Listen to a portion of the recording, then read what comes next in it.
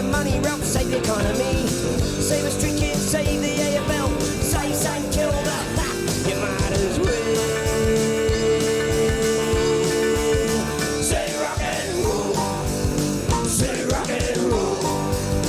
Jerry Lee and Owens, who let the good times go. Well, rockin' and a bumpin' and a poppin' and a shufflin' and a song with a beat to it. Yeah, I'm a sucker for a song with the words rock and roll.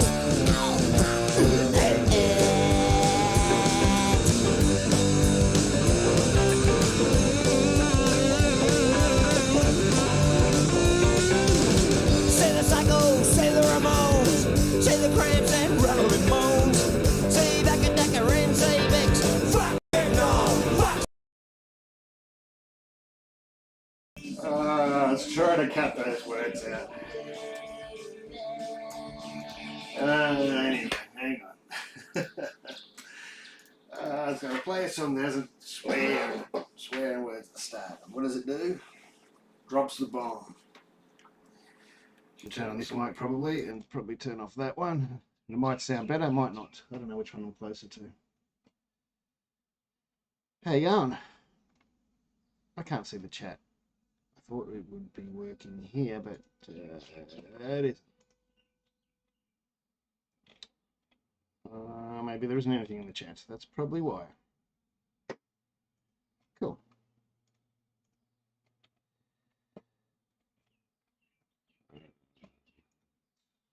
That's what I wanted to do. Bear with me. Struggle when I have to move the whole casting setup into the garage. Let me just test something here. G'day. Does that turn up on my... Yes, it does. Oh, there's Cam. Cam's on Twitch. I can now. G'day. Although I'm that far away from the screen. G'day, Brindley. I need to make the chat bigger. G'day, Church. What's going on? Yeah, I thought I'd put it on Twitch Cam because I knew you'd get a email or whatever. Maybe not from YouTube, but maybe from... So it's on YouTube and it's on Twitch. And it's cool. I can see both chats in the one chat window, so that's good. Let me... Oh, that's a different one. I already had one set up. I did not know that. All right. So we've got the water heated up.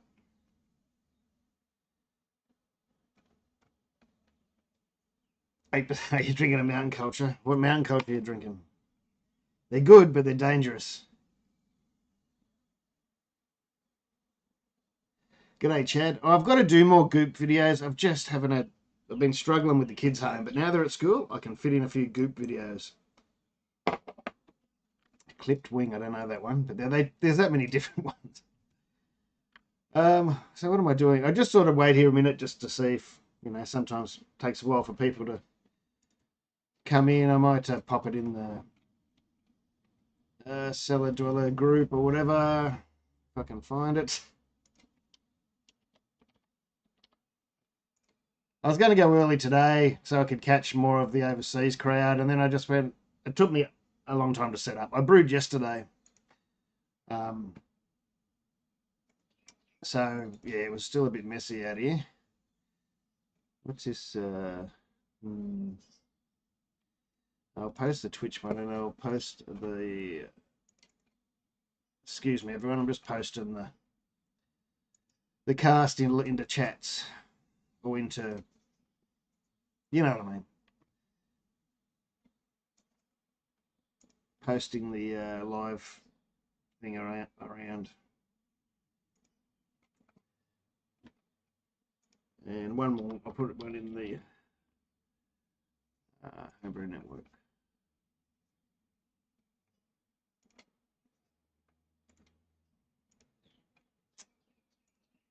There we go. All right, that's done. The advertising's done.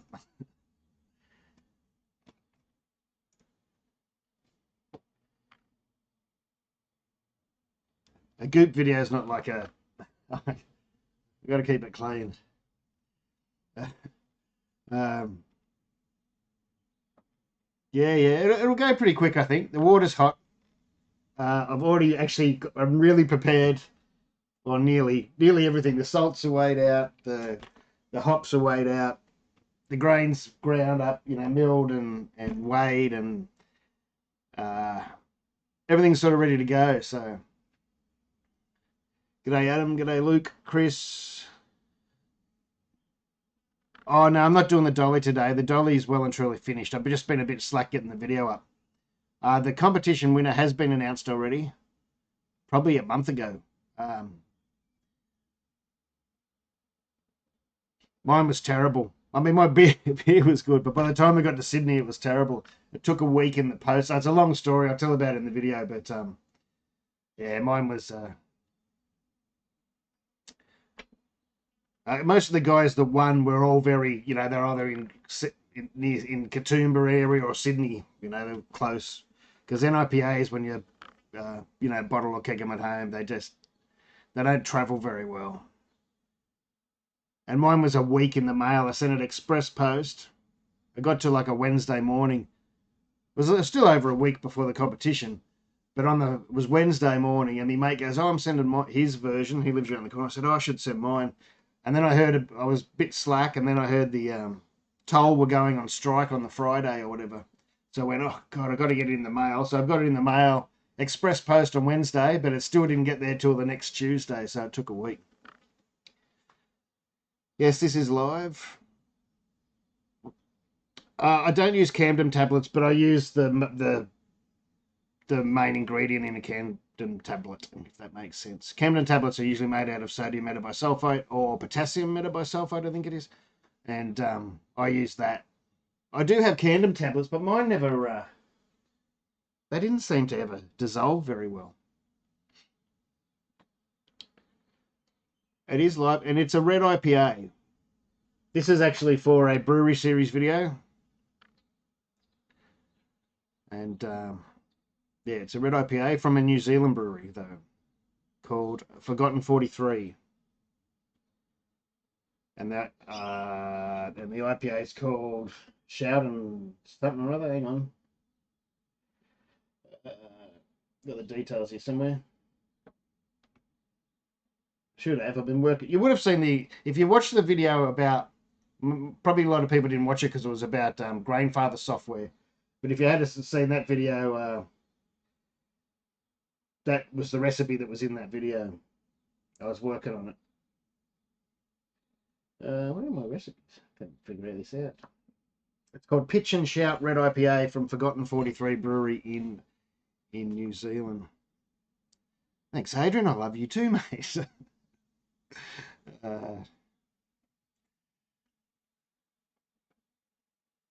Hi from an Englishman in Munich. I've got some Munich mold in here. How you going, Matt? What are you doing in Munich? G'day, Sweden. God, from all around the place. We probably should just get into it, I think, and we can do the chatting when while it's mashing. And I'm gonna, run the Grainfather via the app. Just let me start this recording. We should be nearly at strike temp anyway. Just give me a minute. I can't put this on the screen at the moment. I hope this is the right one. Why is it a different recipe to the other? Oh, this is going to have to do.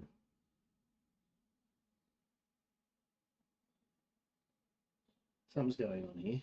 Hang on, just let me check online.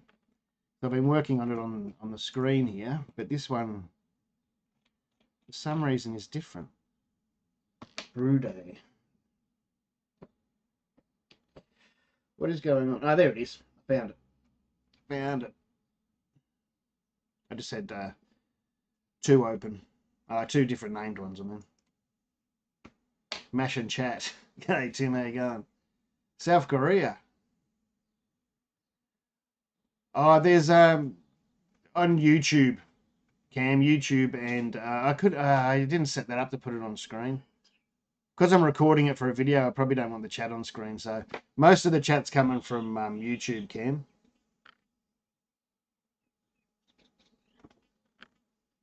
I could normally, like on Twitch, you'd put all the chat on the screen, but because I'm recording this, this will be the footage I'll be using in the video, so I won't do that. I want people's names and chat and everything up on the video. Brew recipe. All right, here we go. Start brew. Are we connected? Current temp, target temp 70. Oh, I think so. We're already there.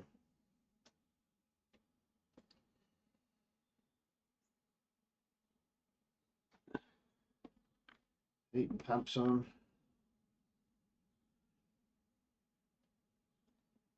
Come on, I want to start the brew. What's going on? This app is a bit funny sometimes. Start brew. Ah, that sounds better. We got the beeps. Preparing for mash. Start heating. Oh, we're already at temp anyway. So I'll go and put my salts in anyway. G'day Cloppy, g'day Wemo. Hang on, is this, have I still got it here? Oops, no I haven't, hang on. It's Gas Slug on Twitch, but hang on, I'll do that first.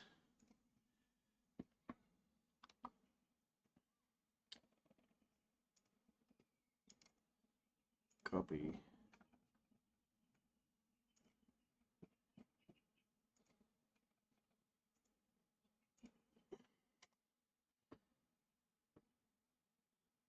Did that work? Should work. Found it? Alright, so I'll go and put the salts in. I won't go through everything. Oops, something went wrong reloading the page. I don't know what that is. Alright. We're live? Yeah, we're still live. Alright, turn me off. Oh, I've got to move the water over first anyway. Switch the mics over. I forgot I hadn't moved the water over.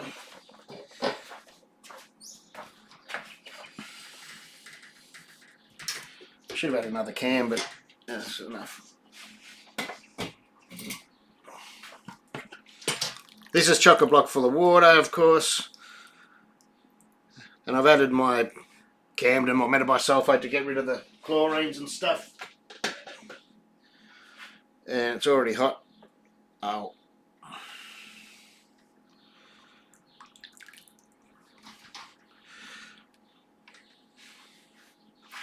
Can I...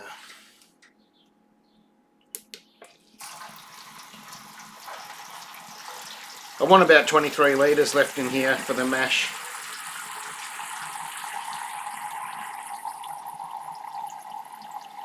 And I better turn this on too. Shit. Alright.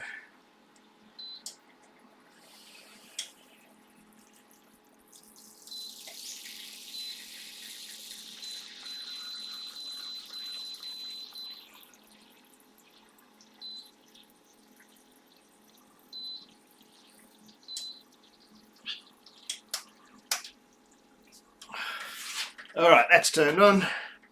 That'll be my sparge water and the water I'll use to sanitise the chiller. I shouldn't go too far, but...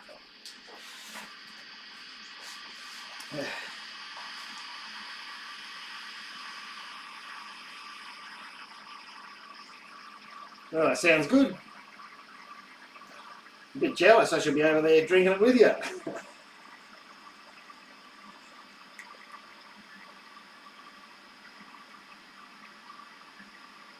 I haven't had a beer yet, but soon I reckon.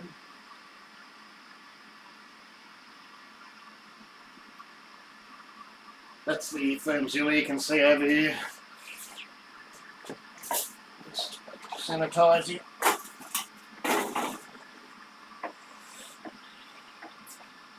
Well, I probably shouldn't sit it next to the boil kettle.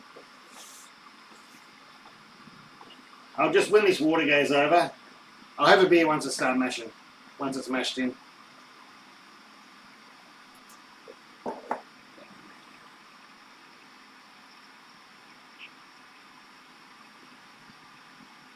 I should have moved this water over before I press start, but anyway, it doesn't matter.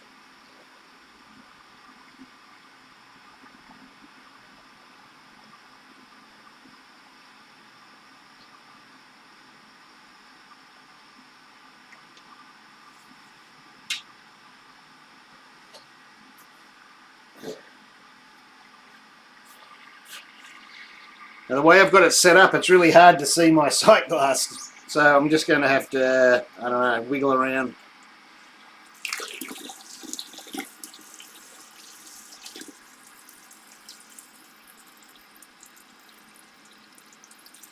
So we must be getting pretty close, I reckon.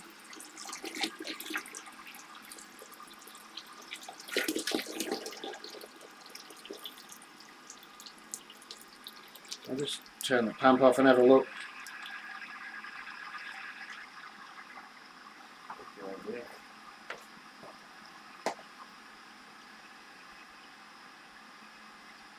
Uh, 20.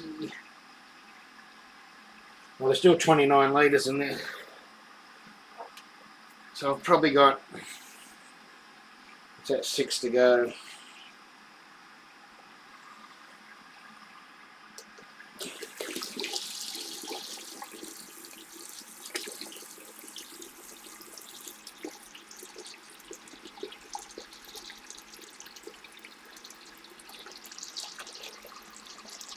Remember the days when I used to do everything with buckets? I'll just get a bucket of water. I'll just move the wort from the mash tun to the boil kettle with a bucket. Now I'll check that.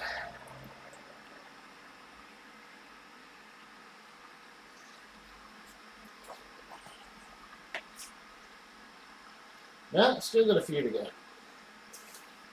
I'll just double check this pump. You've got to be a bit careful with it.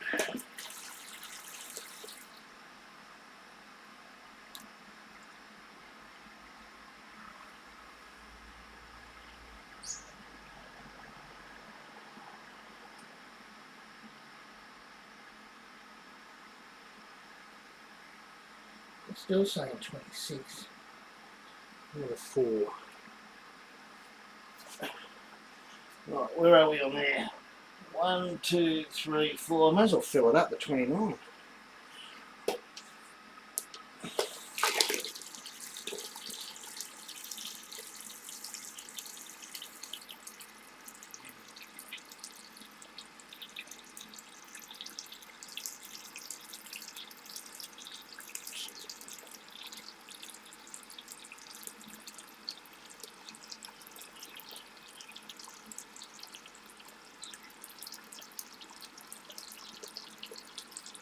That won't take too much, you watch. We'll have a look there.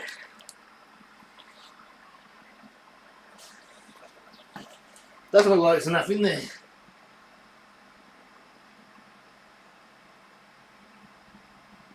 Nah, we'll go with that. Get rid of this.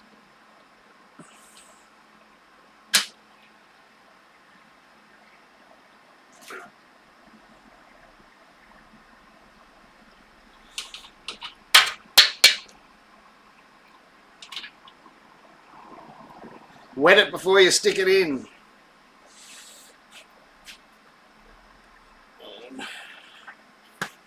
Salts. There's a lot of Epsom salts in this one. Now it's about 6 grams of Epsom salts, about 6 grams of gypsum, and about 4 grams of chloride. From memory, don't. From memory. It was like 6.1 and 6.2 and something or other. And I'm going to put some... Oh, come on. Everything's set up. I can't lose the syringe. And I'm going to put some lactic acid in, about 3 ml.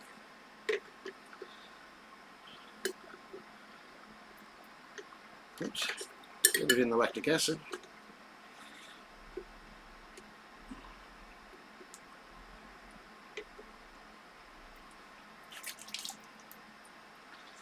That should just get the pH under control. Although I busted my pH meter the other week and I've had to replace the probe yesterday, and it was a bit dry when I put the probe on. So I'm not sure how accurate it's going to be. Anyway, so it's going to be a bit of a guess. I can't see the chat right now if anyone's saying stuff.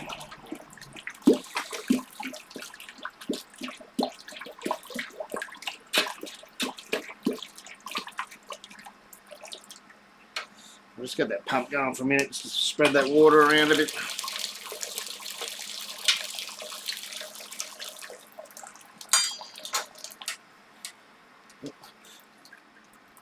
Okay.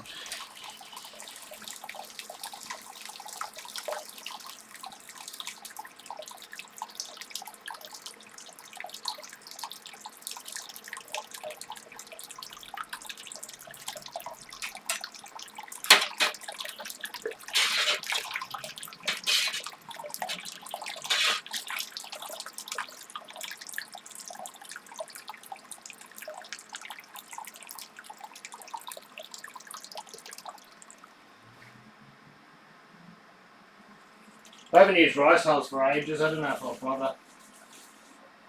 Nah, I won't bother today. I'll put that out of the way again.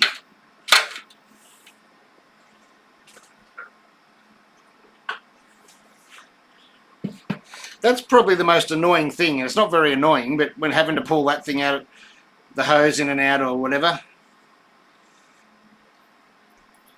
But I mean, that's pretty small.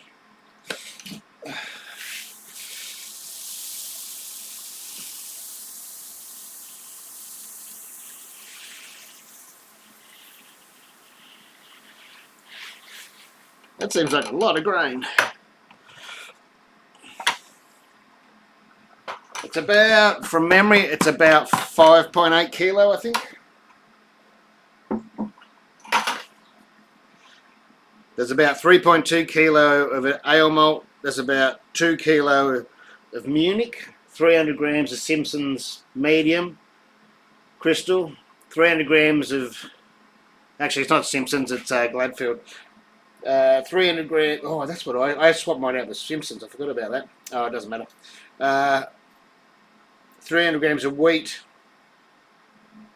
and 50 grams of roast.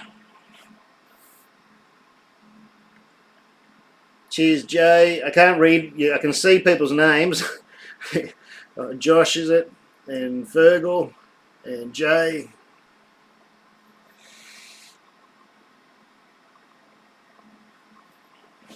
Just get this mashed in. We can have a chat.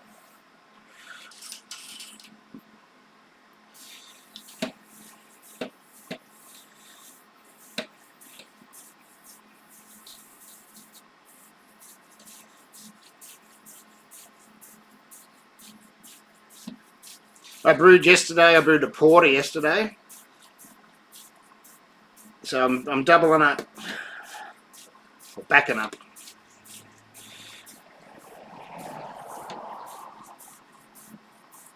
I'm going to brew all this beer, and then I'm going to New South Wales for January and end of December, so I might have to try and take it with me.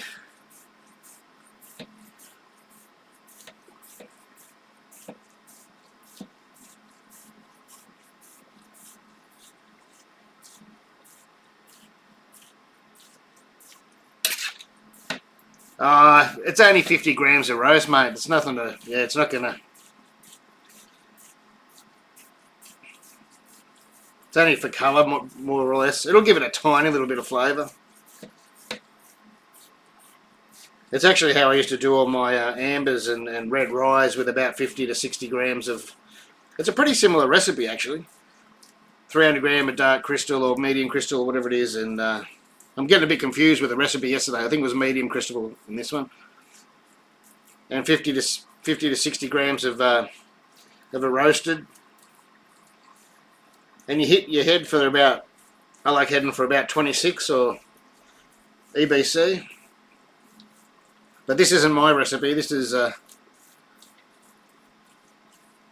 one from Forgotten 43 Brewing. But you know, a lot of the recipes are similar.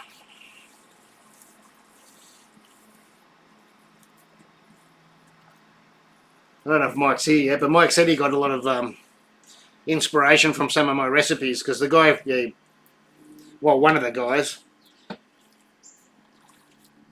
that runs this brewery has been watching my YouTube videos for years, you know. He just brewed a Talus beer too, not exactly my one, but his own version to try out the Talus. Hop. I don't know if you hear Mike, sorry, if I'm talking about you. Looking pretty good already. I actually think my crush might be a bit fine. But it's, anyone's wondering, I think it's 1.35 mil.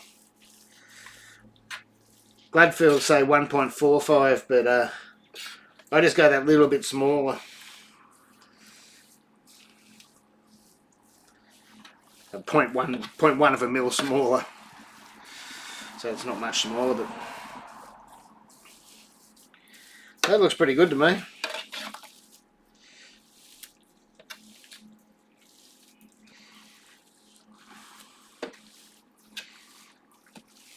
Alright.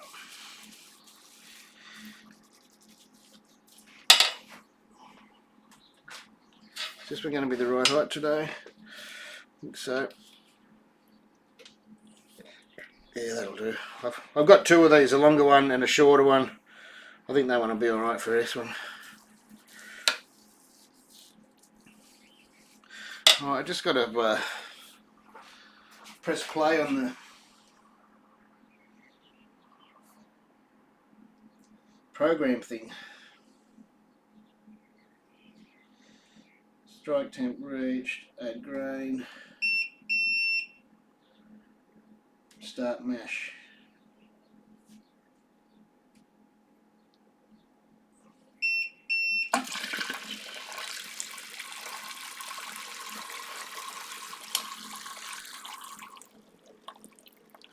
Don't need a full bore, you don't want it splashing around.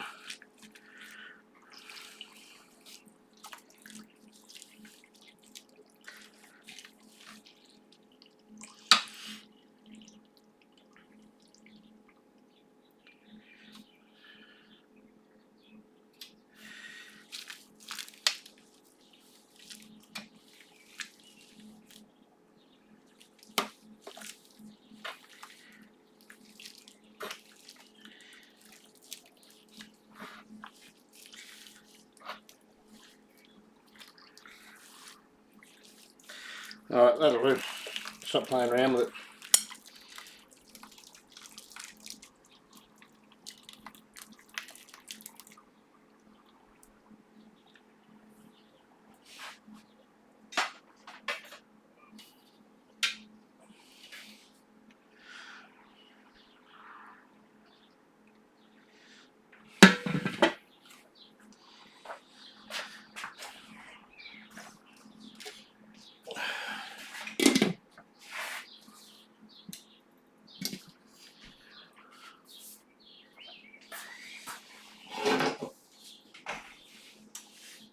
That is a 40 litre system, although if you compare it to other systems where, say like the Brewzilla here, well, it's actually a Robo Brew, but say that they say 35 litres, but it's 35 litre to right up here, you know what I mean? You can only get maybe, well, you can play games, but you get about 23 litres out of it, 6 gallon. Whereas the Grainfathers have changed their naming, and so it's called a 40 litre system, and you can get 40 litres out of it. Full to the top's probably about 50 something litre, But you wouldn't, you know, you can comfortably boil about 46 litres in it, I reckon. It is a red IPA. G'day Beefer, g'day James, Chris, UK. Brewfather, no chill settings. I don't worry too much. All I do is maybe make your whirlpool about, it doesn't really matter, a few hours, like after an hour, sort of just change your steep time to, 2 hours or something. And your whirlpool time in the settings.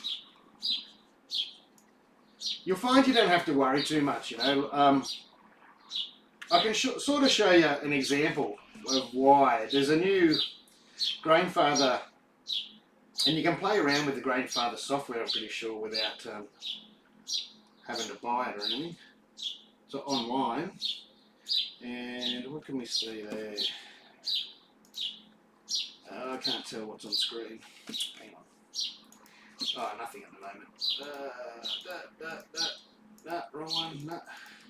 Just give me a sec. I'm just trying to. I should do it like studio mode. That way you can still see me while I'm messing around.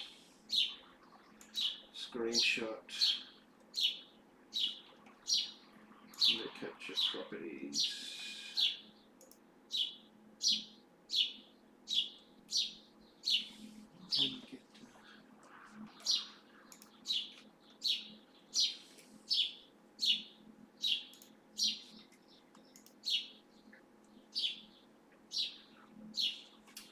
Again.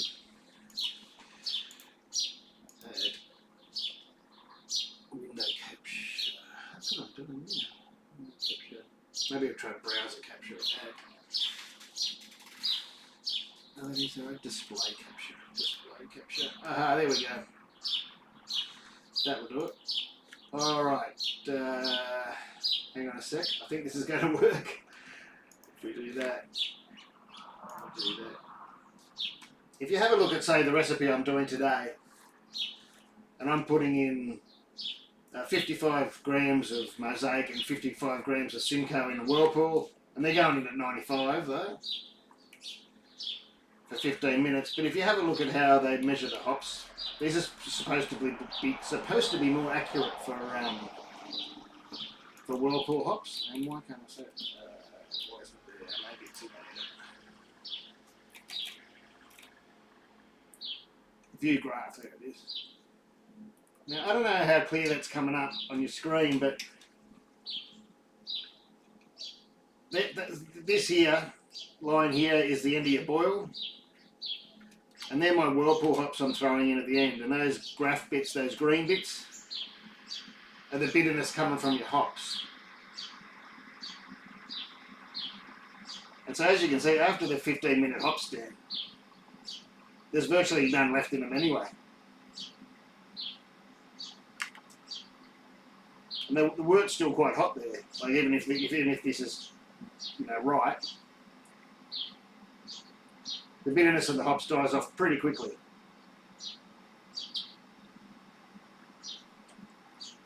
I mean, even at a raging boil, you can see by the time it gets to 20 minutes, the amount of bitterness you're getting out is minimal. And I guess what I'm trying to say is when you no chill it, don't worry too much about all this extra bitterness you might get at the end. I mean, I wouldn't personally dry hop in a cube. I know people do, but I wouldn't do it. Oh, thanks, Beefer. Hi, Mike. Mike's there. I'm Caleb. G'day. But anyway, so don't worry too much about your whirlpool. What I do, if you're trying to get something nearly accurate, which is probably impossible, put it in as a 90-minute whirlpool for like 3 hours or something. I mean, a 90 a 90-degree whirlpool for 3 hours. Put that in the software, but don't do that. You know what I mean? At the end of the boil, do your little steep or whatever you're going to do, then cube it. But just make the program think you're going to do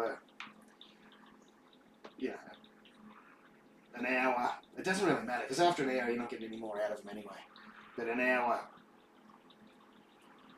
steep at 90 degrees or something like that. All this stuff about moving things 20 minutes is a bit of a crock. But what I wouldn't do is put in, like in your recipe, you don't want 20-minute edition, 15-minute edition. You don't want stuff like that. Leave it all like maybe a 5-minute edition. You like still do your 60. Keep your 60 as a normal, because it's not going to get any more bitter. If moving it to 40, it's minimal. Keep your 60 at normal. Don't do any other dry hops any other boil hops till the last 5 minutes or so, last minute. Then you can still do a whirlpool if you like. Don't do it under 80 degrees. The risk for infection goes up massively for cubing.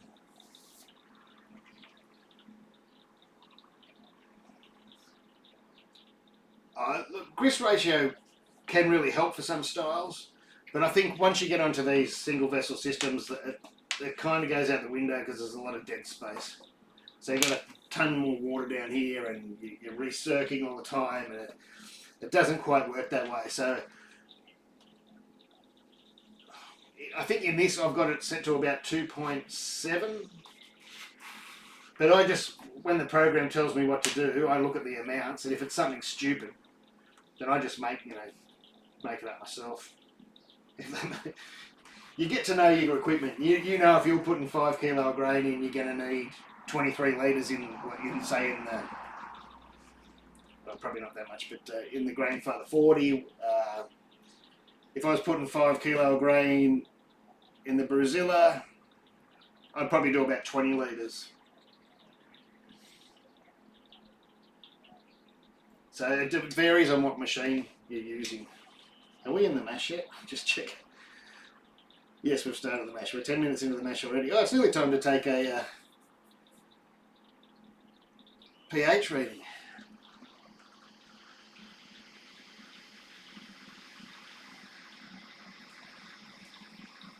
I think when you go back, before we had vessels like this, there were certain reasons why they did it for different types of beer. It's like your different type of mash temps, where they used to use different grist ratios for different styles, and there's a bit of science behind it, but yeah, I don't feel like trying to go to that tonight. How often do I I've still got that microphone over there. If it sounds a bit weird, I've got the wrong microphone on. Not very often, this one. Not very often, although I shouldn't. Yeah, this is a brand new probe on it yesterday, so I should probably calibrate that again tonight. But not very often. If I'm getting readings that are close to what I expect, then I usually don't bother calibrating it. And now that's slack. You should do it every time, but you've got to use new calibration fluid every time. And then you've got to store your calibration fluid in the fridge, but then you can't use it cold. So you've got to bring out a bit of calibration fluid, put it in a cup, let it warm up, use it, and then toss it away, which is okay, but not for me. I'm not that organised. I would forget every time.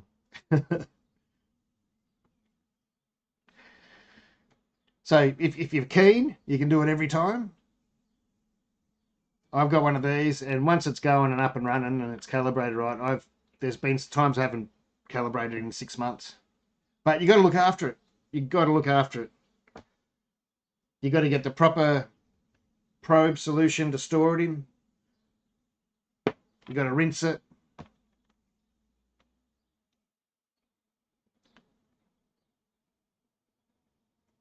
High pH in finished beer can mean auto. Oh, look, I haven't heard that, but it's very possible. I might have read that. I studied all that sort of stuff not long ago, but that sort of thing would have just went in my head and out in one side and out the other. Perfect. It's possible. high finish pH, look, within a certain range, and it's a pretty small range. You know, we're not talking about sours, but normal beers. I think it's about, you know, just over 4, and maybe even up to the high 4 or 5. But basically, the thinner and drier you want a beer, like a Pilsner or whatever, you want your finishing pH to be lower, and your stouts and stuff, you'd rather it be higher. But it's only a pretty small window for finished beers. I'm not talking about sours, you know, they go down to 3 point, whatever it is, 4 or 2 or 3, whatever it is. I don't brew many sours. I haven't brewed one for a long time. It might be time to do one. It might be time to get a beer. How you doing, Chris? And it's just about time. I'll wait for the pH reading. How long's that been? It's been 13 minutes. I can probably take a pH. We'll go and have a look. Well, I can see the colour now. There wasn't any colour in it before.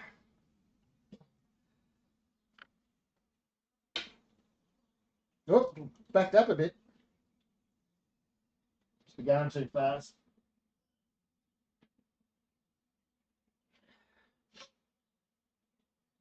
Give it a stir.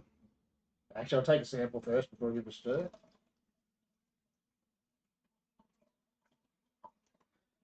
I don't know what this patch is going to be like. Maybe I should have used some rice hulls.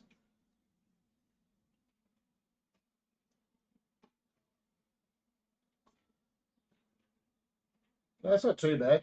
Not as bad as I thought. It was looking really high. Nah, it's all right. It was up a little bit. The good thing about these grandfathers too, they'll warn you. You'll get a warning if it thinks, you know, it's getting too hot or you haven't got enough flow. I don't know how it tells, probably by temperature, or I don't really know how it tells.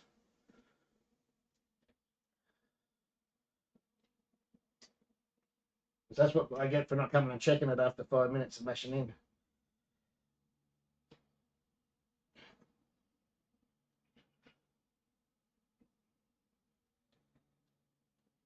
I've got a Munich malt that I haven't used for a long time here too. I couldn't get Gladfield Munich. It seems to be, I couldn't get it anywhere. Couldn't get it at Kegland, Beer Co, or Grain and Grape. That's everywhere. But they're the 3 main big suppliers in Victoria. And no one had Gladfield Munich. So I ended up getting Best Malts. Was it either, it's going to be between Joe White or Best Malts. So I got Best Malts. I think it's much closer. Joe White's sort of in the same range as the Gladfield Munich. But so is Best Malts, and Best Malts is a much tighter. It's nearly exactly the same numbers as, I think it's 14 to 17. And that's exactly the same as Gladfield's, something like that.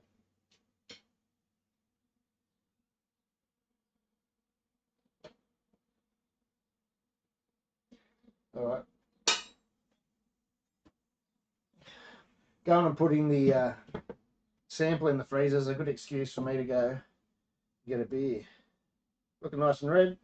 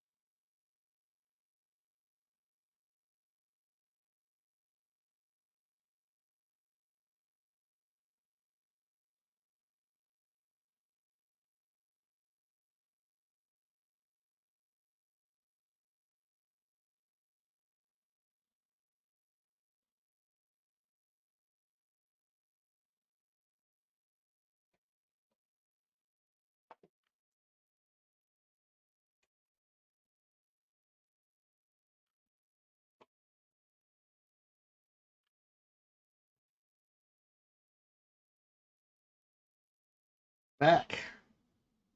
Got me thing. Cheers. This is Beefer's 4X Gold. There'll be a video up about that soon. I forgot I recorded that. Got to edit it.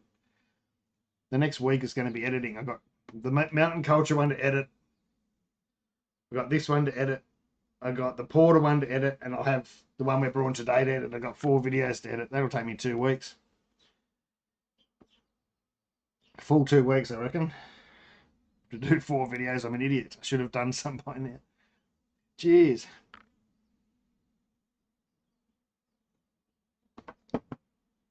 Still got 3 cubes of this behind me.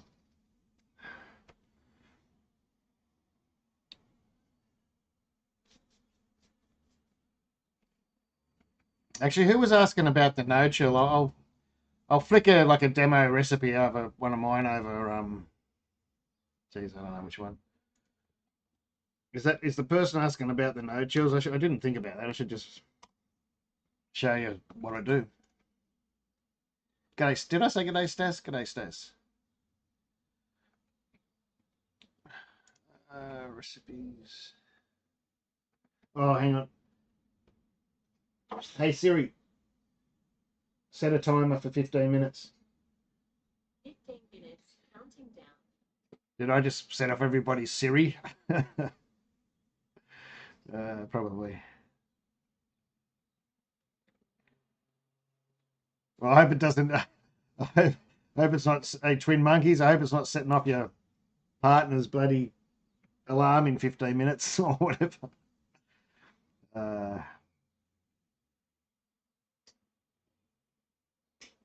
I haven't looked at the S40. I haven't looked at it, to be honest. I haven't seen it. I think it's just an urn. Stas will know better. Stas might know, but I haven't even seen a video on it. So, oh, the Brew Dudes did one. I can't remember. Or maybe I have seen it if Brew Dudes did it, but I can't. Or Brew Dude or one of them. Stas will know.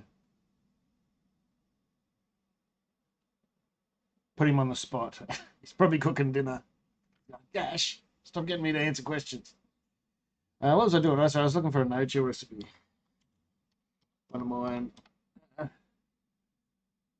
I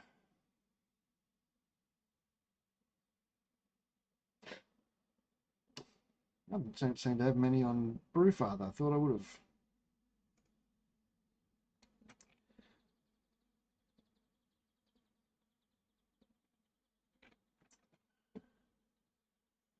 Maybe I'm going to have to look somewhere else. Basic pale. Oh, there's a West Coast IPA. And none of them are doing what I suggested. I'll have to look later. Beersmith will have one. I can't find anything. It's hard. I'm not used to streaming with only one screen.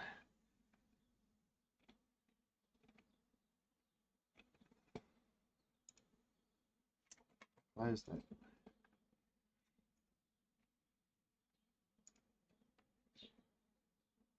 Oh, no, that's an old one. That's a very old one, actually. I don't know why that box was sitting in the back room for a long time. That was actually not a jazz bass, a Jaguar. They were very nice, those Squire Jaguar basses. Very cheap, too. Oh, look. Hang on. Sorry. Birdie Bro, so if I miss questions, hey, how long can you keep beer in a no-chill before you ferment it? I'll say 12 months, but, you know, you probably want to get it in there as fast as you can. I have tried the cold steep roasted malt a long, long time ago. I used to do it for my extract beers, to be honest. But I haven't bothered really doing it for this. Oh, there was a beer I did. I think I did a Swartz beer or something like that. One of those black lagers. And, the Christmas ESB was a good... I didn't mind it. But it was made for Christmas Day. And I was supposed to have, like, friends coming over for Christmas Day. And nobody did. So I had this full keg of ESB spiced ESB, and it was fine. But after after a couple of pints, especially I don't know where you are in the world, but especially in Australia, you get a bit over drinking a spiced beer when it's 40 degrees or 30 degrees or whatever it is. But it was okay. But whatever you do, hold back. Don't go too much. There probably is a tasting of the ESB one, but I reckon it's probably just tacked onto the end of a video or in the middle of a video somewhere. I don't know. Oh, what does that mean? Oh, I hate buzzers. That is probably to get your sparge water. It's a sparge water reminder. Thank you for that. Sparge water's already hot, I hope.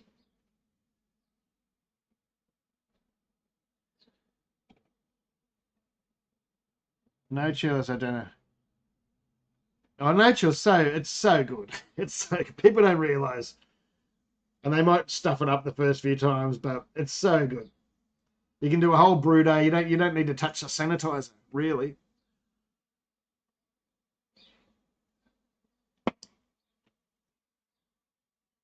No chilling, no mucking around with hoses, no rinse and chillers at the end of brew day.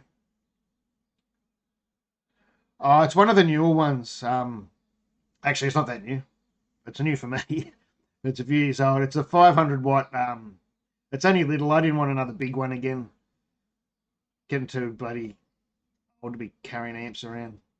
It's one of those flip top ones. Well, the head isn't. You can use the head on anything, but you can. I forget what the name of it is. I'll have a look. I'll search it in a sec. No, Abba. There you go, Chase. It is. It's a 500 watt, but it's only one of those little ones. I don't even know if they really are bloody 500 watt, but 500 Portaflex, I think is what they are. Yeah, it's a 500 watt Portaflex. And I got 2 boxes with it. I bought one box at first and it wasn't, I don't know, it was 2 10s in it. And then I bought another one with a 15 in it, I think it is. So I've sort of got a mini stack. But it's light. They're very light and I can carry them around without having to worry about anything.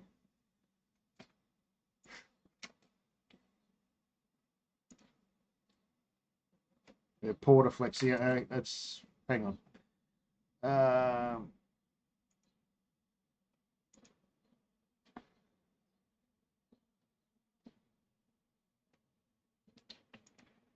Ampeg site looks like shit. We'll try the oh, this one's sold out here, but it's this one.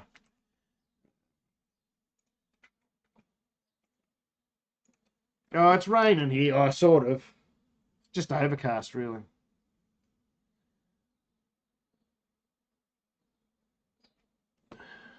Might just check and see if we're backing up again.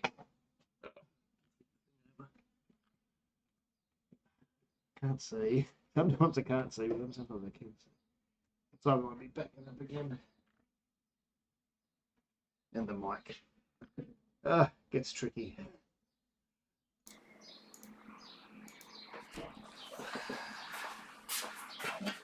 No, we're much better now. Much better.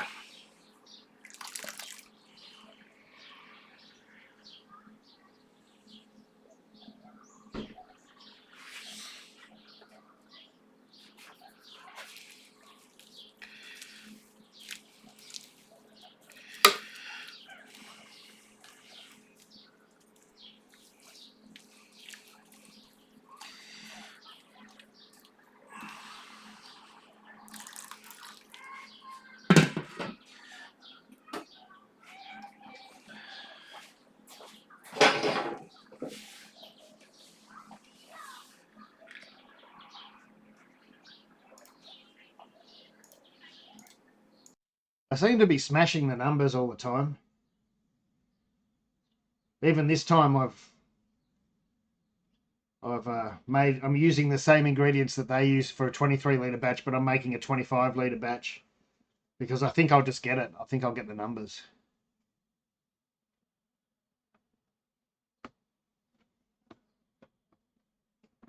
and I've pushed it up to 80 something percent mash efficiency, but it just seems to be smashing the numbers.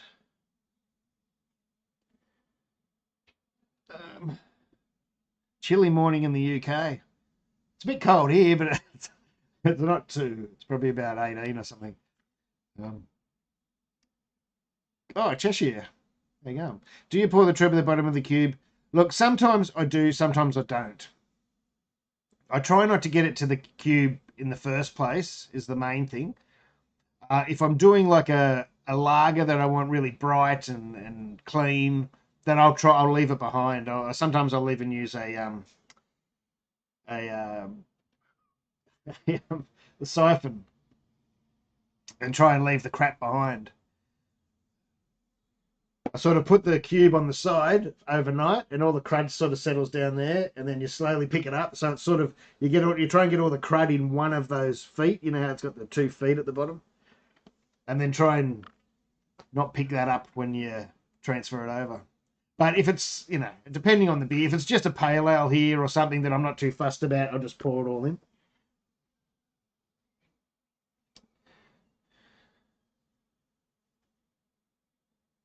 But most of the time, no, I would leave it out if I could. I have an old BSO with a 14 cap. Yeah, look, I wanted to get a fridge and the SVT and that, but my mate's still got one, and he's bigger and stronger than me, and even he's hating to lugging it around. I know it looks cool and it's good, and it sounds awesome, but yeah.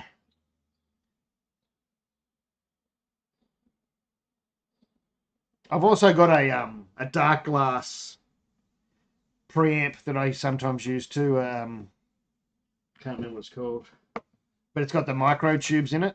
I mean, the Ampeg one sounds pretty bloody good as itself, by itself.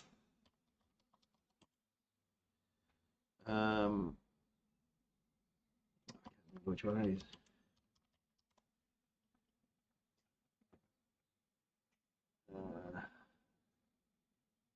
Aha, now I do know what it is now. Base B7K. And it's an amazing little bloody thing. You can use it with headphones, you can, without needing an amp load, you can. Oh God, I got it nearly half the price of this though. I wait for sales all the time. There's a shop at Geelong that has these massive sales, like they'll have 40% off and things, and that's when I buy stuff. G'day, Finru. This thing here, and it's a preamp as well, so I can use it as a preamp to bypass the preamp of the Ampeg, and it just sounds awesome. It's a distortion pedal and a headphone amp, and you can hook it up and put other modeling things in. It's unbelievable. These days, it's amazing what you can do with these little things, eh? Story of Staz's life.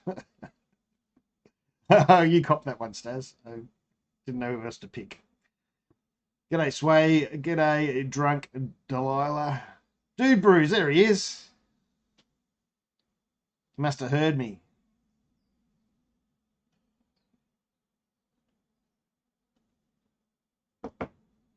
Someone wanted to know about the S40, but I don't really know much about it. I watched the vids, but I've forgotten. Things go in one ear and out the other. Unless I need to know. Cheers, Cheshire. Thanks for dropping in, mate. Take it easy. I'll have this for you. Yeah, cheers. This one's for you.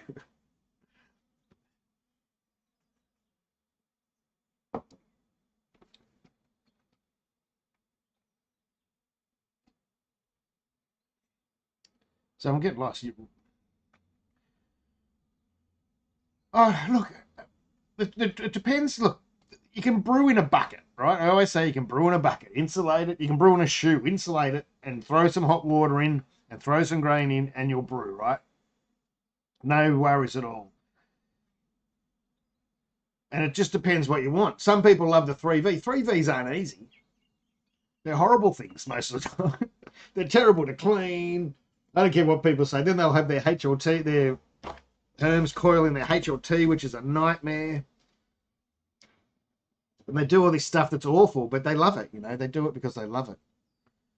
where, you know, I've gone from 3V to this and it's hard to go back. It would be hard to go back. It's just too easy. So you've just got to, you can brew in anything, mate. The S40 would do it. The S40 would be probably no different to the Robo Brew version 1 over there, I think. What are we talking about container? Transit Central to guitar builds. Ooh, bloody guitar players. What's that? G'day, slappers. That was you. Someone sent me a screenshot of that today, Fergal. One of my friends sent me a screenshot, and I saw there was 2 people that liked it, and one was Ferg, and one was someone else. You must be the Ferg that liked the comment.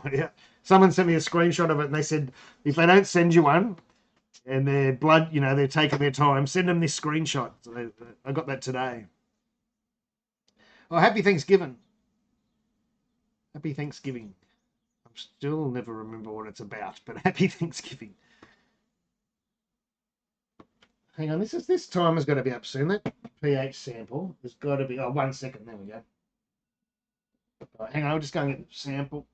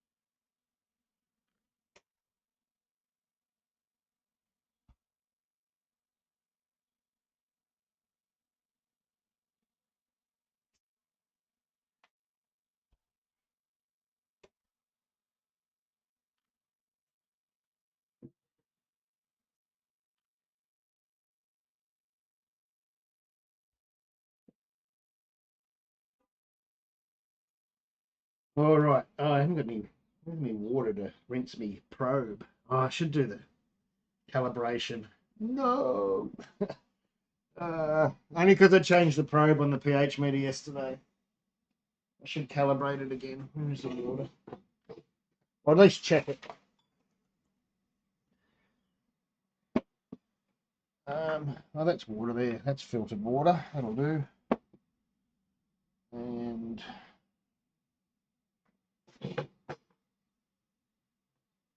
oh, and I need me probe stuff. I probably don't need it. Or never let them dry out, eh? Never let them dry out. They got to be moist. And only use the right stuff. Water's no good. Calibration solution's no good. You got to use the right stuff. And then you rinse it. Quick rinse. I give it a bit of a shake. Just like going to the loo. Wipe off any from around the outside. And gently dab.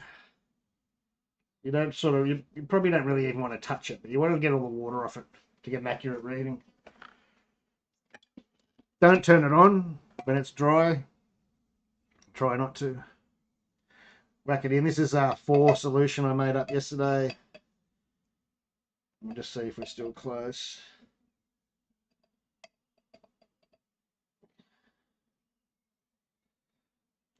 So take your time to get a reading.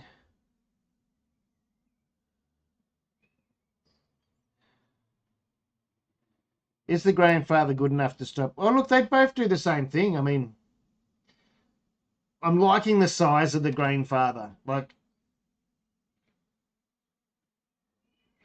because I never used to use the 65 litre much, I now realise I should have used the 65 litre all the time and not the 35 litre all the time.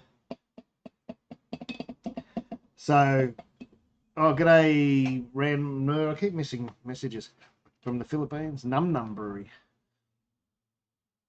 So, yeah, see, this does need calibration again. Saying 1 point. Oh, yeah, what, 4.1.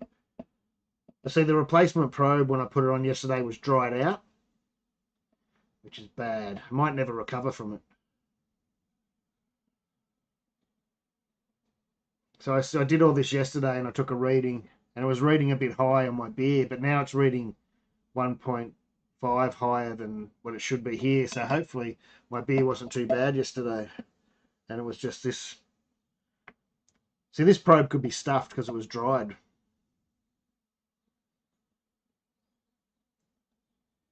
But it's been soaking overnight in the right solution, so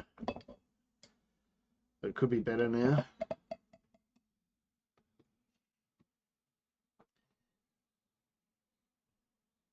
I'm only going to do the 4. I'm not going to do the double calibration. Oh, that's staying more stable though now. So all you do is you whack it in your solution and you press the calibrate button. It's a bit hard to show here.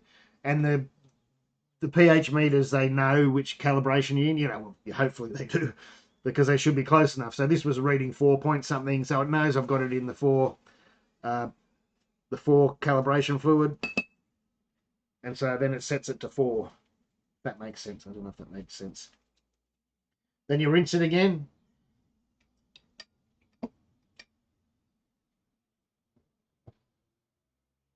Take most of the water off, wipe it from the outside. You don't want to be touching the bulb.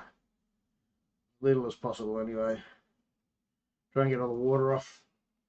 And whack it in your beer. See how we go, eh? Oh, we're looking good because we're starting at 5.29 and we're only going to go down. Oh, no, as it goes up. Usually we're only going to go down 5.3, which is perfectly fine. I can't remember what I set it for this one.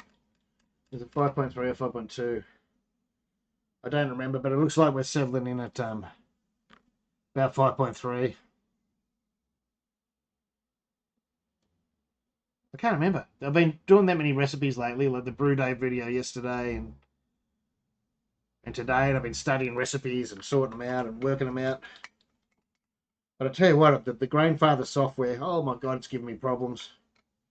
And the website too, the app, it nearly makes you want to give up on it till they fix it. Yeah, it's settled in at 5.3. Usually it takes a lot longer, mine, to settle down, but it doesn't seem to be moving. There's a hint. I take about, I don't know, about that much in a cup, whack it in the freezer for 15 minutes, and look, we're actually a bit colder today than normal. 17.5 usually only gets down to about 20, but yeah, we'll call it 5.3.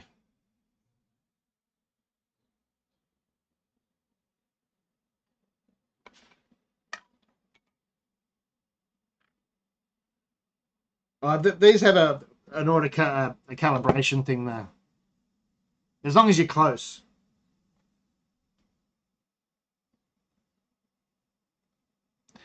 Still got me old school manual Grainfather I used to.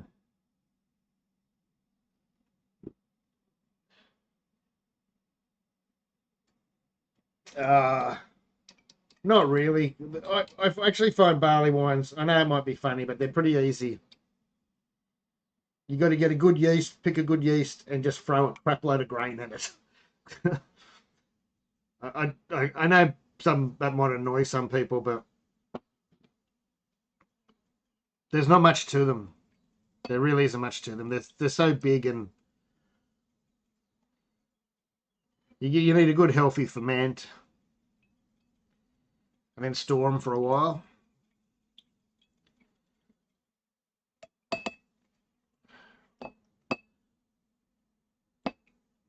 I haven't brewed a barley wine or even attempted it for, oh God, it must be 10 years or something, probably more.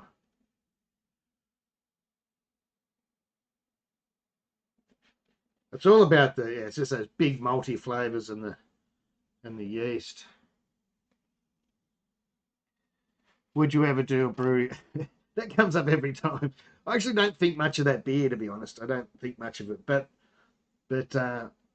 I get asked about it all the time, so I probably should.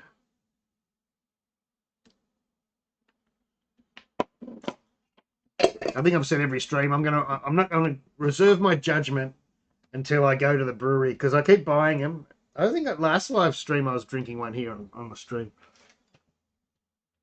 and they're okay. And I find they're okay if you have it first beer of the day. But if you have it after your home brew or any other good beer, then they don't it doesn't stack up. I don't think. No, I don't do the hot scotchy thing. My mate's that lives around the corner has got a clone, but I tell you what, he uses about bloody 600 grams of hops in it, and every time I've tasted the crankshaft, I hardly, I don't think there's that much in it. So I don't think I can't see how he might even be watching Vince. I can't see how his recipe is the same, but I haven't tasted his recipe. I haven't put them side to side, so he might be perfectly right. If you ask me later on, I can show you. I think he shared his copy of it. Hot scotchy. I just drink the freaking wort.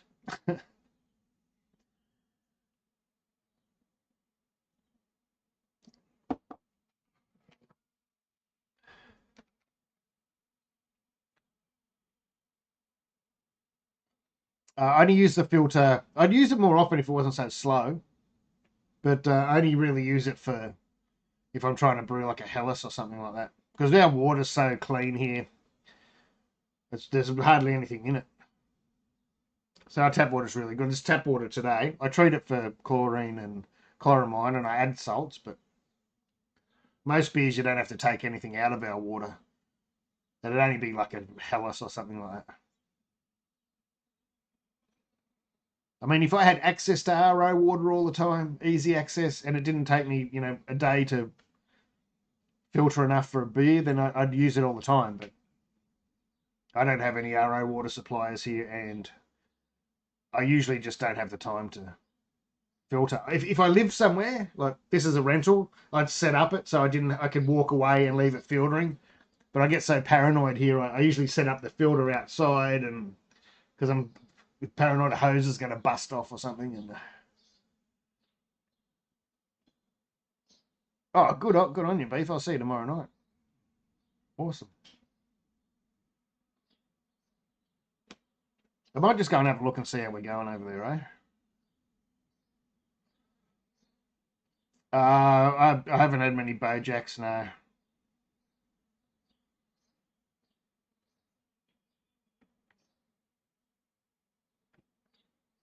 Yeah, see that's bugger all, isn't it?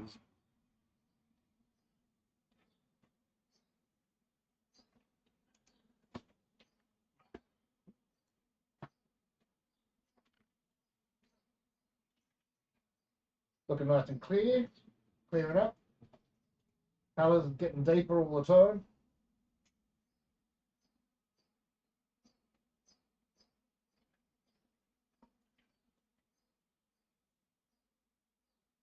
Nice and red.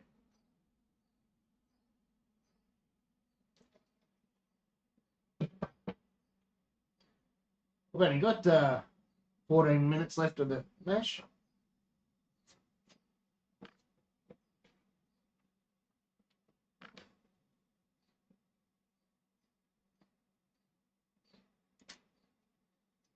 I think a lot of people will start talking about red beer. A lot of people muck up with red beer is they don't clear it enough. Like they're happy with a hazy beer, but you'll never get a nice red beer if it's hazy. In my opinion, there's nothing better than looking through a nice clear red beer. Like that just makes all the difference.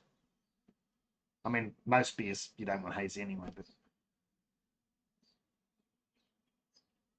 as good as Deeds and Banks. I haven't had many Banks, one or two. I just got off the pH. I just go off the pH of the recipe calculation. Hope that's right. Does your meter reading differ from your recipe calculation often by much? Yeah, sometimes it does. Not very often, but once you've got it dialed it in. But yesterday I was up I was over 5.6 yesterday, and I was supposed to be 5.4. But as I said before, it was a new probe in this, so it could have a little bit of that could have been the probe. But I was up yesterday. It depends, but I don't do many stouts and porters, and so I hadn't done one in ages, and I hadn't done one on this system especially, and these volumes and that sort of thing. But so yesterday I was out. When you are fermenting your beer in the fridge, do you have the fridge off? No, the fridge is controlled by a temperature controller, so sometimes it's on, sometimes it's off.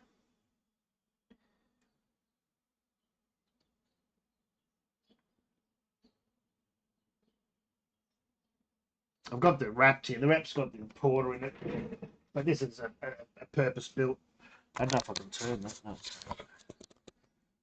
Can I balance it? That's not going to work. I can't really.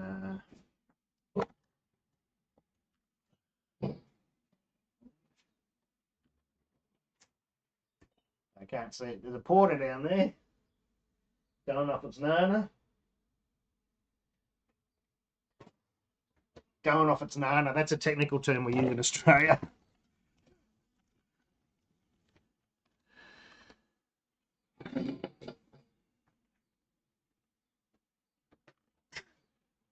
You'll find that in the brewing textbooks under fermentation, going off its nana. Well, I wonder if this is going to work. I can't remember if you have to turn it on. I haven't used this floaty for so long. And I'm going to try and see if I can get this floaty to work.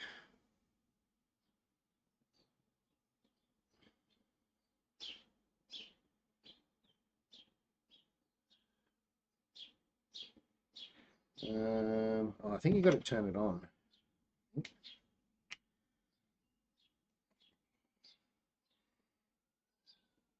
I think that's the button. Or does that reset it? I can't remember. Haven't used it for so long.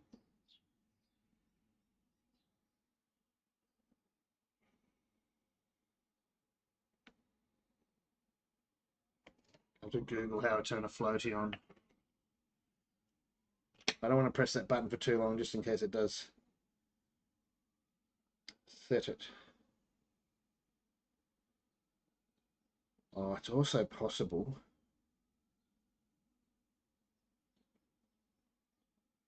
It's also possible that it might have been set up to the old internet and not to this new internet.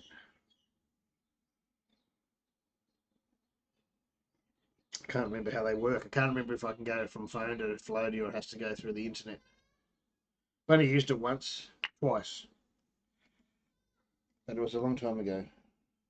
These are the ones I'm going to make a couple of. There's a trick to turning them on, I think, which I don't remember.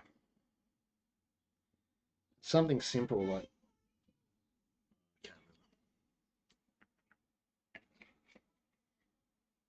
Did I get this made?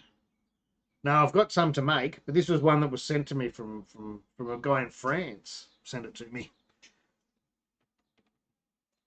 So if you're over that way of the part of the world, he sent me this. They're good. If you look up floaty and France, it'll pop up.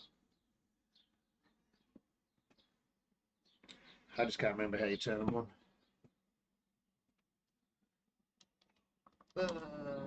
I'll look it up myself. Floaty France is probably not the best way to search for. That didn't work.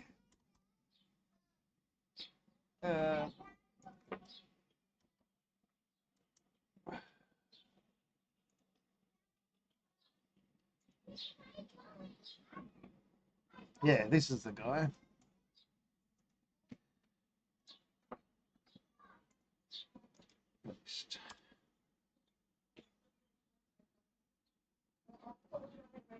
Hey Siri, turn on floaty.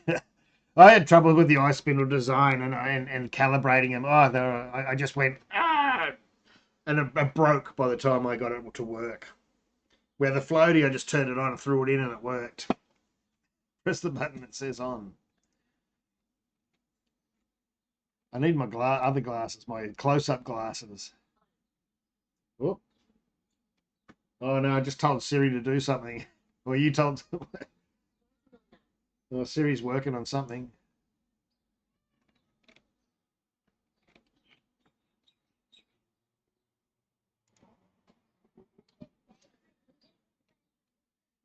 Temperature, blah, blah, blah.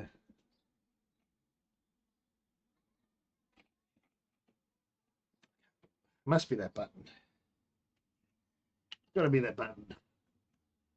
Or I'm just going to reset it.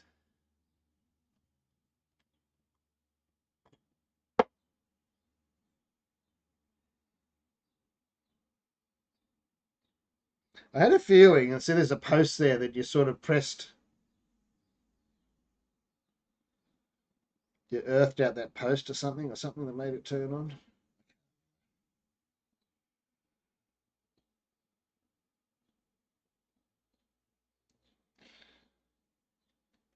I wonder if that battery's in right. Because I've been playing around with it that much, like checking it out. I might have.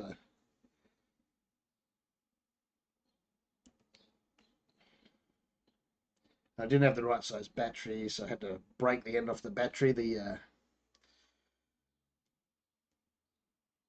protection or whatever it is. So, well, that might be better. I know there's a light on it somewhere, but it's hard to see in the daylight.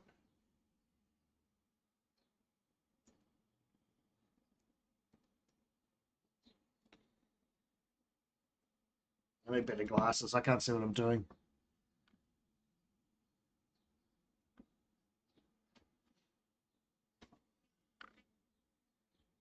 My glasses work from 2 feet away, which is okay when you're looking at something big, but when you're trying to look at something small, 2 feet away is no good.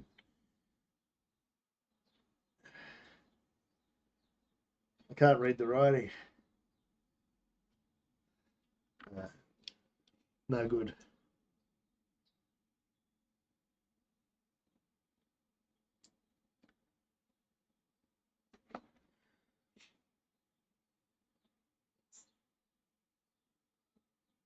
What device? These things? These wouldn't cost. I don't think these cost $100, but no, they are handy. Eh? To be honest, most of them, the tilts or whatever, especially if you're doing hoppy beers and dry hopping a lot, they're useless after about 2/3 of the way into the ferment. Like your reading's totally wrong, but you can tell when it stabilizes. And so when it stabilizes, you know, well, you know, your ferment's finished.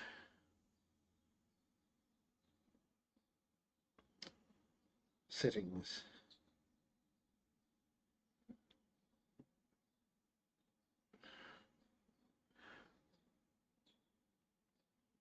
Done. Let's go.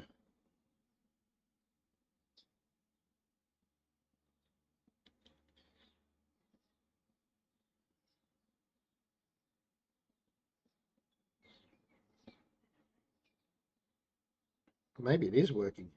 I just don't know it. I know. Look, they're good for most beers. That's why I'm using this one today, because the tilt one's in my porter. So when it gets to 1025, because it's got SO4 in it, I can bump up the temperature. Otherwise, you've got to take readings every day. Readings every day. I don't know. There's a couple that do. A lot of them have troubles in their big tanks with them.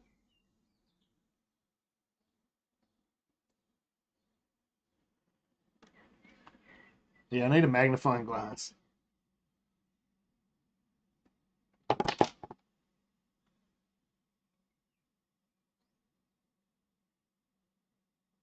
Well, it's a bit hard. You can warm them. You can't. It's pretty hard to chill them unless you buy a glycol chiller, and then things get expensive. But you can warm them. You can have a heat belt and a temperature controller and don't worry about cooling. But if you live somewhere hot, that's not going to be very good. I didn't add my sample back. I'm going to put my sample back in.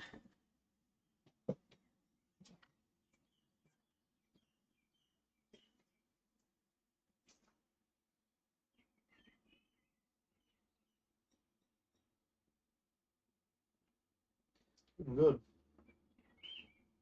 I much prefer this thing in the centre than sitting at the side like it does when you buy it. I could probably slow this down a bit. It's going a bit fast.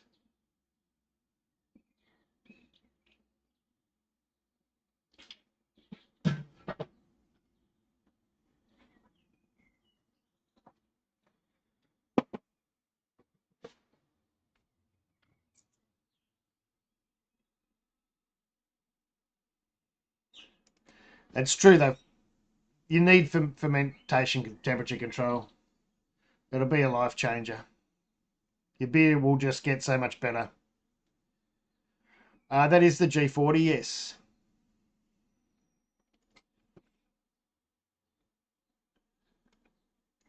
Hang on, let me...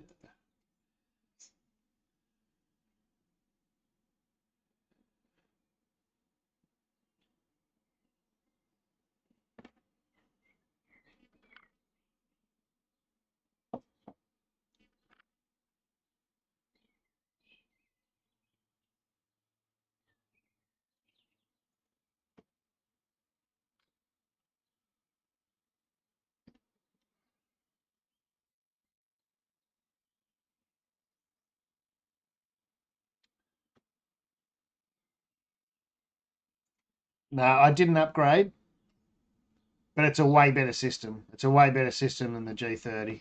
I never had a G30, but I didn't... Yeah, it doesn't matter why, but yeah, I couldn't justify the price of a G30, but a G40, they're a different machine. They're pretty good. They're pretty bloody good.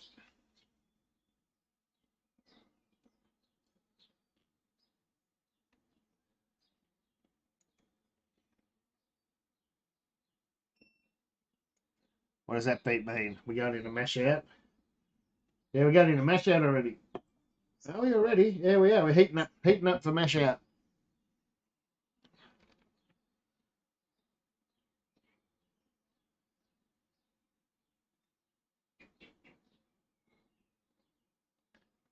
They make you lazy. And see, normally, like in my old system, I'd just be, because I'd be yakking here or something, I might mash for an hour and a half. I wouldn't have even realised.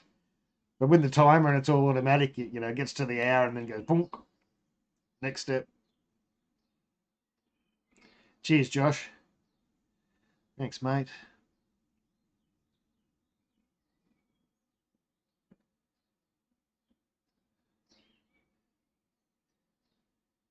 Yeah, firm control is everything. It doesn't matter how good your word is. If you stuff it up at the ferment, then it's stuffed. Oh, I don't know. I don't even know if people are selling them in Australia. I might sell a couple. I don't know. I haven't worked out the price yet. Probably $60 or something.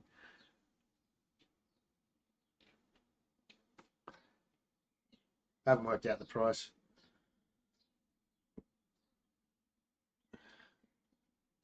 They're just a better design. Like, you can pull it in and out as you have to sometimes. I haven't got the other one here. I probably do have it over here. Hang on.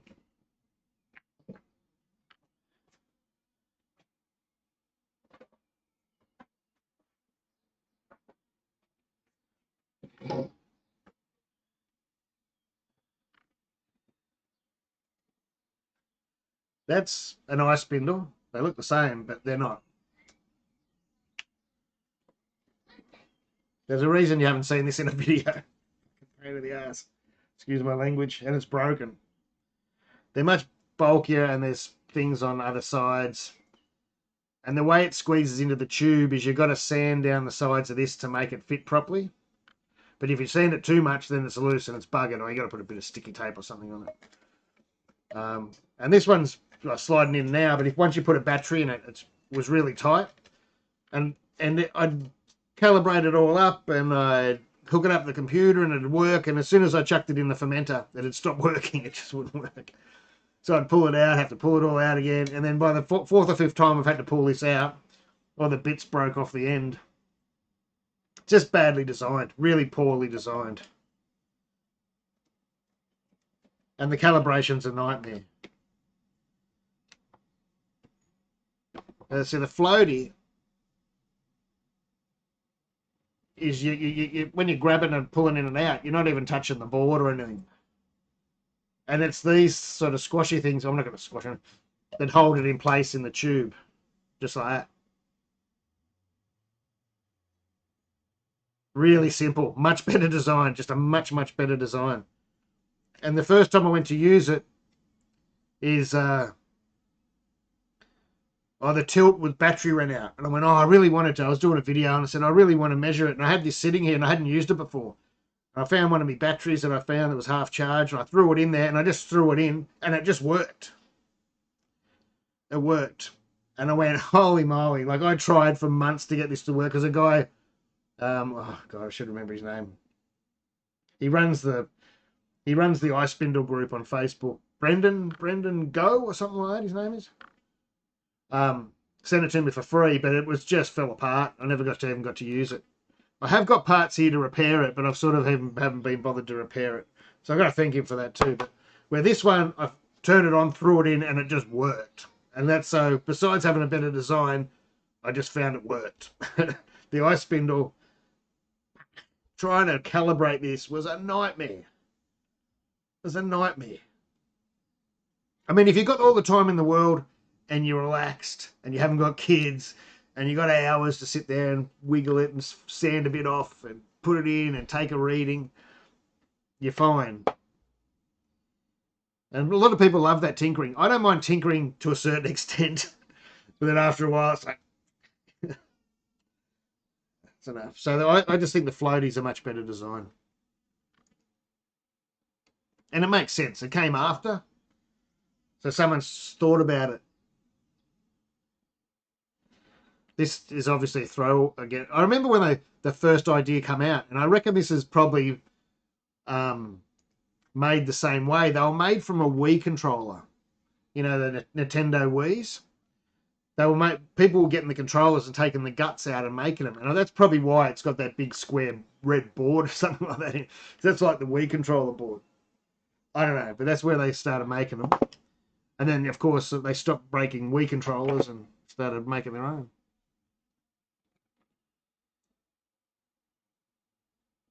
I don't really go in comps. I used to go in comps years ago, but I don't know. You pay money to go in the comps. You give them your beer, and they keep the bottles. What's the fucking? Look, comps are a good thing if you're learning and you haven't got don't know other home brewers to help you out and taste your beer, or you haven't got a home brew shop to go to give you advice, or they're good for that, good for some feedback. But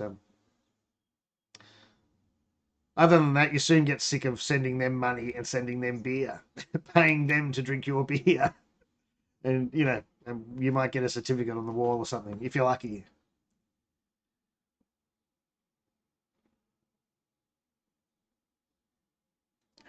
I'm wearing my glasses here.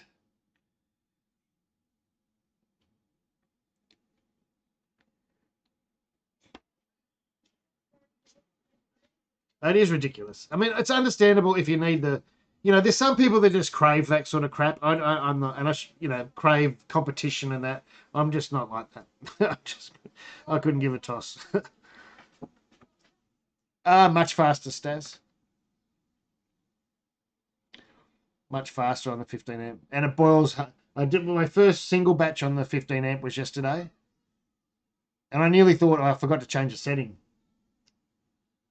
I nearly thought I could have actually turned it down a little bit.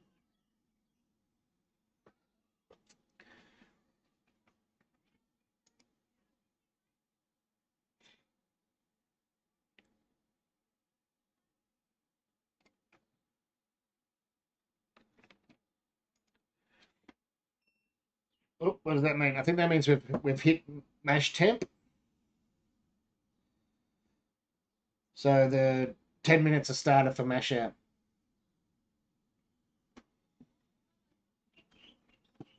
Oh, bugger your top plate. No, good. It'll be good to see how it goes. Good to see how it goes. Oh, would I stirred 3 times then?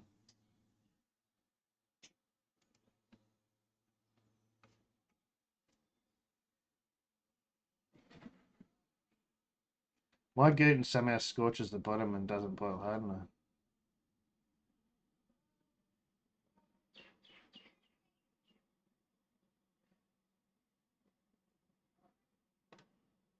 I haven't tried a gluten 70. I think I tried a gluten 40.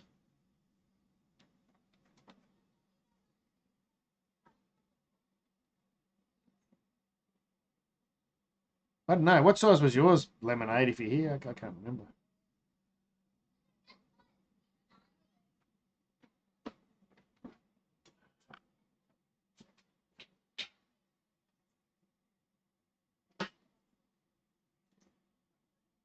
If everyone wasn't watching, I'd stir that again now. I love stirring. It's good for you. Bit of exercise. Gets the juices flowing.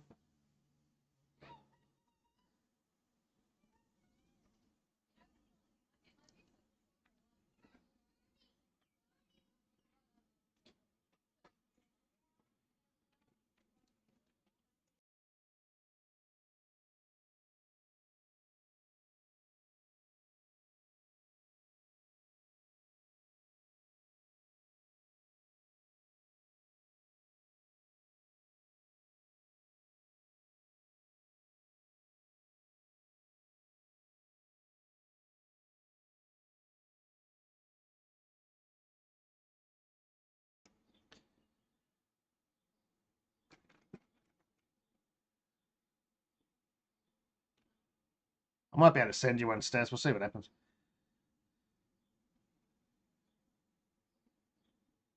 It depends on the beer, Campfire, I reckon. It depends on the beer. I can ferment one in a week or, 10 days with cold crash. And, some are ready to drink after a couple of days. Some are ready to drink after a couple of weeks. Depends on the beer.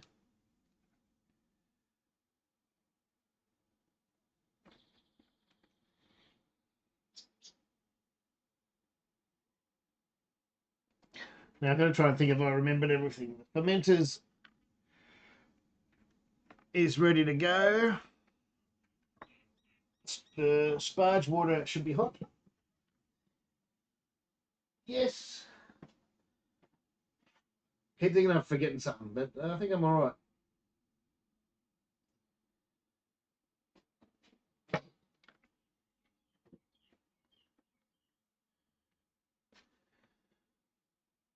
I don't try to make it fast. That's just how it goes. It's not trying. I know people get upset about it for some reason, but some beers don't. Some beers do. Just the way it ferments. Nice pitchy yeast. There's no use leaving it. Once it's done, it's done. You know what I mean? Some take longer to clear. Some don't.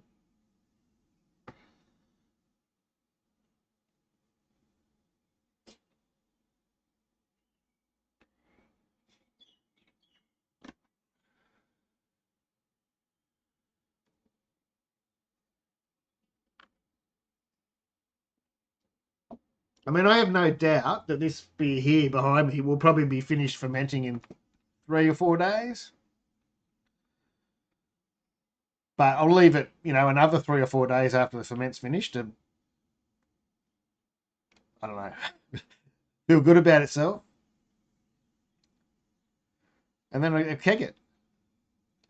And it's amazing. Yeah, I am casting tomorrow night. It's amazing how many breweries you go to, right? Even the one that this porter, that one, and it's a porter. And even the brewer there, the head brewer goes, I like it best out of the fresh tank. And I had a taste out of the fresh tank.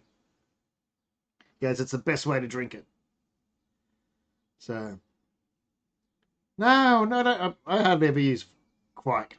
Hardly ever. No.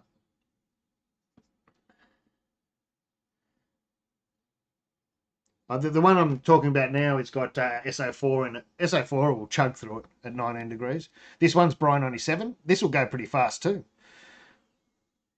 I reckon there's be something wrong if this probably isn't, down to final gravity within 7 days with the Bry 97. And then, then you sort of dry hop just before that probably, and this will probably be, this red IPA will probably be a 10 to 14 day. I just don't like quike beers. I mean, I've had a couple of good ones. I've brewed a couple of good ones myself, but when it comes down to it, I'd use it if I had to, but I'd try and drain out the flavour of them all because I don't think any of them are clean. I'll get hate from the quike lovers. But look, I've made some really good beers with it. The beers where you've seen me, well, you might have seen them, where I'm drinking them saying they're good quike ones. They were good quike ones, but then I've made other ones that aren't good quike ones. I only use very, very minimal pressure. I never go over, or it's usually a mistake if I go over 10 psi. Just plenty of yeast. You got to use plenty of yeast. Like one packet. I never use one packet. It's usually always 2 packets.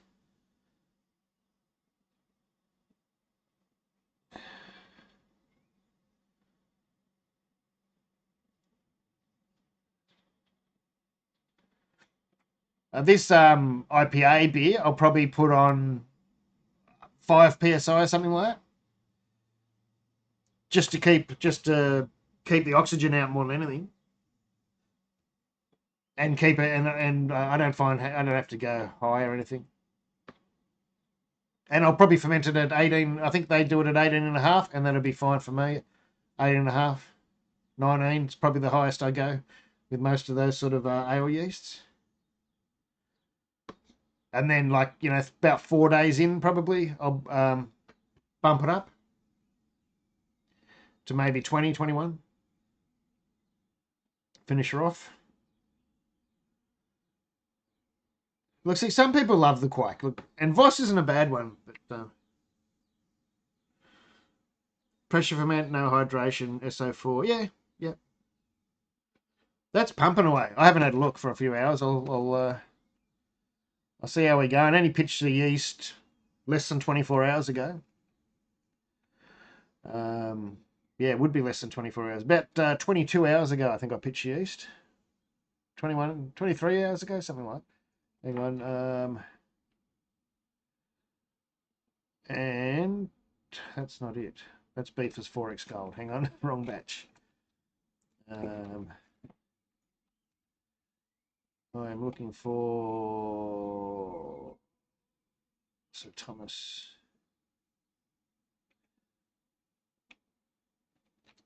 And we are down 9 points already. Nearly 10 points. Give us a sec.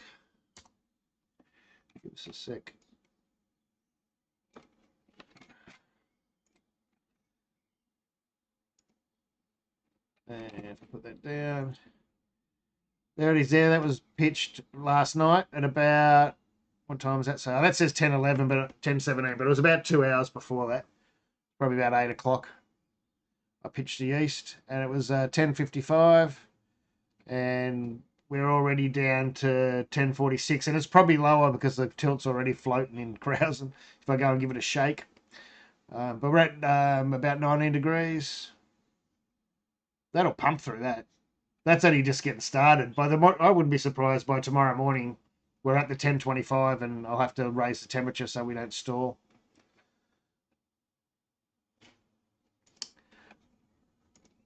Pumping through it.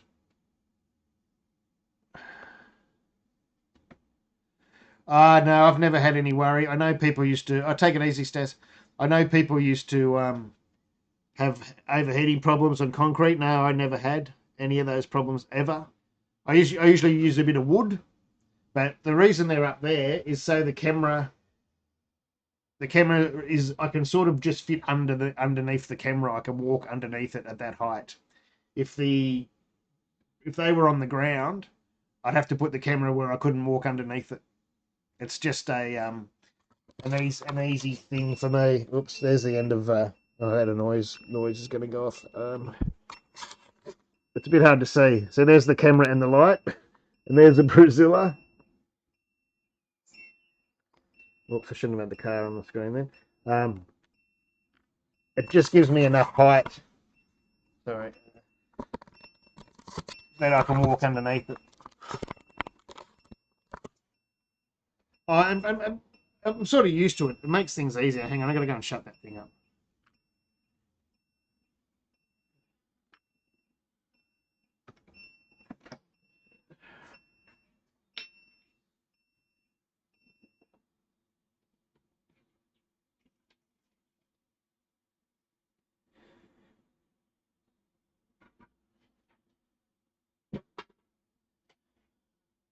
Looking good.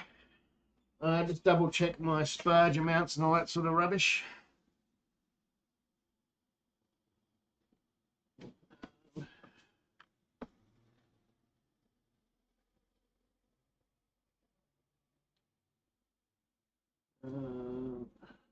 About 13, 14 litres, it's saying. That seems a lot. Hang on, was 23 litre sparge. Hang on, just let me check Brewfather. I still don't trust the Grainfather app. It's a bit weird. I set it all out properly in there. Was it Brewfather? I've done this recipe in Beersmith, Brewfather, and the Grainfather app, and they're all different.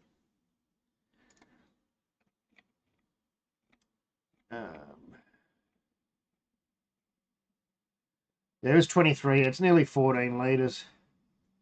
Sparge and oh yeah, they're both saying the same. I've set it up so they're saying the same. Right, but hang on, I might just go and have a go to the men's room before I start the sparge. You can watch it mash out there.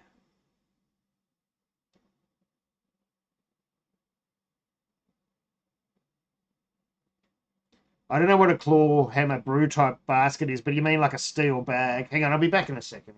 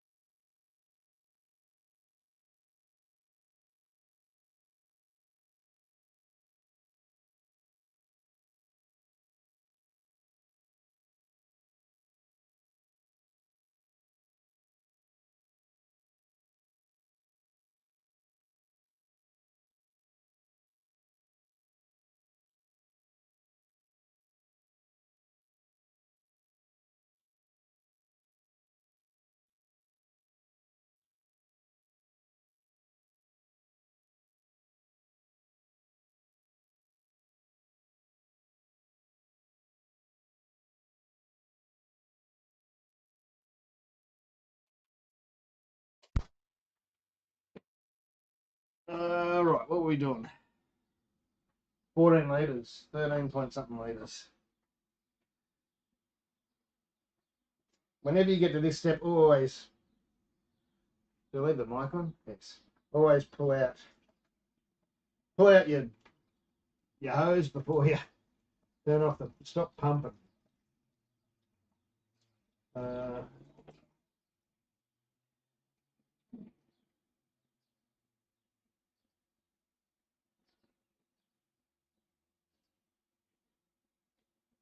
Just going to hose that off. So don't dry or skunky.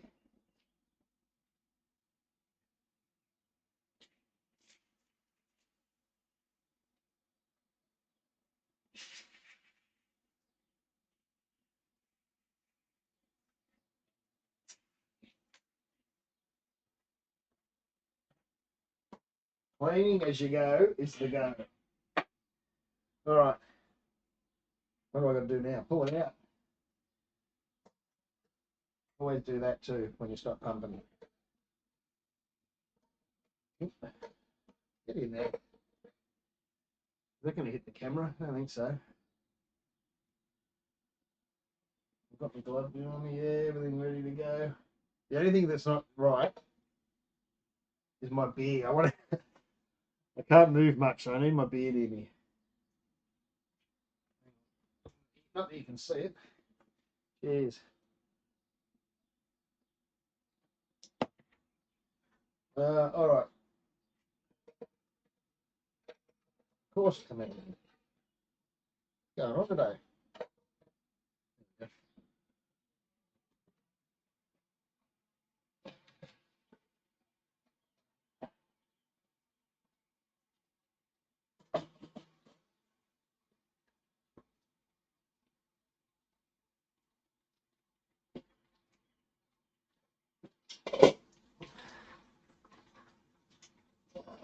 29.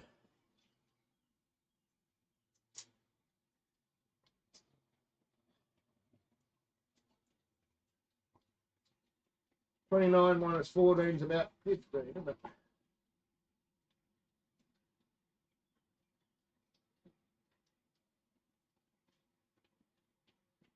All right, someone was asking about the baskets, the claw hammer baskets, and from memory, I think they're the same as in Australia. We have the bit fast. Australia, we have the cheeky peak baskets, and that is getting really hot as usual. I haven't tried on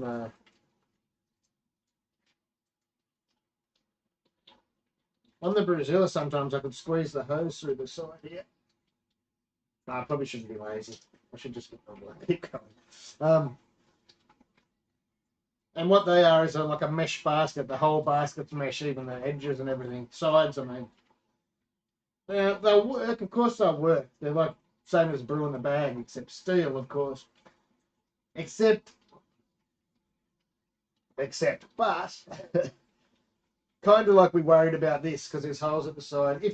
If your grain beds happens to be pretty thick,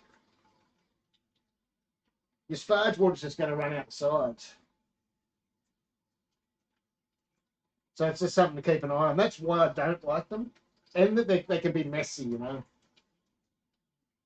You can have that, you know, you haven't got the work just coming out of the bottom when you're trying to move it and to other places or empty it or whatever. But besides that, they'll work. They'll work this time.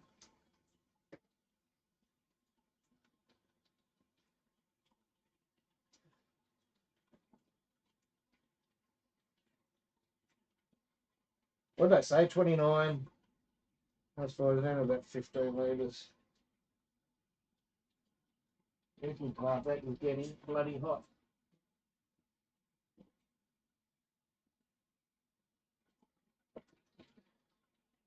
So I think what I do, especially with a mesh basket, is make sure you're controlling your sparge like I am now. If I go full bore, it's too much, and then it starts going down the edges. I sort of try and make, while I do go all over the bed, I try and make most of it sort of go to the centre.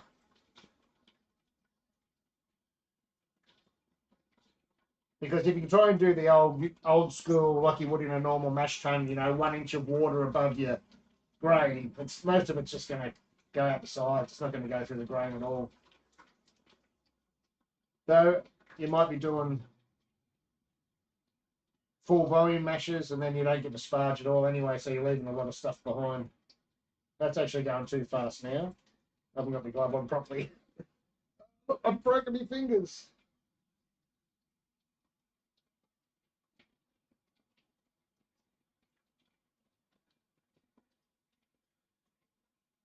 Now I'm going too slow. I've got to get this glove on.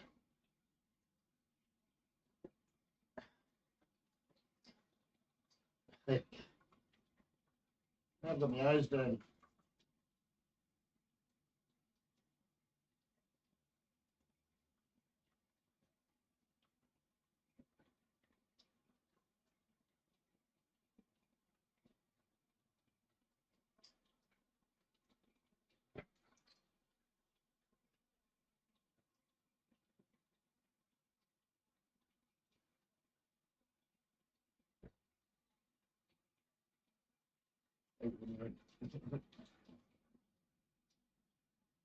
Thanks, mate. No.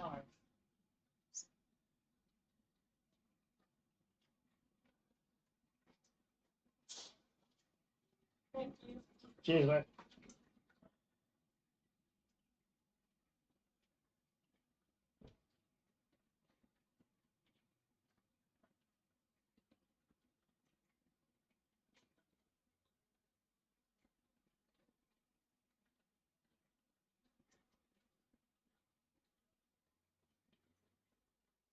I can't see where we're at to. I think we're nearly there.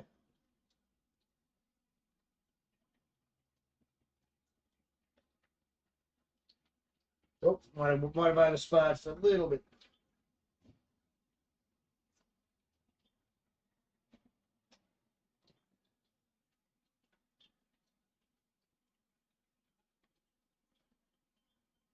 Well, we'll see how we go.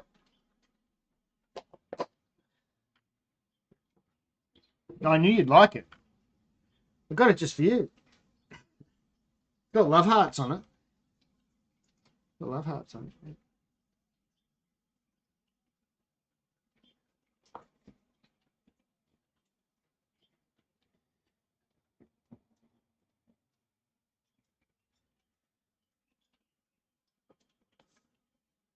That sounds good. Hard yards. That's exactly what I do. Why is it? Oh, my camera's gone down for some reason. Anyway, don't know why that's happened.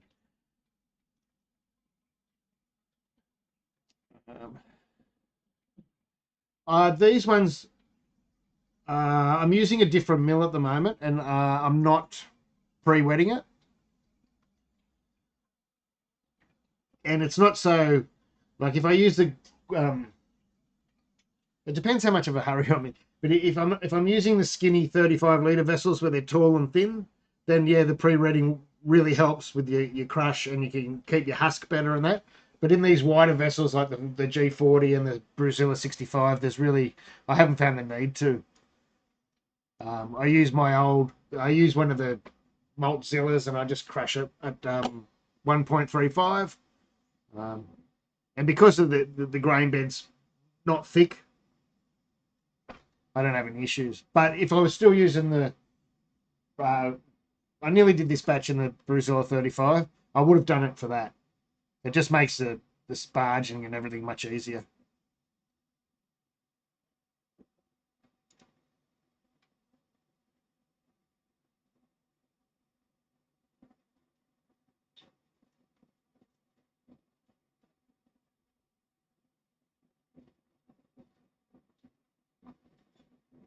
Look, mash efficiency is usually in the somewhere between 80 and 85.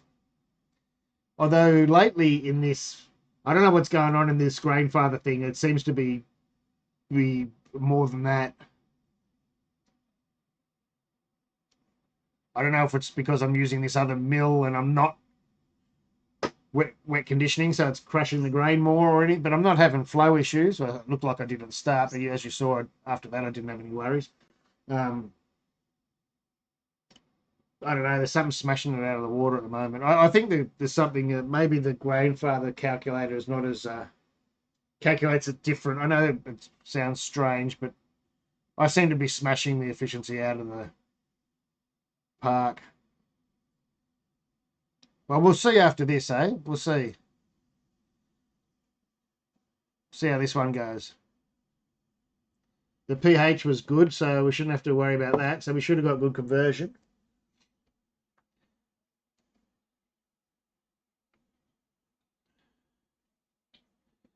But I'm constantly, like yesterday, I upped the efficiency a lot to try not to overshoot. And I still ended up overshooting and adding 2 litres of water to the boil. And I still overshot at the end.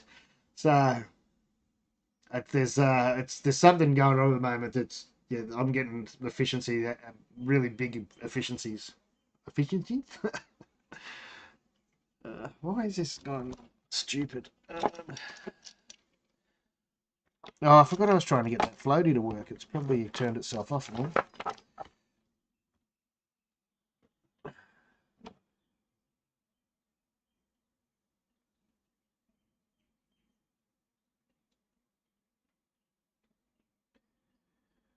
Should you go back and change beer smith immediately or the next time round? If you're going to adjust your hops, if some people are really trying to be perfect with their hops, even though that doesn't even make sense because you can't be perfect with your bitterness. You can get close, but then yes, you could change it immediately so you had the right gravity in your recipe, and then you can adjust your hops by like it might be 0.2 or something to get the exact right bitterness you were planning on in the first place, because a higher gravity will get you lower bitterness and a lower gravity will get you a higher bitterness. So technically, yes, you could go in and change it. I think most people don't bother, but yes, you could. Yeah. And I mean, if it only happens once, I wouldn't go changing everything after it happened once. If it happens twice, then maybe the first time you cut it down in half the difference or whatever, and then see how you go next time. See if you get closer. That's sort of what I did last brew. Because I'd put it at 80. It comes standard at 80, the Grainfather, and then I was getting way over that, so I put it at 82, and then I've been getting over that, so I think I put it at 85 for the porter yesterday, and I still went over. I'm not quite sure why it's happening, but I'm not doing anything different. That just must be it could be the mill. As I said, I am using a different mill than usual. Still dripping over there. But I'm sort of blaming the Grainfather software at the moment because while it looks good and it's really handy to run your Grainfather from the software and all that's really good, the actual recipe building bit of it is a bit of it's still a little bit of a dog's breakfast.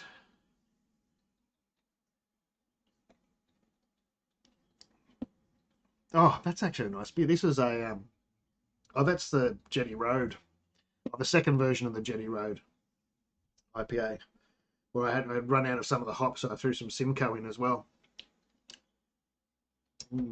Tasty. What's it? I can't remember what's in this one. It's a bit of a mixture.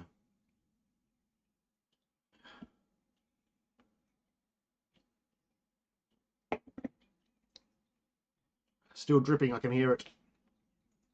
Oops, that's not the right one. That's the right one.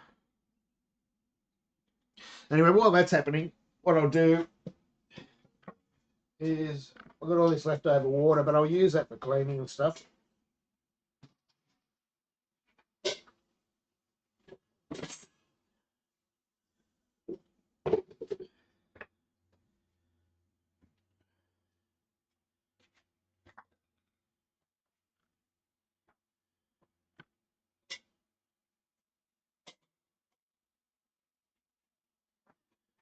Should pull that out first.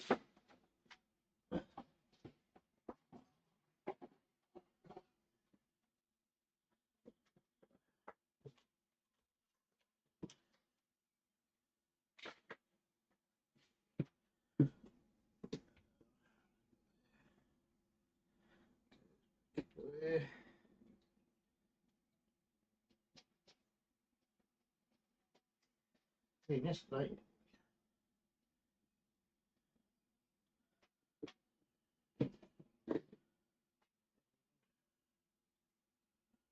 What did I do with it?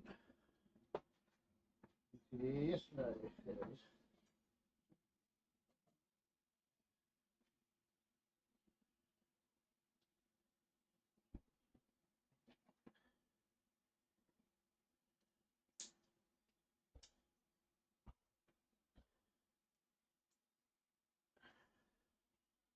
What I'm doing now is, like, most people will run their boiling wort through their chiller. I don't like doing that.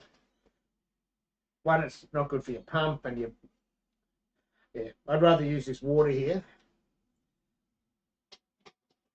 that I've got left over to sanitize the chiller for me. Put that on there, and I'll just turn this up to like 90 degrees or whatever. That'll be enough to sanitize it. It's not dirty.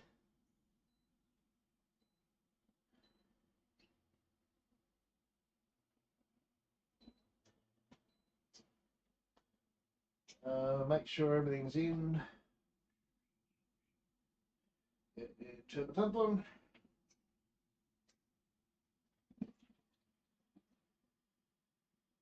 And that just sanitizes my chiller.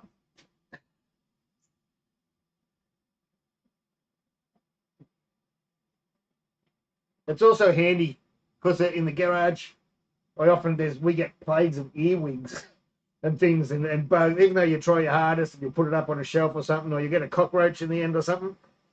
And especially when you're doing videos, it's much better for that bug to end up in this water you're not going to use, or you won't even see it go back into your beer.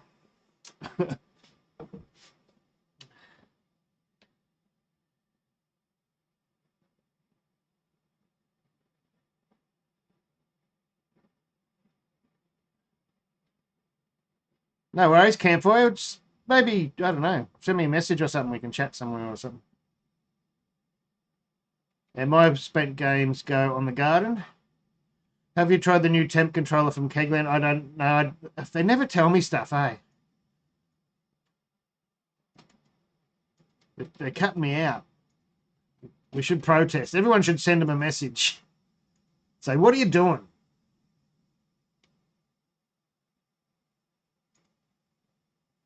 We've supported you for all these years and you're cutting out gas. Get on it.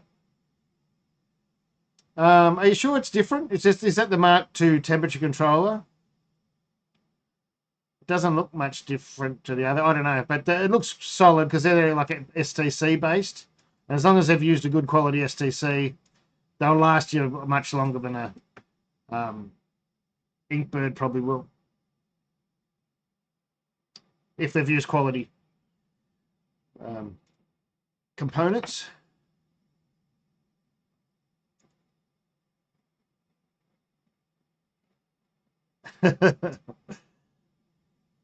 Thank you, whoever told him to send me one. Gen 4 on the forum or whatever it was.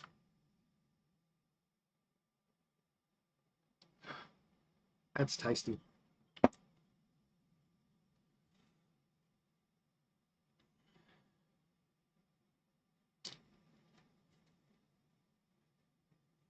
Oh, I think he was talking about when I was talking about Kegland campfire. I can't hear any more dripping. Can't hear anything. I can hear the elements on the Robo Brew and the fan in the Rat. But I'll go and get rid of this. Oh no, it looks like it still might be dripping. I can see some splashing around.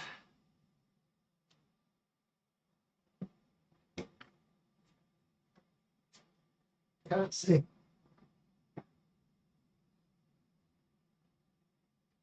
Oh, we're about the same where I was at yesterday. Nearly 29 litres, which is nearly 30 litres.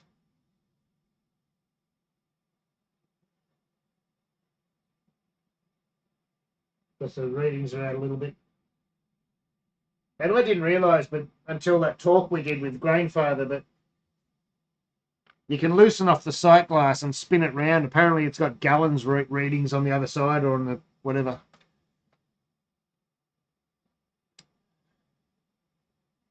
No, I don't bother. No, I don't. because I've sparged, I've rinsed all the goodness out of it anyway. Most of that is probably really, really low, like if you're in a brewery, a proper brewery, and you're trying to make money and you're sparging everything and you've got a big enough brew kettle to sparge as far as you can, right? You're supposed to be taking readings of that sparge water now, and once it gets to 1010, you stop taking it because you start pulling the pH drops in the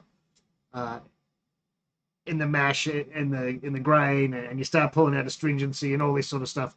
So, but if I hadn't sparged, if it was a brew in the bag where you don't sparge, because can still sparge with brew in the bag, it's hard, but yeah, I'd squeeze the bag just like that, like squeezing a pineapple for you metalheads. Squeezing pineapples. What's this interesting? I thought the China kegland excused. I don't quite.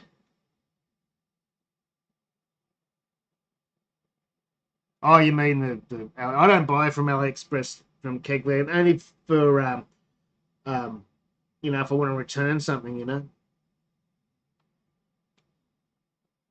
I haven't set it to heat up the wort yet, have I? Still on sparge. That's a bit silly.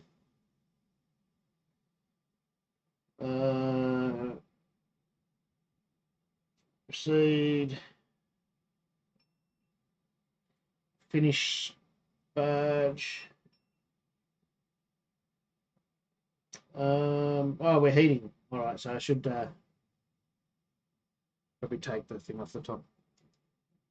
I used to buy my hardware, bolts and things when I was making 3V systems and all that, taps and all that sort of stuff, like ball valves from AliExpress, or I used to, but these days I just get it from Kegland because you don't end up paying much more. I know it's different for you guys overseas, but if I buy it here, you can take it back, like that, and I'll just send you a new one. And I some of those early AliExpress sites were so freaking dodgy.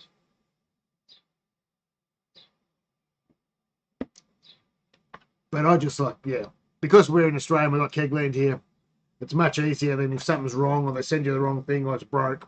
You'll have another one in a week. But if you have to use AliExpress, then you have to. That's it. I'll take it easy, John. Thanks for watching. Happy Thanksgiving. Do you stop a fermentation at a certain point? No. No, you can't find. I mean, you could if you're going to keg it. You've got something going on there.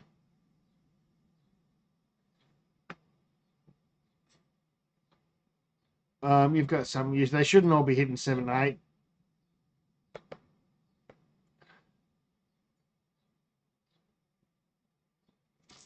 I'd be checking your temperatures, of course. I'd be double checking cleaning that you haven't got some sort of wild yeast in there somewhere that you can't taste, or maybe that's why you're not liking your beers. Yeah, a different yeast. There might be some sort of infection there that's getting you down, and because you said you haven't enjoyed any of your beers and they're getting low, that's a kind of pointing to a infection. Yeah, but your temperature in your mash when you're brewing.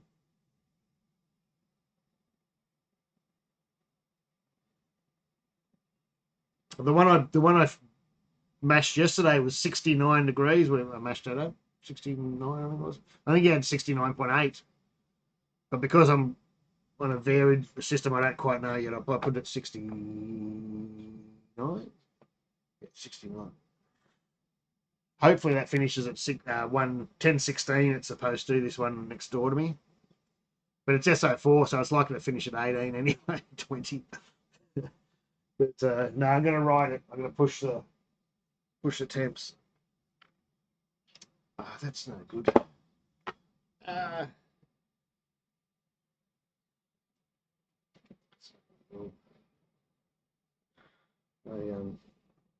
This has got to be finished sparge. I don't usually leave them this long sparging. Once that's enough. I get it off. But It's got to be done anyway. Hang on, I'm just trying to sort out this, see if this floaty kicked in. But when I put the floaty down, I put it on its end, and that's what turns them off. So that was not the smartest thing to do.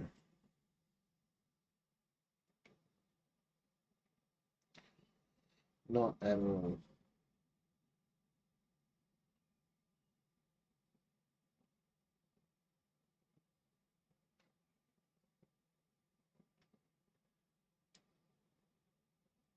I don't got the battery in the right way. I don't even remember. There's some way of turning it on. Anyway.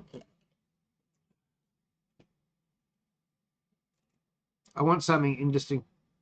Oh, that's easy to do, man. Nah, you'll smash it, Campfire. How long you been brewing for? Or been trying? All right, I'm going to get rid of this mash pipe.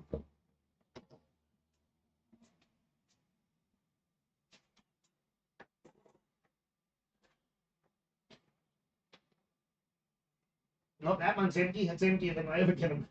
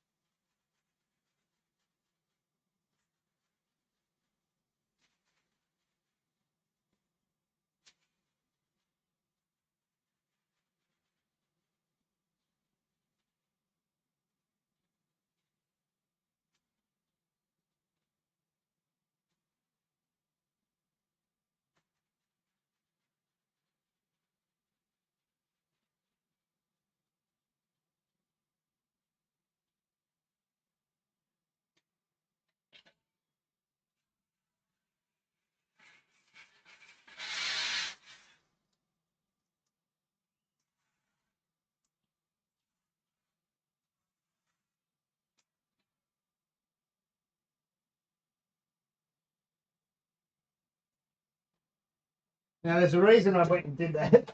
I just wanted to show and say, suck it to the 3Vers.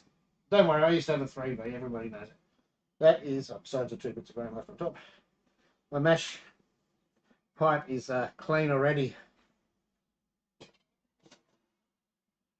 Totally scrubbed the inside and outside. That's how fast you can do it. Usually with a 3V, you have to wait till the end of the brew day, and then you're stuck with a hot keg full of, hot grain, and it's just a nightmare. That's the bonus about these single vessel brew systems. Mash tun is emptied and cleaned already.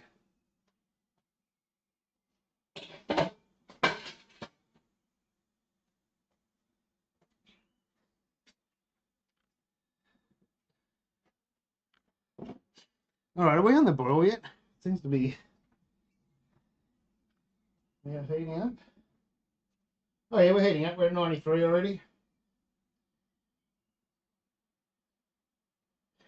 I wasn't heating during the sparge, and I should have been. I should have had the heating on during the sparge, but I didn't.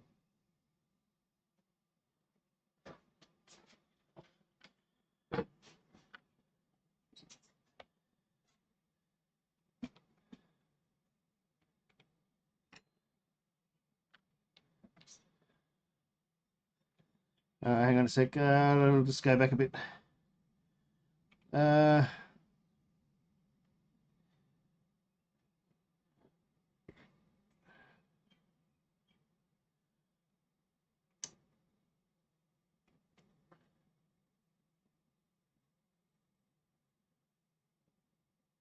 Oh yeah, it's a weird hot mossy. It's you find some days it's like really soft, and then other days it's like it gets a bit of a bite to it. It's a strange hop, but you either it's one of those things that it was just exciting for me that I found a new hop because I don't like many of the new ones very much. That was still weird and different, but I end up really liking it. Thought about doing a brew collab or a brew with a bro. What's brew with a bro? Brew with a friend or whatever.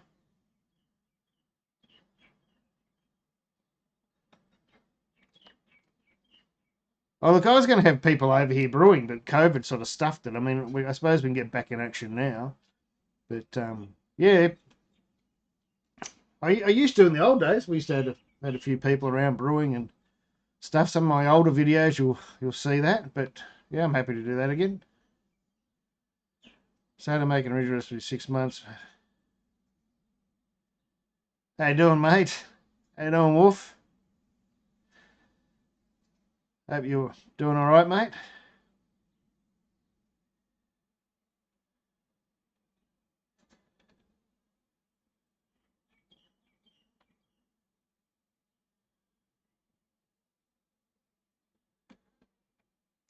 Yeah, I don't get the some days I could tell it was related to Sabro, and other days I couldn't. I guess it depends on the batch too, what batch you get of it. But yeah, I didn't get the mint from it that I used to get in Sabro.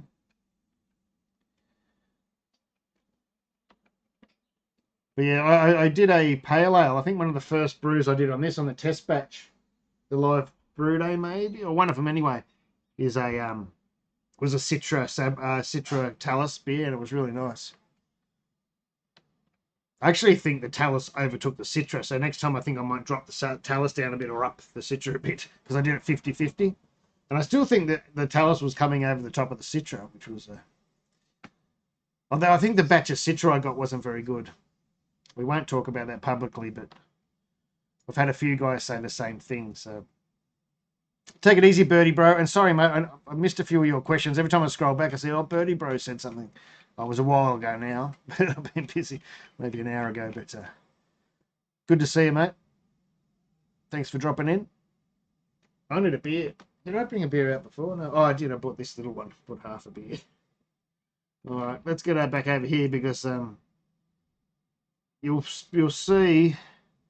Oh, we're at 98 already, I think. It's a bit hard to see. I've got the camera on a different angle today. You can't see the screen.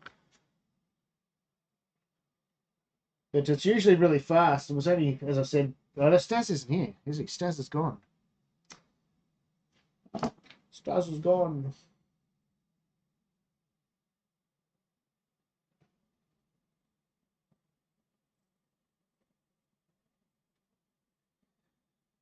But we're getting there.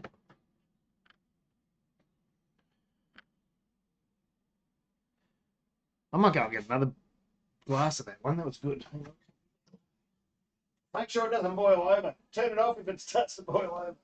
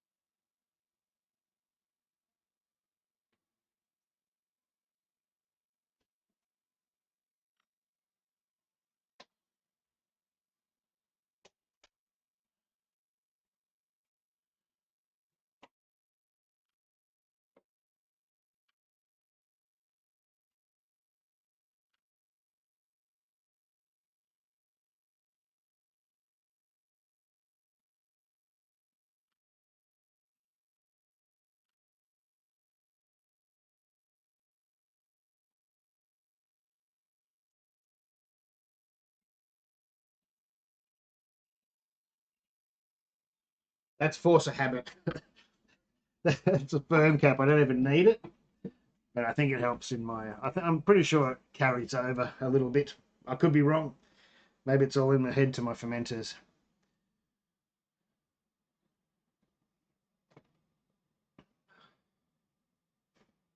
Hey, g'day, mate. How you doing, Brian? How'd you know we were here? How you going? I'll still be on tomorrow night.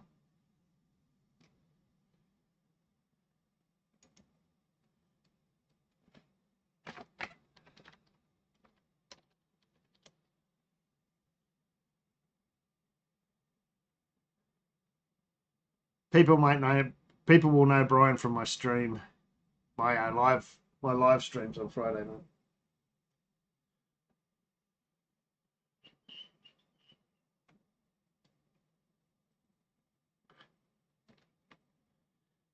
Look, I think I should, Kieran. I think I should, because it was pretty handy. It was pretty handy to do something like that. Well, I've got another sort of different one where I've pushed this, because this only spits out 40 litres, but my cubes are 23 litres, so you have to do a 46 batch to get 2 cubes out. And I did a video where I've done that.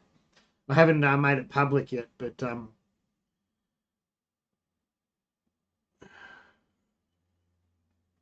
so that's sort of, while it's the same beer, it's not two different beers. It's another, something that's a little bit different.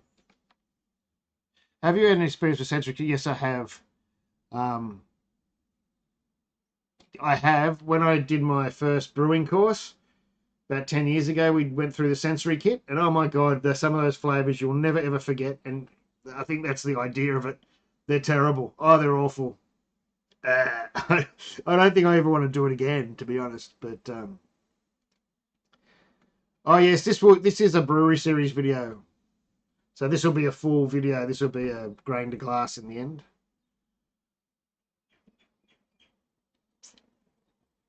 G'day, IJ.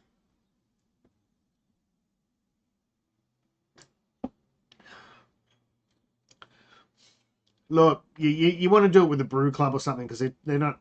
You'd only do it once. You know what I mean? You wouldn't do it. That's not something you'd want to repeat. So do it with a brew club or whatever, or put an ad somewhere or so. I don't know, but you need about 10 people or something to make it worth the money.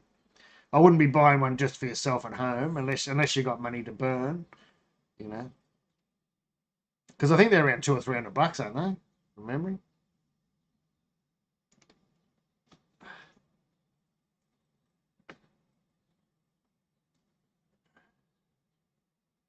Well, we must be getting close now. Where are we at? We're at 96. We're still at 100%, so it's not slowing down like last time. Ugh. I take it easy, Bolton Wanderer. Thank you for watching.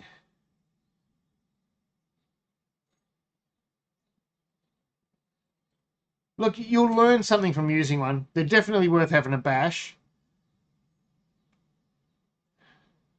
Oh, we're talking about the sensory kits, the off-flavor kits you get.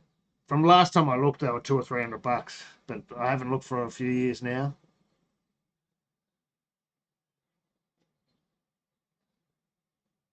And I think, I don't know, you get about a dozen. Was watching sniffer video. What? What are you watching? No, you mean Emil and the Sniffers.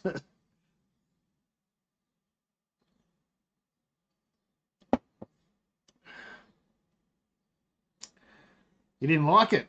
That's no good. Yeah, off flavor kits. I'll show you.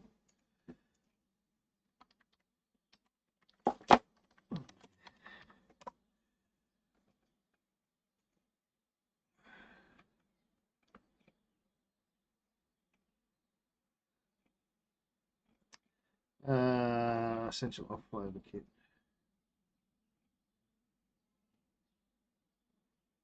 Oh, this one hasn't got prices or anything, but I don't know. What it just gives you all, like, what you do is you go and buy a case of oh, geez. You go and buy a case of, like, the plainest lager you can buy, and then you add a few drops of all the off flavors in each beer, and you test it. This is the red IPA. And the porter's in the fridge fermenting next to me. Oops, that's what I wanted. I wanted to do that. And they're awful. Oh, some of them are awful. You'll never forget the flavour.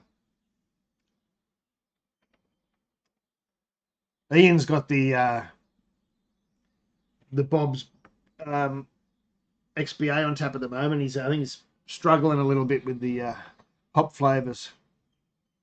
You reckon that's what it is? I reckon it probably is.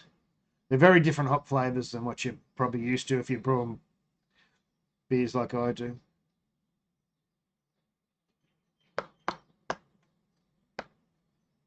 Oh, that's very nice of it, Brian.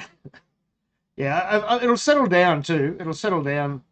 Is it nice and clear? Oh, you used Thingo, didn't you? So it should be nice and clear. G'day, Leon. This is a brewery series video, so it's a recipe from Forgotten 43 Brewery in New Zealand. And they use Simcoe and Mosaic mostly, and they bittered with Pacific Jade.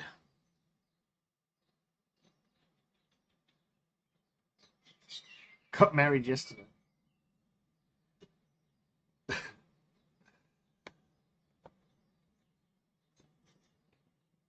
And I hope they don't mind that I'm butchering. I'm not butchering the recipe. I bought some, had some access to some cryo hops or Lupamax. So I'm using, I can't remember which one it was. One of them for dry hop. I'm going to use.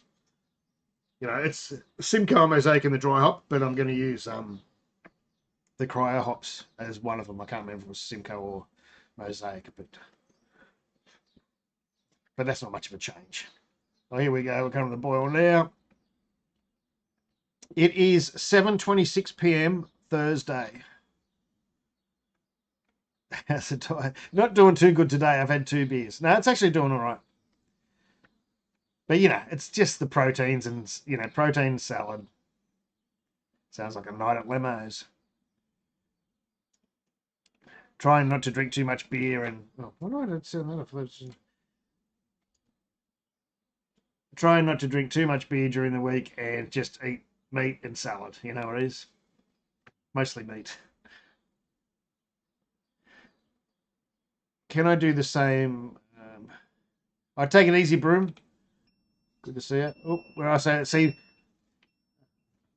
at the moment, I'm sorry for the noise, but at the moment, it's telling me that it's at the boil. And even with the 15 amp, like it actually that's about the boil you get with the 10 amp anyway. But stop that noise. Come on. Oh, phew. So sorry about that noise. But see that's about the full boil you'd probably get with the 10 amp. You'd probably be even lucky to get that. But see with the 15 amp, that's really going to start ramping up.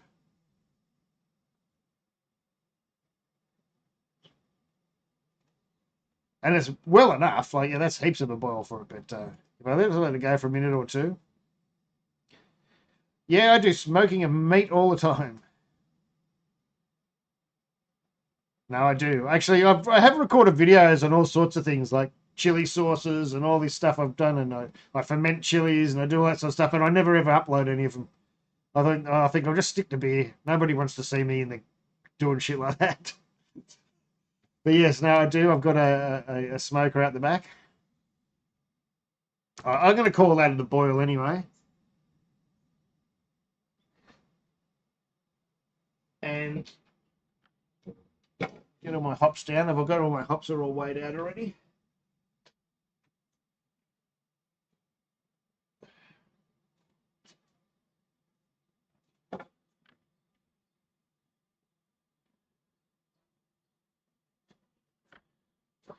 So we'll call that the boil. I should take a reading. That would be a smart thing to do, wouldn't it?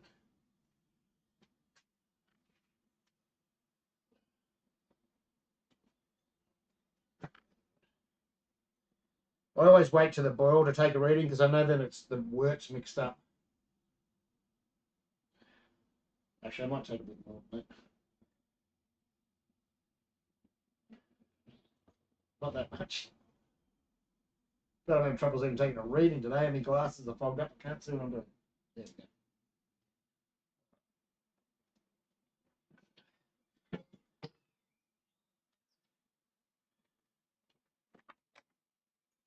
I haven't got me cold water to chill me sample down. I'll do it in my beer. Hang on. All right, hang on. Back over here.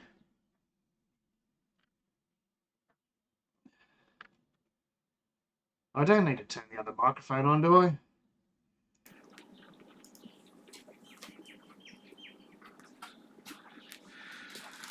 All right, so we'll start. I've got 16 grams of Pacific Jade. Is that on the... Can't see whether... 16 grams of Pacific Jade. Then we'll start the boil timer.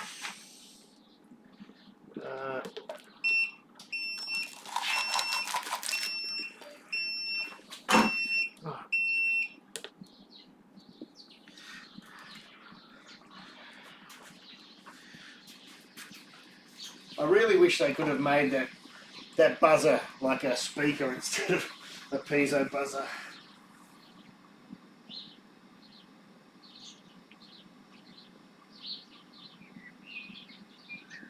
Getting a bit of steam on the camera. That's me good bloody webcam. Well, there's not much I can do, I guess.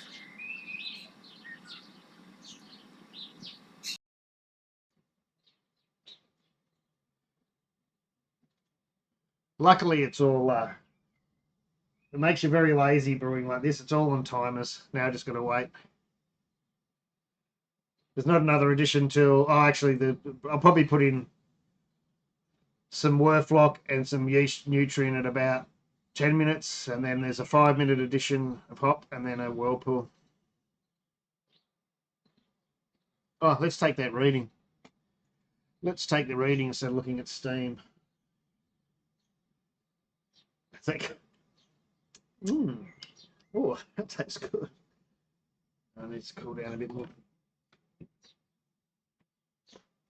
I know I always say, and people always say, why do you chill? Why do you chill? Because you'll get accurate, way more accurate readings chilling your samples. And I haven't seen any under $4,000 hydrometers that can accurately automatic temperature control. You know, over 30 degrees even. So you got to get it between like, well, some you got to get in between 10 and 30 degrees. That's if you want accurate, you know, you want accurate. But automatic temperature control doesn't mean you can put it on at 100 degrees. Oh, I've got a video, this for the video, hang on. I use my phone for these bits. The readings bits get done on my phone.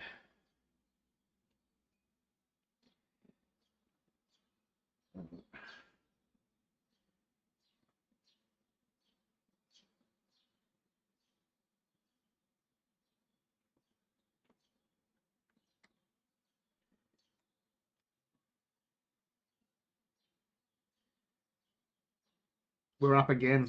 We're up again. 10:52.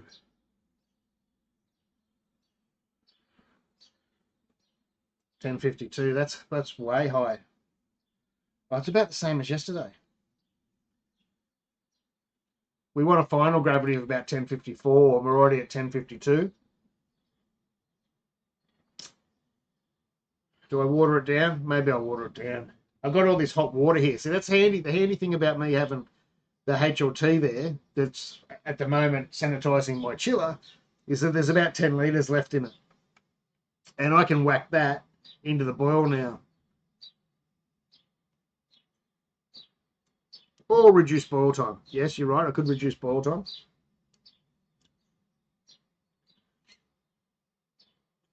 But I'd have to...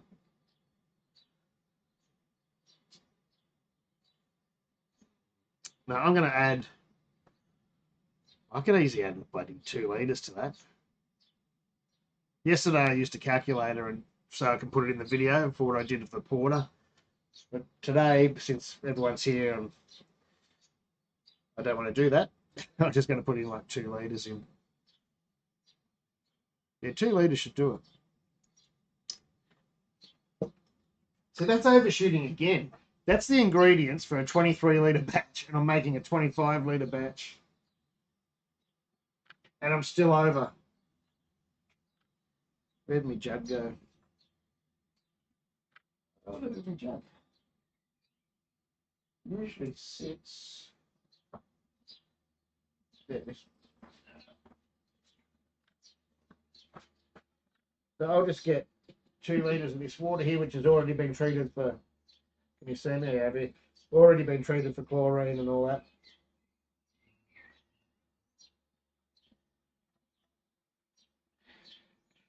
Yeah, it'll throw my salts out by a touch, but nothing to worry about. I actually didn't get a proper salts reading from Forgotten 43. I got what they put in a brew, but their water's probably different to mine. So. Which they did give me their water, and I forgot about that. I should have looked at that. They gave me that yesterday, so I could have a look at another thing. Which, now I'm just raving. All right. Now I'm going to add, it's nearly 2 litres.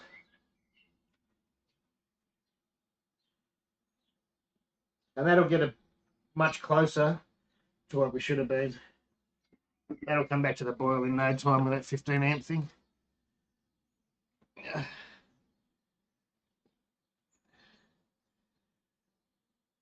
If I do that with it on the 10 amp, it'll take ages to get back to the boil, but the 15 amp gets it back to the boil nearly immediately. Like it's still rolling over there, you can still see the bubbles. Yeah, no, I don't usually have that trouble. Maybe I sort of move it back a bit normally when... Well, now I can't see that's going to get all stupid. No, I can't see what I'm doing. That didn't really help, did it?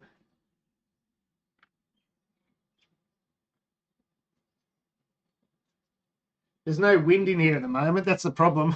There's usually some sort of breeze or wind, but now that the steam's just going straight up tonight.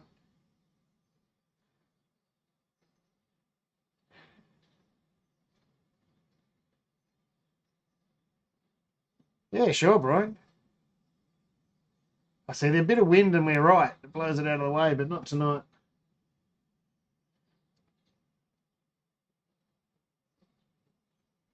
Yeah.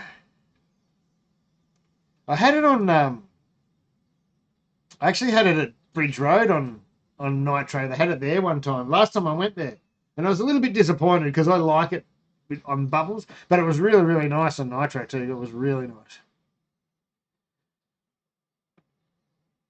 What temp do you do your whirlpool hop if going into a cube? Just like probably 95. As soon as the boil's settled down, start the whirlpool, add your hops. And I do that the same with most beers. The only time I drop temperature for whirlpools is like for a proper, if you're going for an NIPA with absolutely no bitterness, which most of the time I don't really enjoy, but any other time, as soon as the boil stops and you get the whirlpool going, it's usually about 97, 95 by then.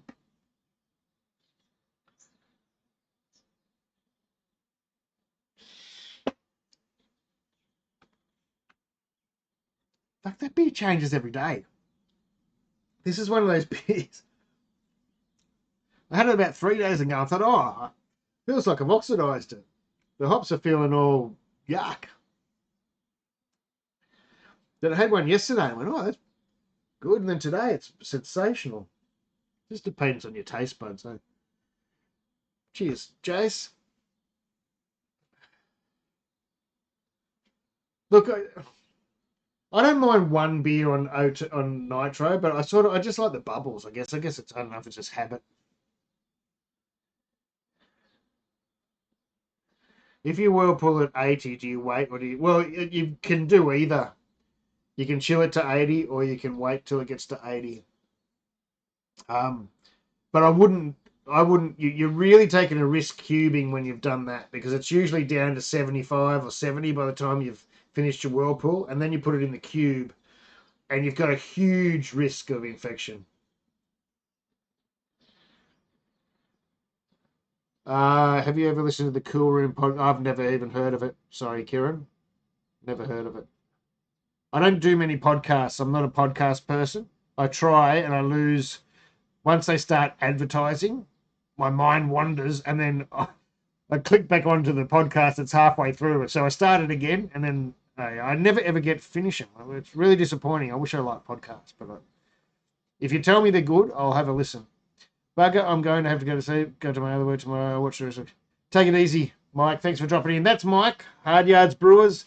That's where this recipe comes from. Go and visit, if you're in New Zealand, Forgotten 43 Brewery. And you'll be able to buy this beer. Not the one I've brewed, but the same beer. You can buy it from Forgotten 43 Brewery in New Zealand. Do you sell online, Mike?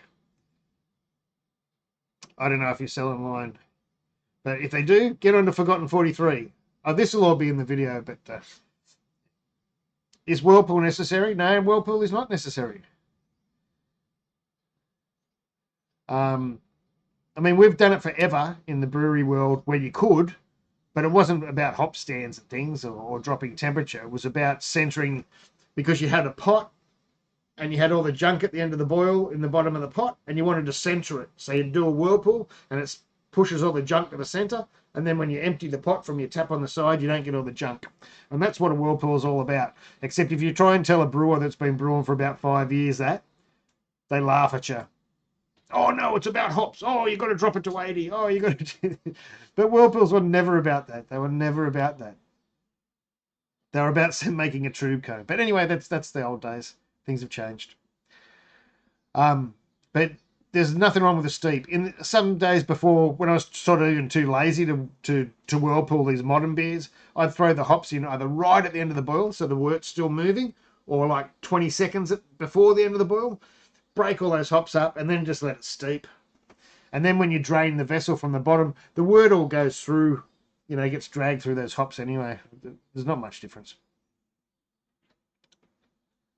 I'm currently brewing your Talis recipe on my grandfather, however, I haven't used those hops. I'm Sequoia, I've never heard of them. Hope it goes good. You'll soon know if you like that hop or not, that's for sure. Have you ever served off the yeast cake? I have, not for... No, I have. Only once or twice, because I usually have to I need my fermenting fridges, and I've got to put in the keg so I can move it on. But there's been batches that I've had where, the keg rate is full and I've had it in the Firmzilla in there, and yes, I have. It's been fine.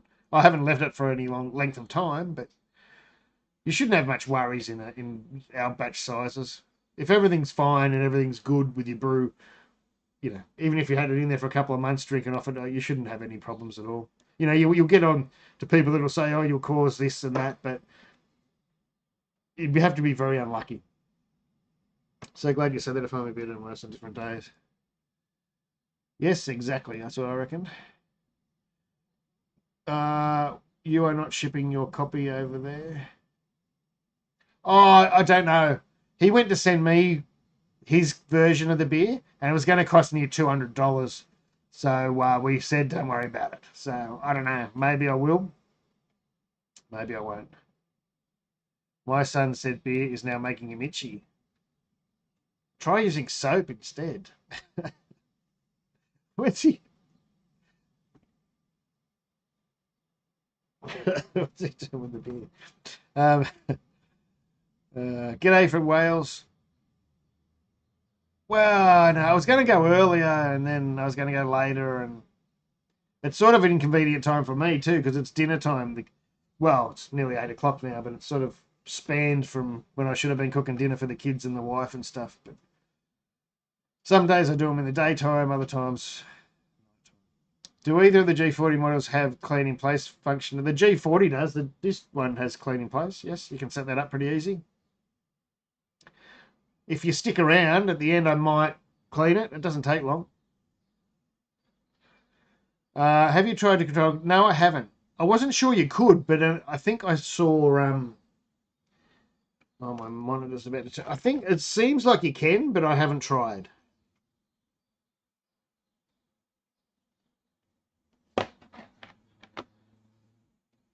I probably should have, because I've been transferring them over, and it's a bit silly. Because they don't transfer over perfectly.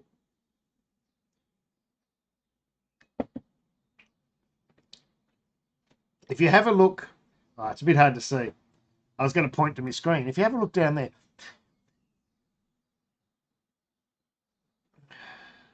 are you going to have a go at brewing? Oh, God, about 5 or 6 years ago or something, I brewed their Pacific Ale. I'm not sure if I did a video. Besides that, well, I haven't asked him about a brewery series video. I could.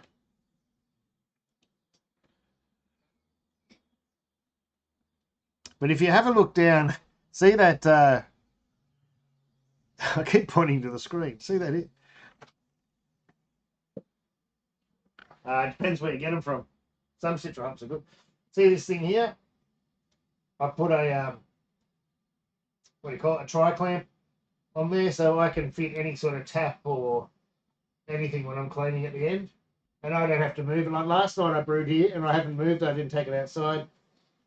Empty it out, hose it out. I end up putting... I don't bother with a tap. I just go a bit of hose and a little valve there, and that goes on there. I don't know if you can see it. You'll see at the end. And I can usually clean the whole thing in under a bucket of water.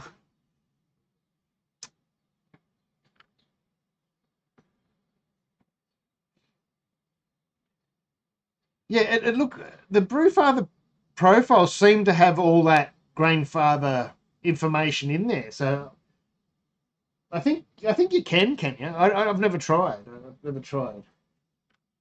But I think you can.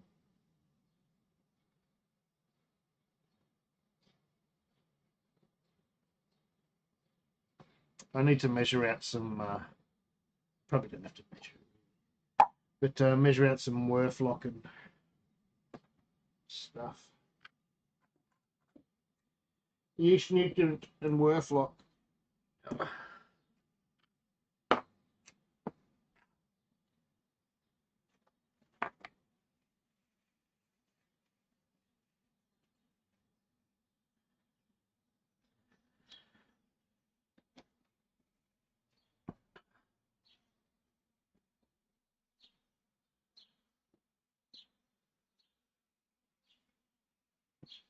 Oh, look, Citra can have its times, right? That's it's all hops, right? But if you get it fresh, I mean, I've got a batch. I bought a kilo of it, and I was a bit sort of worried about it. Like, not worried, but I'm going, these beers just don't taste as good as my normal beers with Citra. And I just thought it might have been my head playing games, going, oh, just because I, bought it cheaply or whatever. But then I had a mate over, and he'd bought some too. Well, I didn't know this. I had no idea. And but he drank my version of a beer, and he said, "Oh, he liked the beer." But then he started talking about the hops, and he goes, "Oh, he's got a batch of hops of Citra that he doesn't like." I went, "Oh, do you?" And I said, "Where'd you get it from?" And he goes, "Blah blah blah." And I went, "Oh, that's where I got mine from." And I go, "I haven't been liking my beers with it either." And so I don't know. It could have just been the batch it came from, because hops don't always taste the same. Oh, it wasn't a smash, but it was a single hop beer, my one. I probably bittered with... Oh, no, that one was a single hop beer. I've actually got it in the fridge here. I can go and get one. But yeah, it was just I think it was just not a very good batch of Citra. Otherwise, I don't know. Now we're both worried about buying from the same guy again. It's just... But, other people swear by him, so... That's why I won't say anything. I won't put out any names or anything, but yeah. I thought it was in my head until the guy out of the blue, I'd mentioned nothing to him, and he said the same thing, and I went, "Oh," I said, that's more than a coincidence." And I think he said one of his mates said the same thing too. So I think it was just a bad batch. Or it's the way the guy handles them. I don't know, but I can't say that. I'm not willing to put his name out. So the Harpoon Hazy is a good one. It's not too insane, but it's good. Actually, that's all Citra, isn't it? Is it? You can always mix up the hops in them. I think the Harpoon Hazy was mostly Citra. I think it was all Citra. But mix them up. El Dorado is always good in it. You know, even a Zaka or Zaka or whatever you want to pronounce it. Well, my phone buzzing.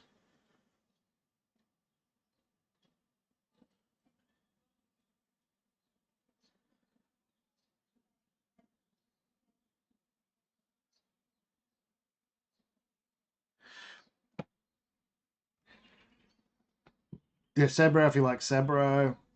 My Williamette have always tasted I do. Well, Willamette, and even like the beer I brewed yesterday, I've had a love-hate relationship with Willamette, EK Golding, and Fuggles. Those English ones. Sometimes I like them, sometimes I don't.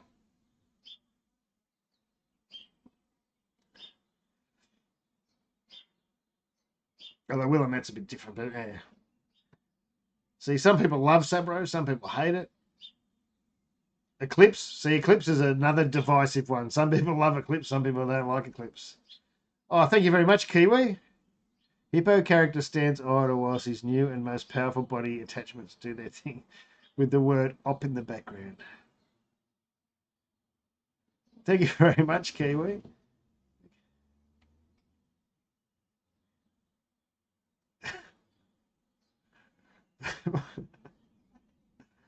Oh my god. All I can see in my head is I don't think it's his most powerful attachment. when the hippos have a shit and their tail goes. Anyway. Yeah, Sriracha Ace divides the room too. See, I think with Eclipse, you keep it out of the boil. Don't put it in the boil. Eclipse is like they did a big, because I was using Eclipse before it was called Eclipse. I think it was HBA 016. I'd used it a few times, and I was going, I don't really like it. It was okay in some beers because I'd tried it at Bridge Road when they were testing it. And then I saw it in the shop and went, oh, that's that test top. Bought it. And then they named it Eclipse probably 6 months or a year later. And they tried to really promote it. And they got all these breweries and they did about 12 beers. Every brewery used Eclipse hops. And did I get the pack? I don't know if I got the pack or I just happened to try them or most of them. And most of them were rubbish. Oh, there was a couple of good ones. I think the Quiet Deeds was a good one and someone else. But they were obviously breweries that didn't put it in the hot side. They kept it on the, well, you know, like a whirlpool side after the boil.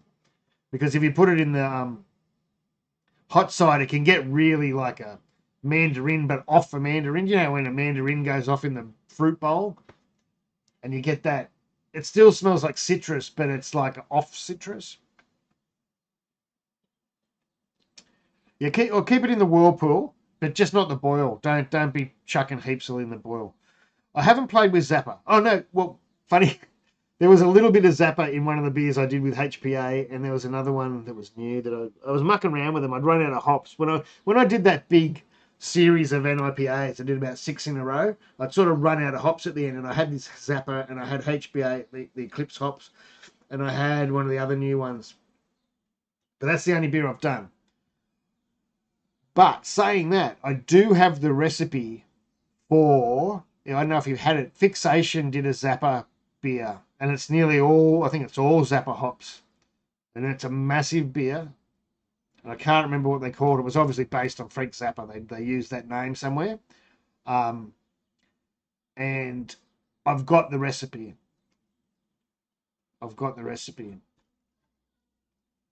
So, yeah. I was thinking of doing it, but then I didn't know how big or if anyone knew what Zappa hops were. But so I've got the recipe for the fixation. I can't remember what they call the beer.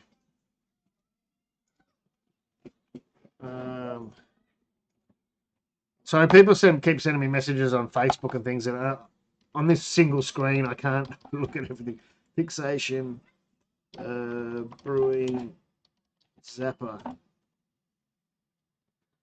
Dank Zappa. That's what they called it. And I managed to get the recipe for this one. But that's not their website. That's fucking Untapped. I didn't want Untapped. It's shit. But anyway, excuse the language. That's the beer. That's not the recipe, but that's the beer that I do have the recipe for. It's still daylight. It's nearly 8 p.m. Nearly 8 p.m. on Thursday night. Actually, it's about this time I start my cast tomorrow night. Oh, there's nothing in the Squire box, but there was a Jaguar Squire base. They were really good. For how cheap they were, it was like $300 or something. They're a really good base. Yeah, I mean, they're not as good as my more expensive other base, but it's bloody good. Big Dynamite Home. They should have called it. There's so many names. Most of the ones are too blue. Been in and out of you, in and out of you.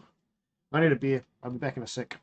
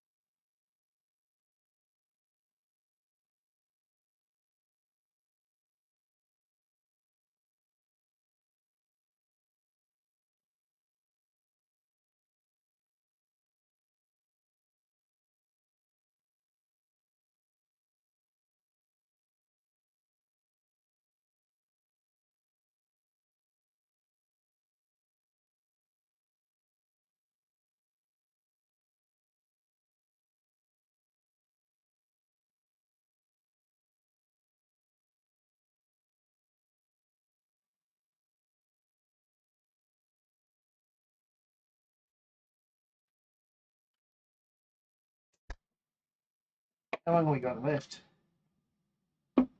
Must have. Oh, we're about halfway. I don't know if I can do it. I don't have much interest in no alcohol. I mean, I do if they. I'd have an interest in no alcohol beers if they tasted good. We'll have a chat about that in a sec. Hang on, I'm just going to pour a beer. Unfortunately, I haven't had any that taste good after like 2 beers, but that's all right. Hopefully, one day someone proves me wrong. I don't know. I'm trying to. Oh, you probably still can't see. Hang on.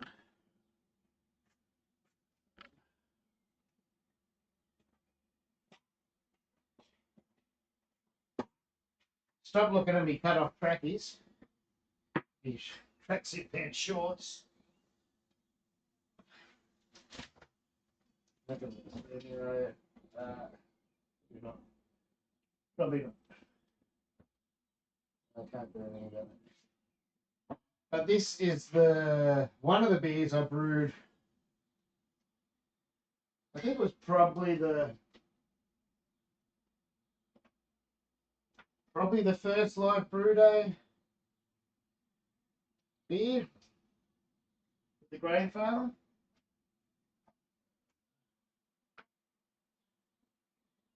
Let me try and put gas. Well, I haven't got gas hooked up to this yet, but.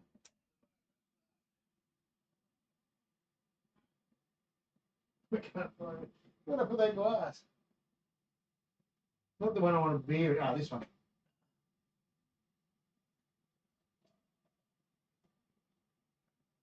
There was just star sand in the testing in my beer line, so I didn't want to see. Probably can't see. I haven't got the gas hooked up, but it is carved.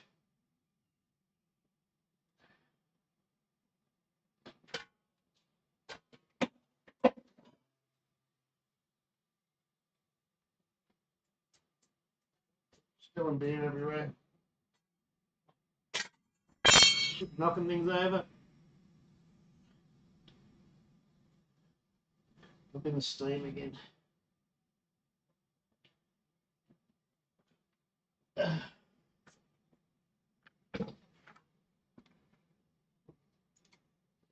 That's the it was more or less an IPA. It was a hazy IPA I brewed with Citra. I think it's nearly 100% Citra. Oh, it is. And mostly in the Whirlpool. I don't think I did a bittering addiction, which I wish I had of. I think every time I brew a beer without a 60-minute bittering addition, every time I drink it, I wish it had it in there.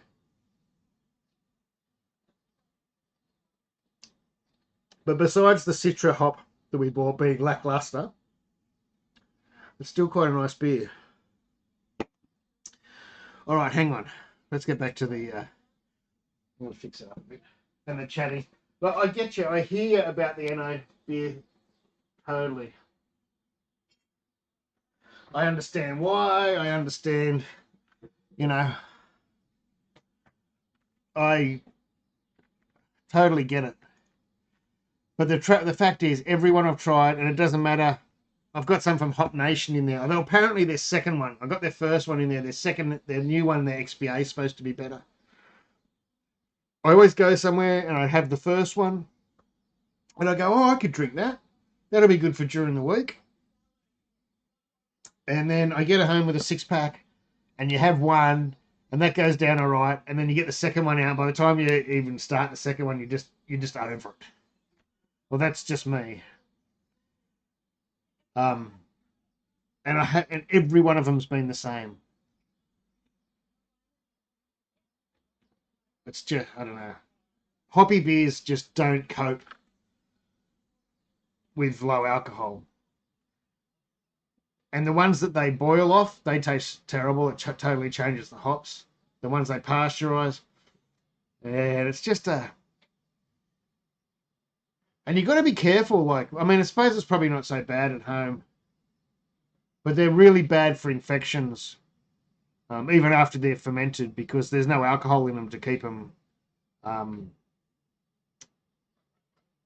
them right. So they can still go off.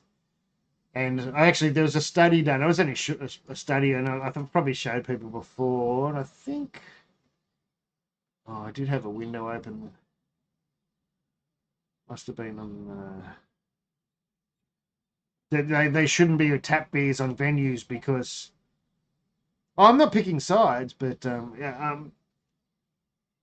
because they're so the risk of infection is so high and going off and making people sick. The best ones are the big brewery ones. I find, like the ones that aren't trying to be hop bombs. Unfortunately, because I'm a hophead, but some of the ones from, I can't remember the names now, but some of the ones from Europe are okay, and even like Carlton Black or whatever it was probably one of the better ones. Is a Carlton Black. Oh, but anyway, you're talking about NIPAs, but he's talking about no alcohol beers.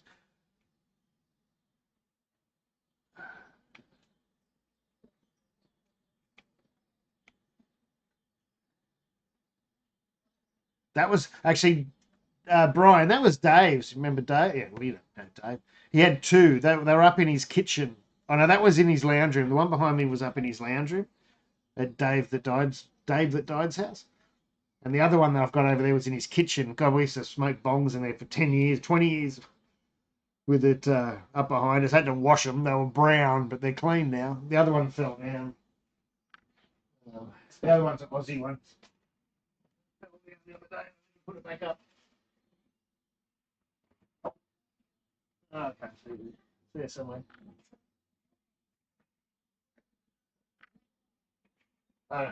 It's the picture of Aussie hitchhiking. And he's holding up a sign saying hell. No. Sure, I saw it there today. Oh, there it is. I fell down. But yeah, these were from Dave's house.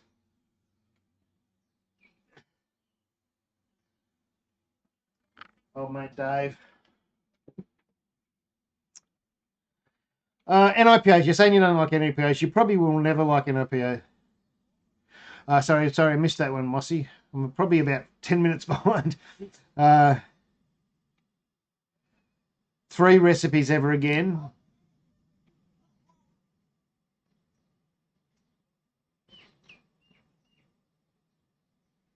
Well, I don't know. As in, it's hard for me because I don't stick to recipes. I change them all the time. But it'd be a simple beer. No, it wouldn't be this one because this one's sort of a.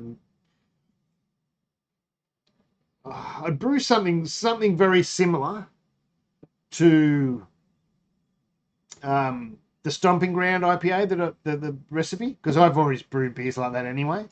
So that'd be like an IPA with Citra, Simcoe, and Mosaic or something like that. A good strong West Coast IPA, or the Jetty Road one, or whatever. But I'd rather those American hops. And then I'd have a pale ale, a simple pale ale, probably Citra Mosaic again, just a pale ale version, or maybe some Talus in it, because the last one was good with Talus. But so I'd have an IPA, a pale ale. Now the third one's hard, because sometimes I'd probably just want a lager, but more often than not, something like a red, probably, probably something like this, like a red IPA, but I used to do what I used to call my amber ale, something like that. So it's red. So and it's malty. So I'd have a red sort of malty beer, still with a bit of hop there, and then a pale ale and an IPA. That'd keep me happy, to be honest.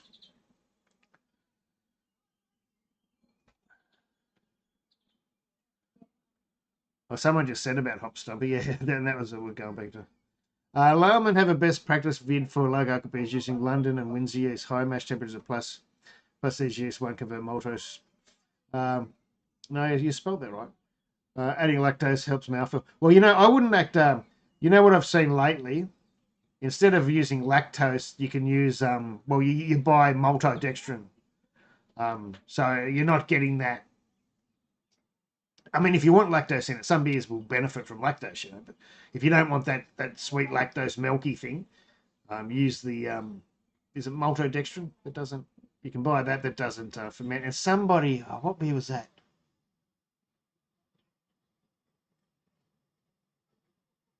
One of the talks I was in, I think it was maybe Mountain Culture. It was either Mountain Culture or Bridge Road. Might have been Bridge Road. I can't remember. Or that other Fixation. One of them, because I've been talking to them in conference type things.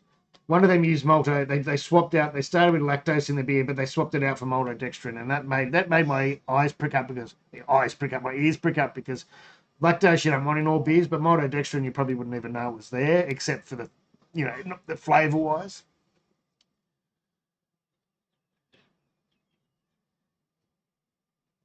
'97, something like. Oh, he played. Oh no, that was 8. No, 97 or 98 when he played Festival Hall, but then he came back and then they did the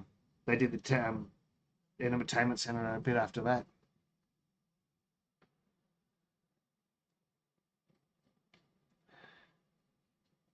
Yeah, look, some people won't, because I like a bitter beer, right? My beer's got to be bitter, and I'm the same with IPAs. I like bitterness in them, not hugely bitter, not like an IPA, but you need bitterness. I can't drink the ones, or many of the ones that are just not bitter at all. I reckon a high FG and a low would make potential infection even worse. But there's a thing, everyone keeps talking. Yeah, I had a beef as XPA before. X4X before. I can pour another one in a minute.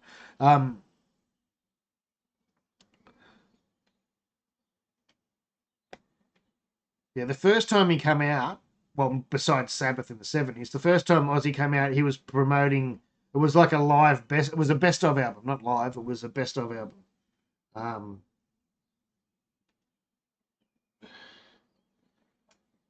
met him. Oh, it's been in the keg for a good month or so, I think. I can show you something in a minute. What time? I've got a sour here to drink in a minute. I don't mind sours, but I just don't usually want a keg of them. Yeah, hang on a sec. It's actually on my. I don't think I put it on YouTube. I think it's on my Facebook. How do you find videos on Facebook these days? Hang on, we're not getting close to anything, are we? No, we've got 20 minutes left. Photos. I used to be able to go to videos. Your photo. Oh, albums. No. Oh, come on. There used to be on Facebook a section for videos. Maybe I just looking in the wrong spot.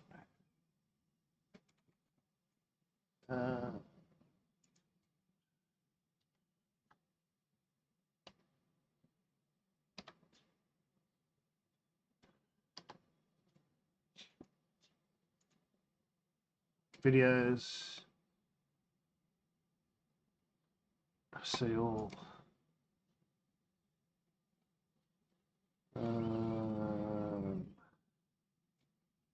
Yeah, hang on. Oh, this was 25th of the 9th, 97, and this was before he came out because he came out and did the he came out and did a promotional tour before he toured, and he came out. By the time he came out to tour, it was 1998.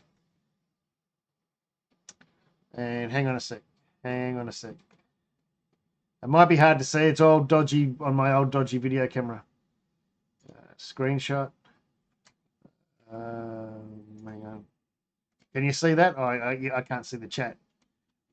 25th of the 9th, 97. Is the hang on. I can't see if the desktop audio is not on.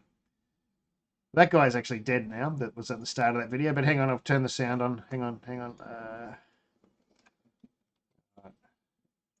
Can I do this? Anyone who's fucking wanted. This is Ozzy Osbourne. Take one. That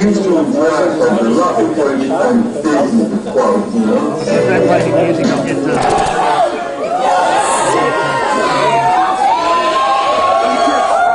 There's Ozzy, and you'll see Kinsey, grab one of those small cunts, put on your shoulders. Oh, get this right. Oh, just on the ground. Where's the other leg?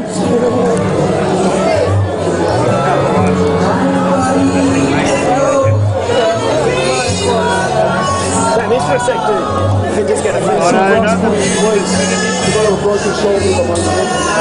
Shut up, Ozzy. I'm talking over Ozzy music now. I don't get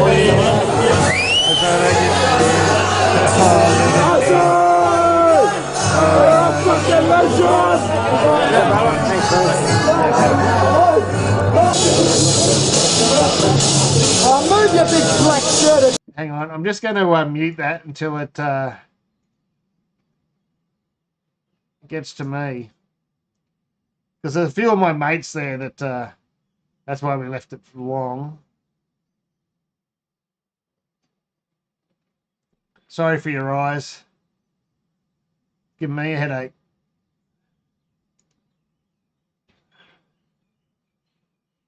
Come on. Stupid video. I don't remember this video being this bad. Ah, it's hurting my eyes.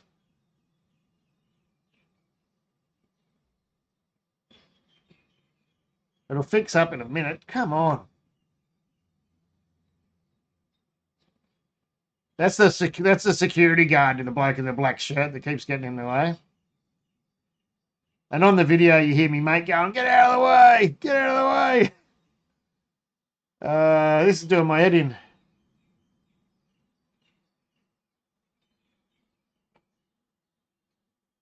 Far out.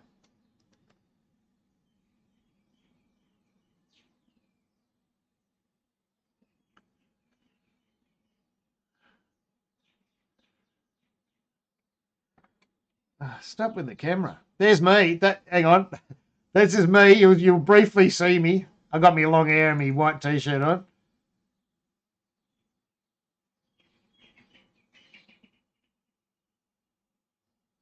There's me. Getting me stuff signed by Aussie. That's me.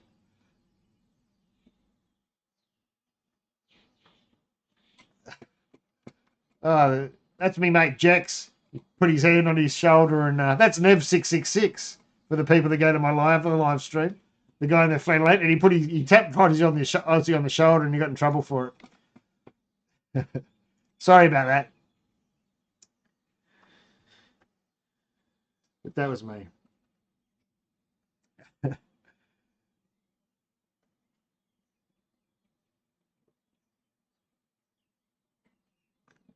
Best non-Aussie singer. I really like the Gillan album. But then you got Heaven and Hell, Dio and Gillan. So I was Greta. I was wearing a wig.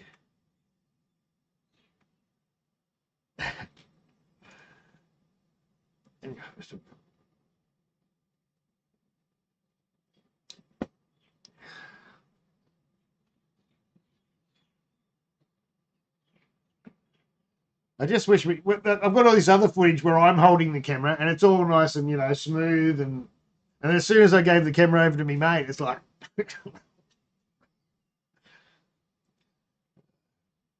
But you can hear him in the background when you do it properly. He's going, "Get out of the way, get out of the way."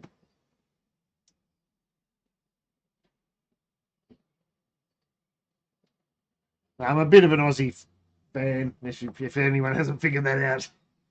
Black Sabbath.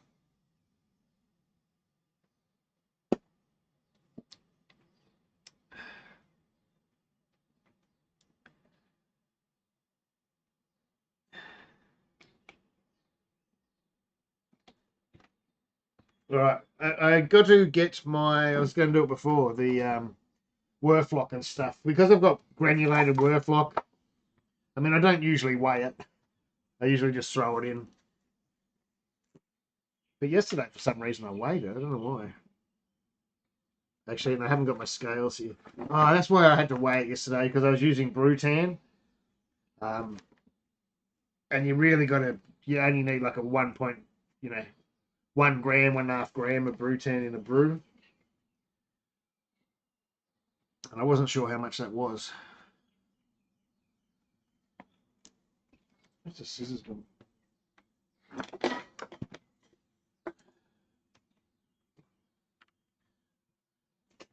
Everyone's all over the place. 2 brew days in a row. Things get crazy. I'm glad you can make it, Greta. I'm carbon capturing.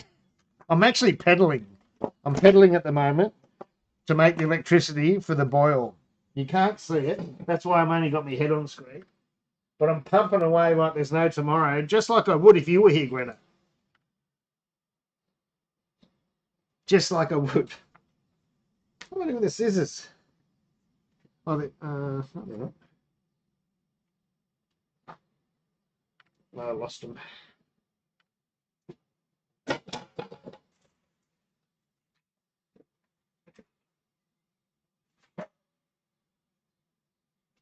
Can't find anything.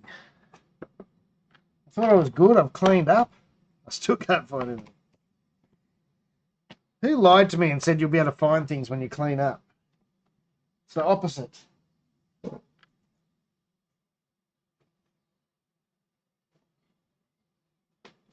Aha, they're under the Aussie poster. I just put the Aussie poster on top of them. That's why I couldn't see them.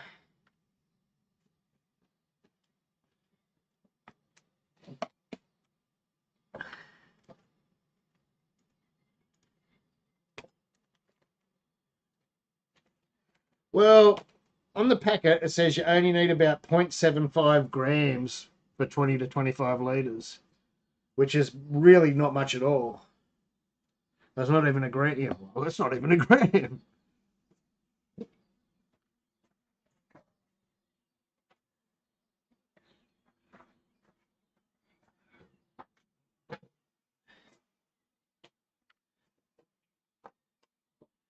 Heaven and Hell's awesome. And it's very different, isn't it? It's very different to any of the other Sabbath albums. Even the other Dio albums, it's very different.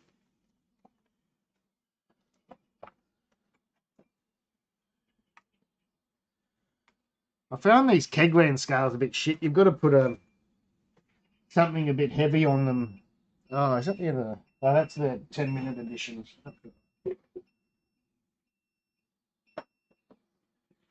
These are. That's what I'm doing now. The Brutan and the Werflock. They're not really. It doesn't matter if you're a couple of minutes late.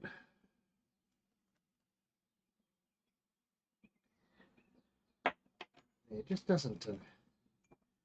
They don't register on small amounts, these scales, but if you put something on there first, like a couple of coins or something heavier, then they work all right.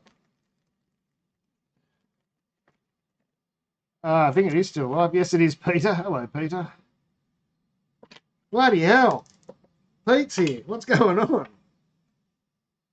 Oh, you've been at a bloody funeral today, haven't you? Sorry, mate.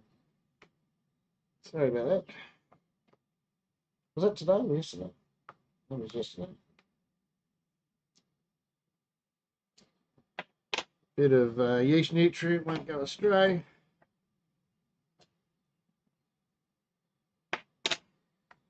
And Brutan, yeast nutrient, and Werflock. I usually put in PVPP too, but I'm a bit lazy today. But I haven't got it in a proper container, so it's a bit of a pain. So I'll leave out the PVPP today.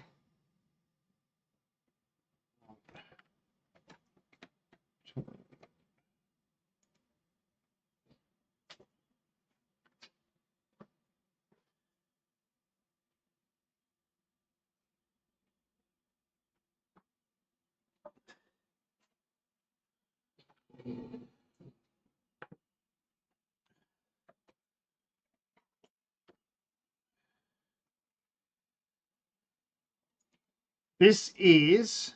I've got to get the hoses ready.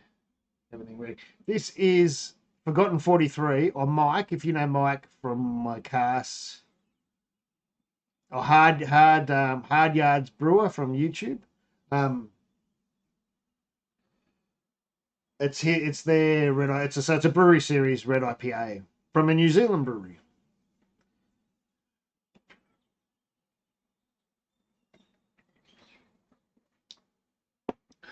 Mike and oh man, sorry, dude, because he was going to watch it on his telly. He's probably in bed now. Fire out, my memory's bad. Mike told me at the beginning of the cast. Far out. That's terrible. That is terrible. But I'm having trouble with steam today. There's usually wind. There's no wind today at all, and the steam's just going straight up to the camera. Oh, there you go. There's a bit of a breeze. Ah. All right, I've got to get these things sorted out. All right, that's in. Oh, there's a 5-minute edition, isn't there? I forgot about the 5-minute edition. This one.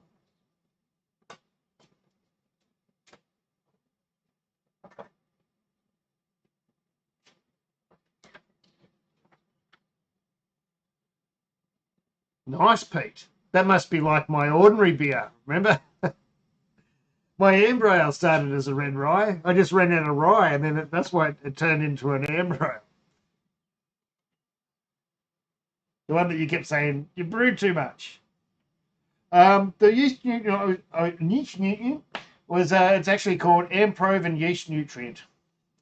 It's from a wine manufacturer. It's a balanced yeast nutrient containing amino acid, nitrogen, blah, blah, blah.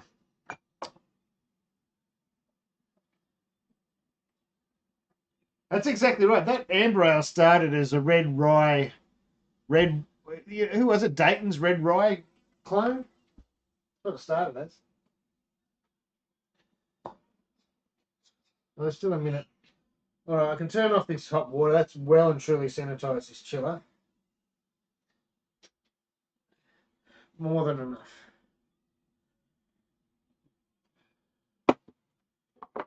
I'll unscrew that. Oh, we've still got to do a whirlpool. Forgot about that. Oh, burnt myself.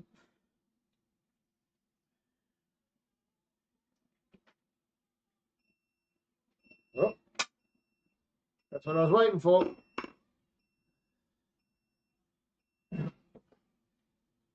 That's 5-minute edition for 20 grams of Mosaic and 20 grams of Simcoe.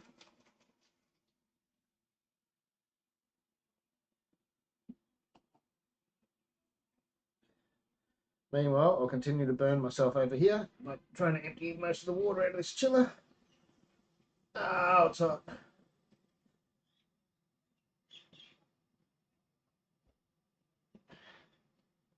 These grandfather chillers work really well, actually. They're surprising. They work really well. Well, yesterday it did. And it was quite a warm day yesterday. I didn't think it was going to work so well, but it worked pretty goddamn well. I don't know the length of it. Do they tell you? But for what it is, and for how small, like relatively small it is, it works pretty well.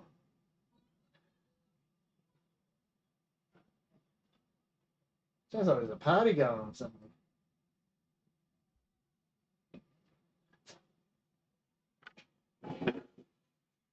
Feels weird that there's a party going on.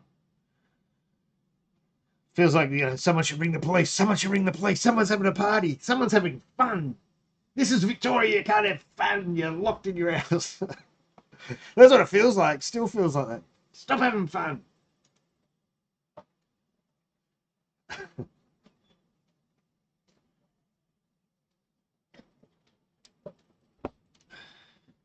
B6, yeah, that's right, Lemo. Lemo's B6 beer. That took me a while then. I read that before. What are you talking about? Ah, that's right. Yeah, you know Drunk Fucks. Pete, you probably remember Drunk Fucks from casts.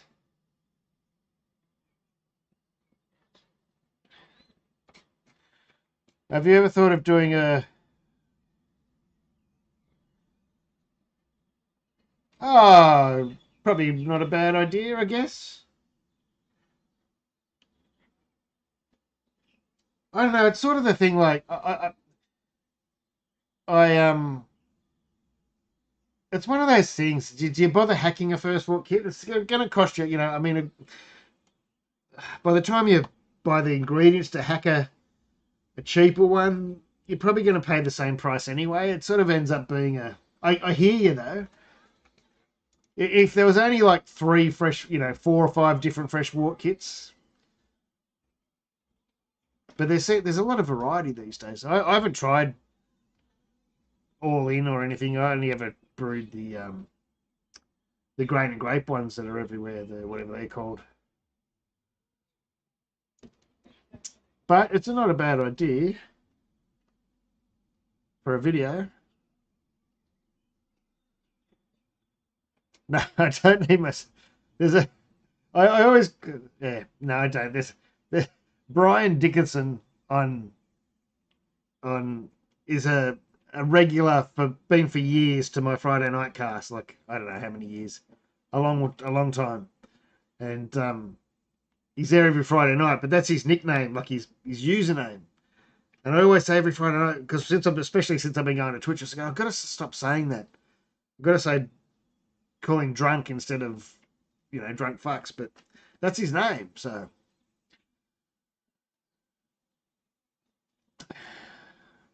And I always think that when people are watching me and they don't realise what I'm talking about, I'm talking to all you drunk fucks, you know. But I don't mean that. That's his name. How long can you store a no-chill? 12 months maybe. You probably want to use it as, you know, if it's a hoppy beer, you'd want to use it as soon as you can. But still, they're probably still all right. It seems to just lock things in. I know people have troubles under, you know, even how it works, but it just seems to lock flavours in, eh? But as I said, I don't know. I think 12 months is probably the normal use by, maybe 6 months, 12 months. Oh, yeah, it's not a TOS. I'm just trying to attract people, not to annoy, but yeah. Although it's not early now, it's getting late, so.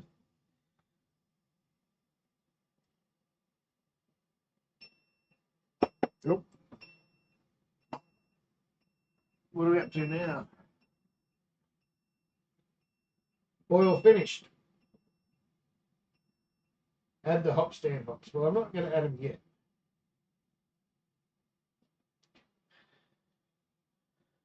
I want to put this back in because I haven't made myself a whirlpool arm yet.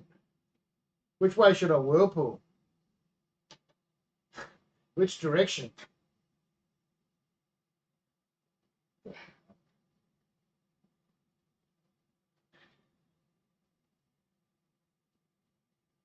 That doesn't seem to be bubbling anymore.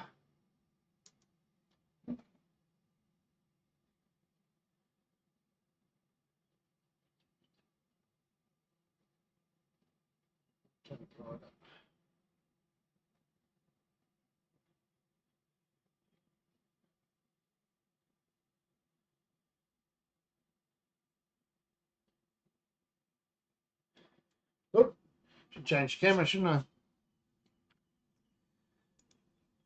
How lucky I haven't put them in yet.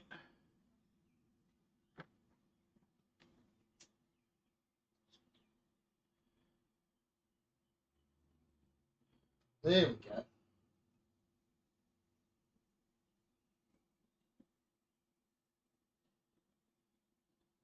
And we've got 55 grams of Mosaic and 55 grams of Simcoe.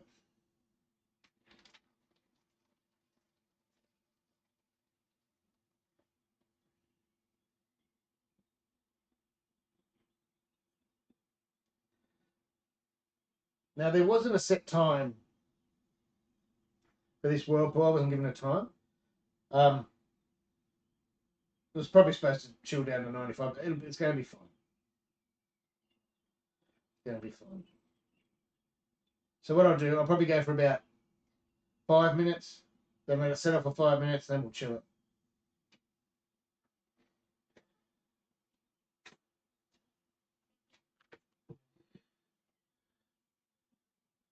I think what they said is 95, and that's what normally sort of happens in breweries. By the time they turn the boil off, by the time they get the whirlpool going, it's probably down to 95. I probably could have waited a couple of minutes, but here, when it's whirlpooling like that, it will chill down really fast.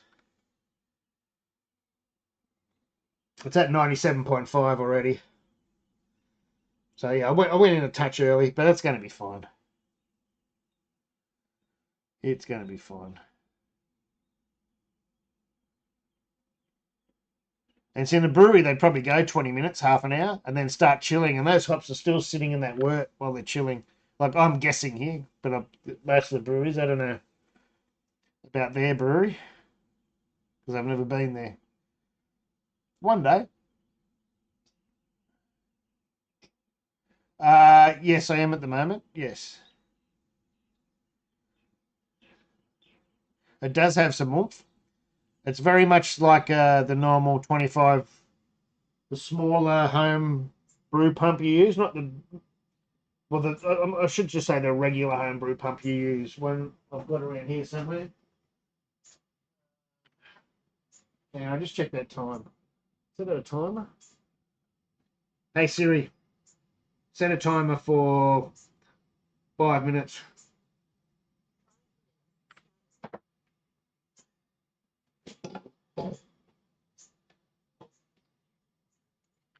It's got a pump like that in it. Got one of those in it. That's a bit different though. I think this one's I thought it was exactly the same as this, but then someone said it was a slightly different wattage. This is 25 watts, and I'm not sure if theirs is 20 or 30, but it's one like that. It's a big one in these. It's not one of those little ones. It's a big one. It's not as big as the other one. Don't confuse it with one of these. Hang on. Oops, I'm going to knock everything over if I pull that out. Right. Everything going to fall over. Go crash, bang. Very possibly. Oh, no, I didn't do too bad. Didn't do too bad. So that's your normal one that you've probably seen 100 million people use. But then you have your bigger one, which is bloody heavy. And these are the 65 watt ones. This is a Keglen one, I think. Yes. Yeah, they're the 65. That's what I'm going to use in the 3V if I make it. Or when I make it. But that's the normal one that most people would use in Australia, you know, from Kegland or Keg King or whatever. 25 watt. And that's like the one that's in the bottom of the G40.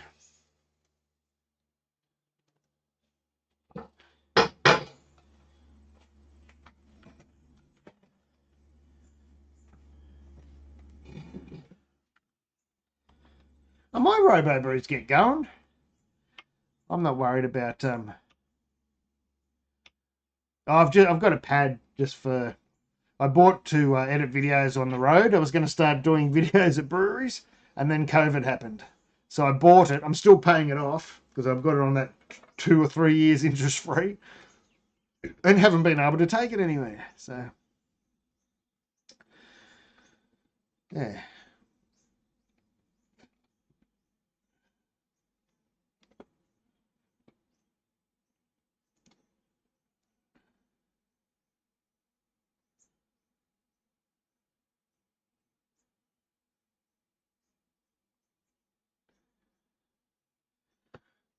But oh, man, that's really bugged me that I don't know if you're still watching, but oh man, it's been it's been a while since I've had a kettle sour beer. This is a proper because everyone's using the Philly yeast lately. This is apparently a kettle sour blackberry.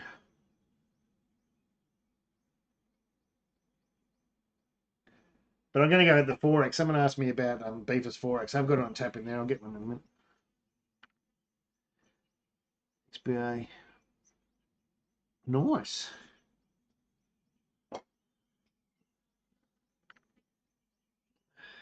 This is a blackberry sour. A tart kettle sour, bursting blackberry flavors. Dry, slightly salty finish. Kettle sour with lactobacillus. Local seawater added during the final boil, fermented on ale yeast with bucket loads of blackberries.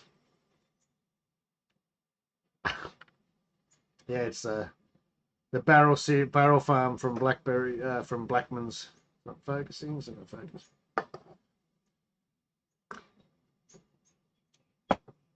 Oh, it's always that first sip. Oh, now it's in the glass. It's completely different. Oh, it's sweet even.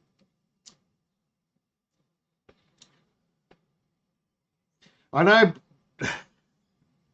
I keep going to say fuck. I know, Brian. I should. Sometimes I think about doing the cast out here just so I could be a bit more noisy. But at the same time, if I get drunk and fall on this stool I'm sitting on, I'm gonna kill myself.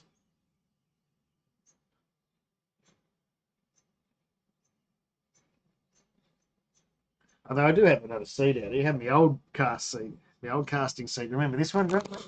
This is my old. That's the old seat I used to have me cast before I got my fancy one.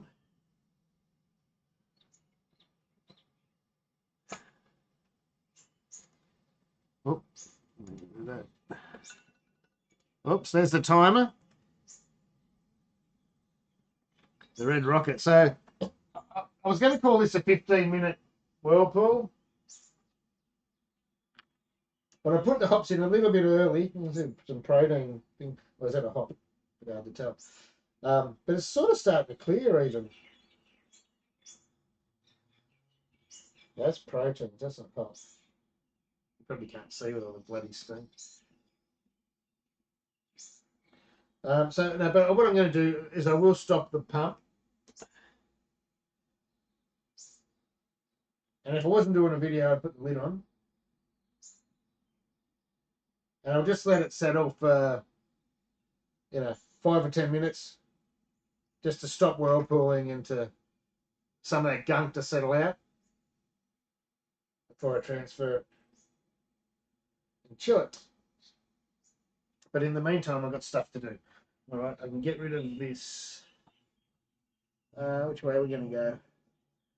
This is going to be... maybe we can do it over the back here. What's it look like this way? Oh, no, maybe we could do it here.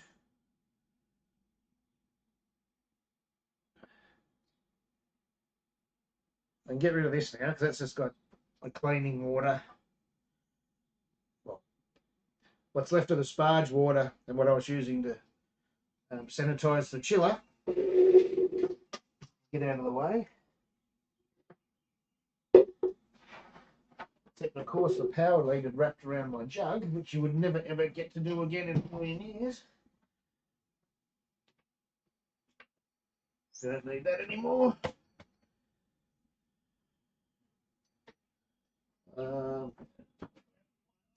Rusty.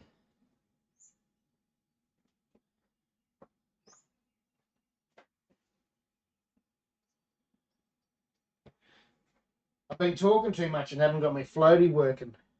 That's all right. I'll just do this brew without a... It's only going to be the one dry hop edition anyway. So what can you see now? Probably a bit more. Alright, so I've just got one of those Woolies 9.8 litres or whatever they are, 7.8 litres, 9 litres, 10 litres, whatever they are. I think they're 7.6, whatever it is. And this has been sanitising and it's still got pressure in it. But as usual, I use the pressure in there. If you can't open it, you've got too much pressure. But once you can turn it, the pressure left in there will open it. Alright? So you don't have to worry about, jarring, you're trying to lift it off. The pressure does it itself. That goes into the thing there.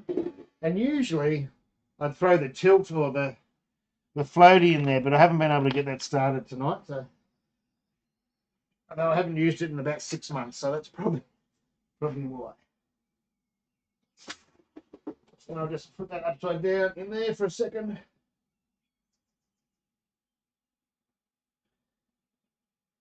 Or two.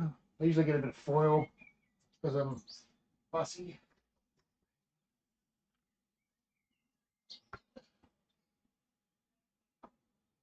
I can't right now. You have to be quick.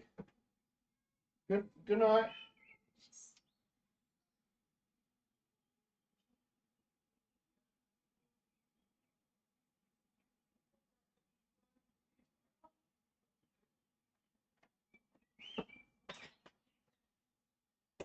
Got sidetracked with saying goodnight to the girls. All right. That's empty. And then, because I'm fussy, I dropped it on the foil in the sanitizer. I do that every time. That's something you must do. And you must have 5 layers of it. I don't usually do that. I did do it tonight though. Stupid thing. Alright.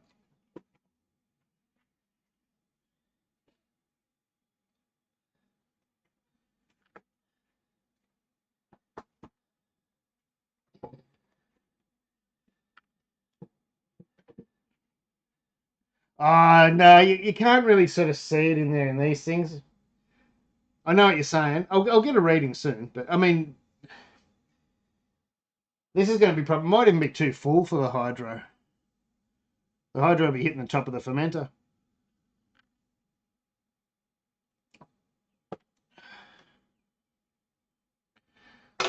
How long's that been?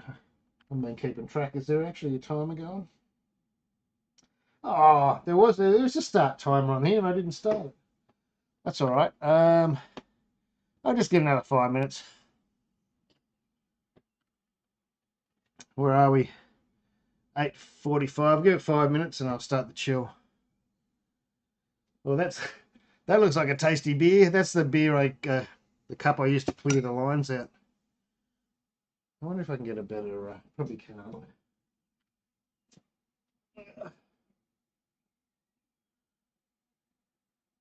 I'll stop going sideways. There's not much I can do there. I was trying to get less of this on the video than more of it. I've ended up with more.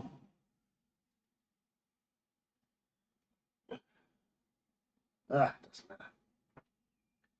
Although if I could put something there, these are the video things to stop that bloody glare. That didn't work, did it? Stop that glare would be a good thing.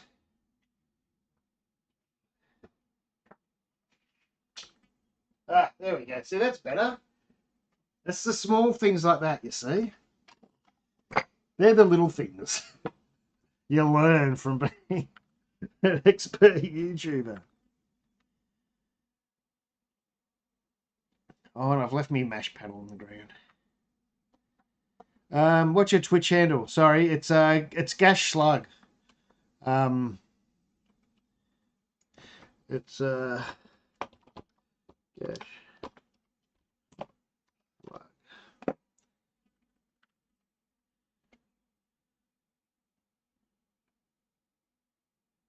That's the. I can get you a link if you need a link. I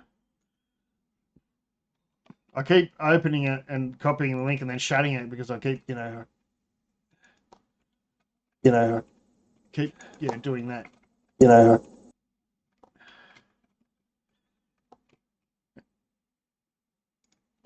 Oh, hang on. Paste.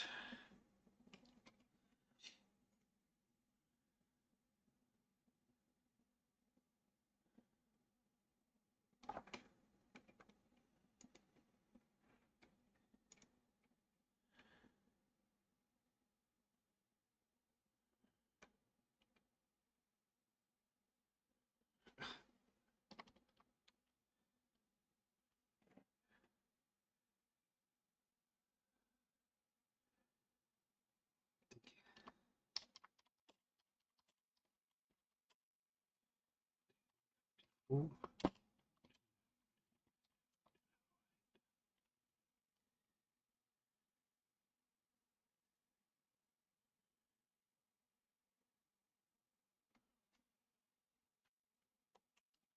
All right, I've just had notice. I just got a message. I didn't see it from the big man, and he might be. I don't know if he's probably not watching anymore. He's probably thinking about it, about the numbers I said before.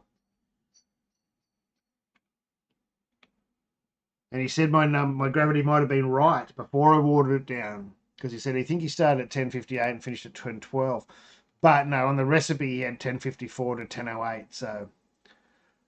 Which I thought was a little bit low for a red IPA to get down to 10:08, but not impossible. But we'll see. We'll see. I think I'll still be up, even though I did water it down with 2 litres. I have a feeling I'll still be over that 10:54, maybe 10:56. We'll see how we go. I'm not too fussed. It's going to be tasty.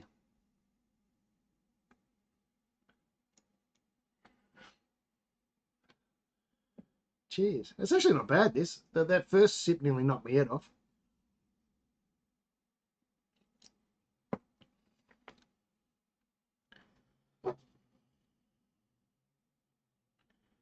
I've actually got one of their first, because they're doing the barrel series now, the Blackmans, Barrel Farm, and I've actually got their first bottled one.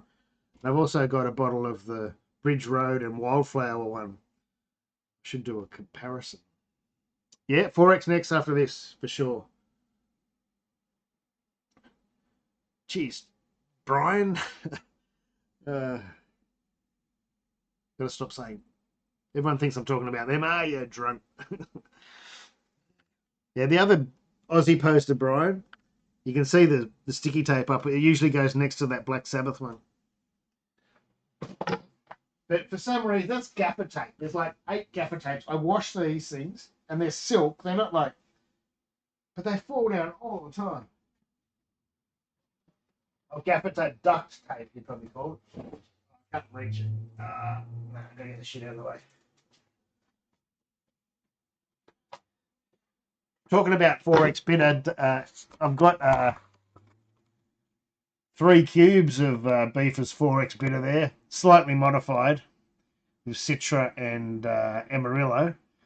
But I got the cubes there. They're the summer beers. They're my mid-strength summer beers. I don't know if they're still here. We were talking about the no alcohol beers, which I really struggle with because I don't think they taste very well. But the 3.5's about as low as I think you can go without them. You know, when they still taste like a beer.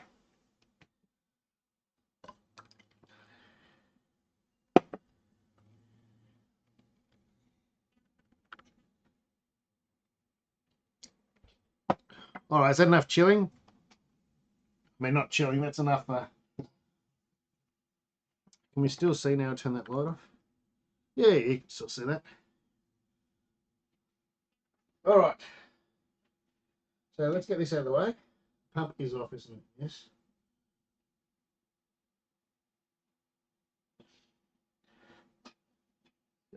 Gently, because most of the stuff, it's probably hard to tell on screen, is settled out, even though I just stirred it up, pulling that out. I'll just give that a rinse.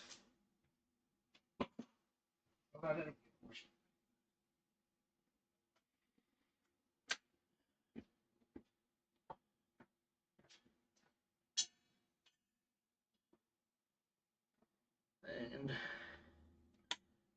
this bit goes in there. They actually people complained how short their hoses were, I think. And they've made them really long now, and they're kind of too long. I suppose it depends on your setup. Goes there. And this is where the cooled work's going to come out. Just put it there for now. Actually, it's sitting in that sanitizer, which is good.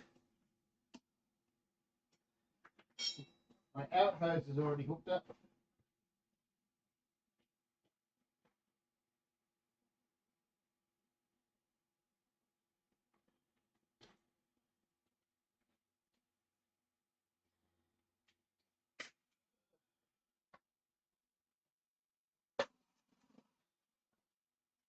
This hose, I should have done this before. I forgot. I knew I'd forget something. That's that hose. Make sure your out hose is not kinked. That's very important.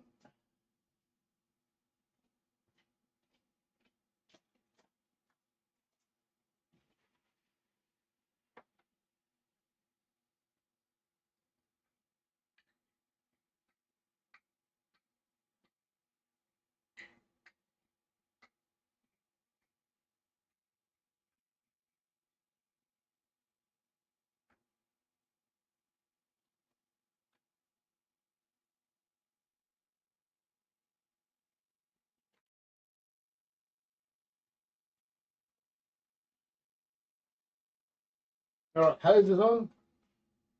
What I always do is I'll grab this one, is have a flow restrictor, even though last night I didn't need a flow restrictor on the output. But if you're going to restrict the flow anywhere, you always do it on the outside. On the out, going out of a pump or out of your chiller, you restrict on the output, not the input. Just have that ready just in case I need it. Although last night I think I went and I going 4-bore anyway, but always handy to have it there at the end. If you're trying to clean up and you don't want work going everywhere or you want to slow it down. I don't have a temperature checker on this at the moment while I'm chilling, but I've been doing this long enough, I can do it by hand. Virtually, if it feels cold to your touch, you're right. If you can't feel it, it's too warm, and if it's warmer than your hand, it's too warm. It's got to feel cold when it's going in your fermenter. Well, that's if you want it at about 18, 19. All right, and I always get a jug because I've been flushing my chiller with water. It's going to still have a fair bit of water in it, and it's also going to have a fair bit of gunk down near the pump there that would have settled out. So I pump that out first before I go into my fermenter, and you'll be able to see that there. Glasses on. Oh. There's water. You probably in a minute. Takes a little while. There'll be water coming out first. Now the beer's coming. Actually, there wasn't that many chunks last night. There was heaps of chunks. But that's not too bad. Might just do that one more time. Oh, that's looking pretty good already. So it's a bit hard to tell from where you are. You just sort of, it's just clearing the lines. You make sure, now I know that the water wouldn't hurt the beer at all. But, you've cleared it out of water. You've cleared out any chunks that could have settled out in the pump or anything. There's nothing wrong with giving this alcohol spray is really good. It's better than Star Sand just for this, because even though Star Sand does it in 30 seconds or whatever, the alcohol spray does it immediately. That's all sanitized now. Straight into the top of the fermenter. You're not going to be able to see it fill up from there, but anyway. I don't think we're going to need to hold that back.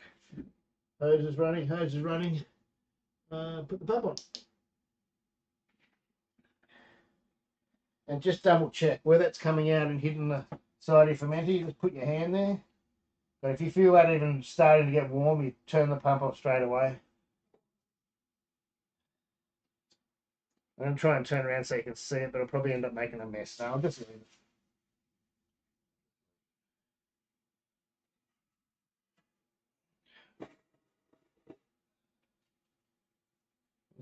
No, probably can't. Oh, it's gone down there. Well, it's a bit warm, so I'm going to back that off a bit. It's not hot, it's just warm.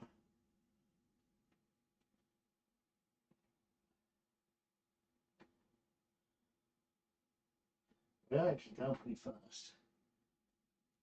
We're already probably don't have the tap going as fast as I should. Let me check the tap. Oh, yeah, that's actually going.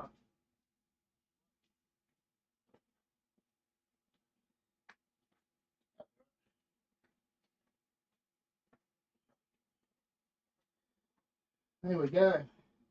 Hang on, I'm going to turn the other light on and get some footage for the video using my phone, if I can find my phone.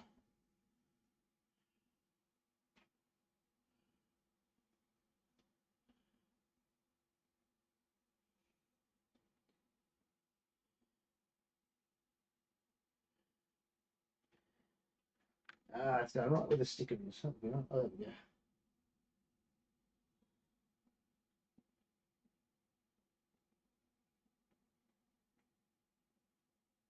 Now you're learning all my tricks and fancy camera angles. It's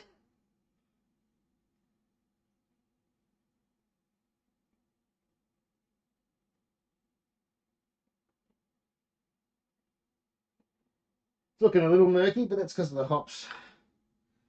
Whirlpool. We're going fast though.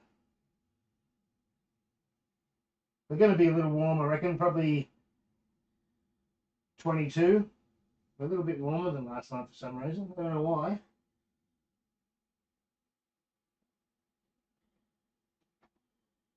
A little bit warmer. Last night we chilled right down. Anyway, doesn't matter. Because I'm going to whack it in the fridge. And I'm actually going to, I think I'm going to swap them over. I might take the, oh, I don't know, I haven't decided yet whether I swap over IPA to the other fridge or not. You, hang on, I can do this.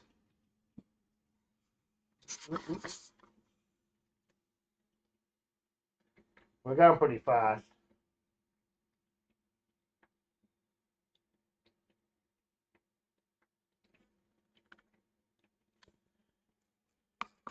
I've just got it right with the sticker is this time. I don't usually have the sticker is.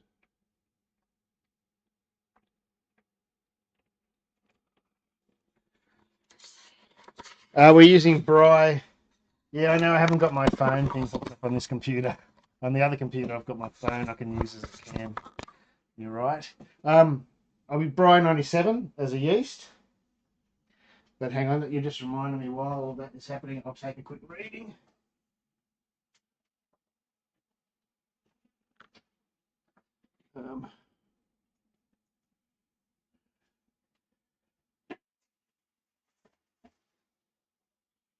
This is going quite fast. No wonder we're going coming out warm.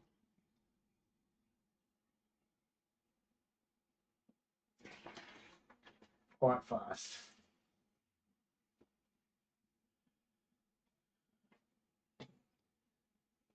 I can tell the difference straight away, like from the beer I brewed yesterday that didn't have any whirlpool hops to the beer I'm brewed now, like the difference in the samples. Like this will clear out in, you know, as every brewer knows, in an hour or two that'll be crystal clear. Well, probably less than an hour or two, probably 20 minutes, but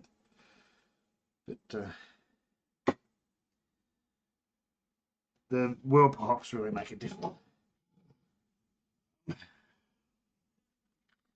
All right, let's get a reading.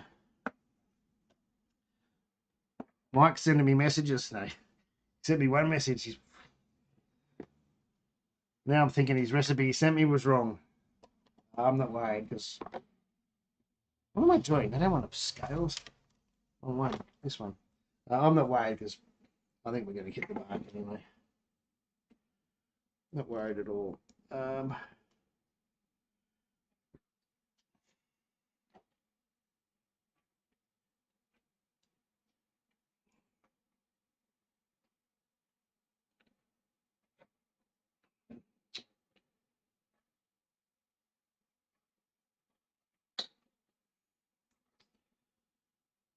64? That can't be right. No.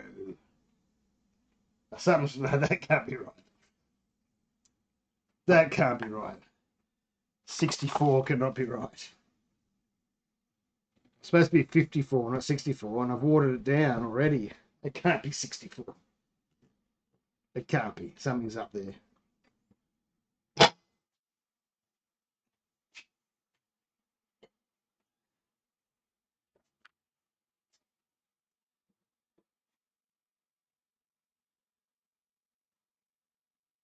Yeah, I poured this. I just filled this up. I don't know if it caught that or I was on camera or whatever. Now the bit in the jug was to clear the lines because the chiller was full of full of water or whatever from me sanitizing it, and also just to get the junk out of the first bit of junk that could have settled in the pump and that during the boil. That can't be 65. Something's going on.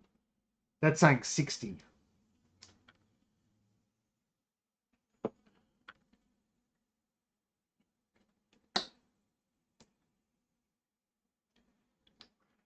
I reckon we're about 60. All right, we'll try the hydro. The hydro reads out once we get over about 55 by a point or two. I know that for a fact. I actually did a video on that years ago. And I went through all the trouble of doing a litre of water or whatever it was and 50 grams, or, 100 grams of dextrose or something. And then I added more and then I did another reading. Then I added more and then did another reading. And I don't know whatever ever happened to that video. I think it was one of those videos that got lost. I went to all that trouble and it never ended up getting on the YouTube channel. It was to test this. And I know this gets out once it gets, it's about 1055 or above. It's only a little bit, but it's enough to... Too much.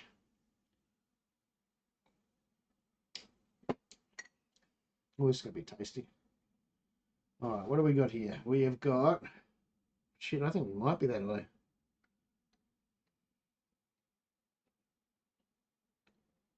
far out. I've just been smashing the numbers with this. It doesn't matter what I do. I added water. I added 2 liters of water. I used the 23 liter grain bill for a 25 liter batch. I upped the efficiency in the program to like 85 or something. It's just, there's something insanity going on here. And it's not just, as I said, it's not just the digital one. Here's the, is it going to focus? It's going to be hard for this to focus.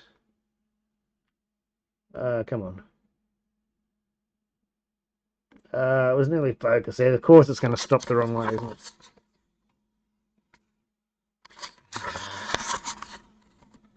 Sorry if you're getting seasick.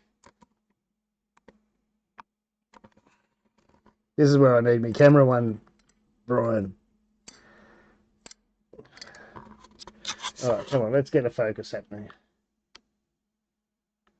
It's not going to, is it? Oh. I did for a second there. Oh, come on, turn around, turn around. Yeah, look, we're near 1060. Probably 1058, something like that.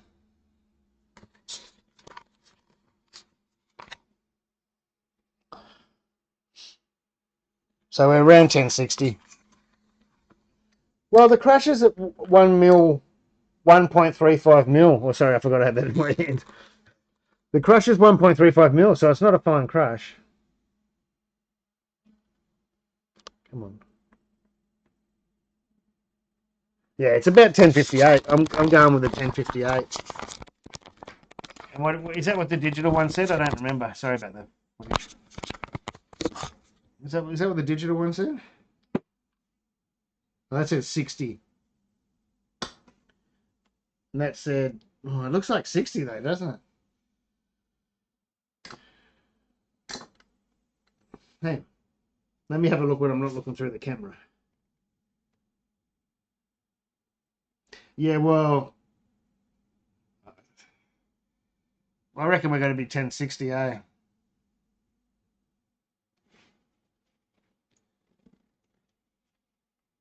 Oh, we're finished. Shit, I didn't realise. Usually you can hear the pump struggling. Oh, it's not struggling yet.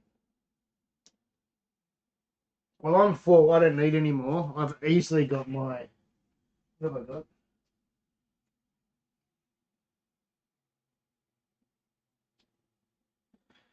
Hang on, I'll turn the other camera on. I'm up to... I could probably go a little bit more. The light's all in the wrong spot. I've only got 22 litres in. I could probably go... Can you see down here? Not too far. Sorry about the camera. Come on. Since when do webcams have a bloody... Webcams should not have a thing that says it's sideways or up the right way. There's still probably a litre in there. Plus it'd be like, 3/4 of a litre or something in the chiller. We can probably go some more. Oh yeah, we're still going.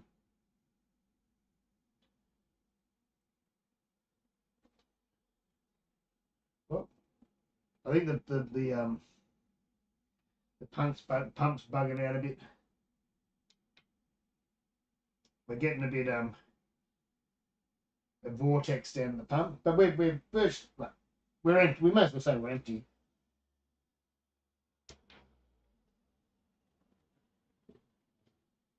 I think I'm trying to force too much out of it.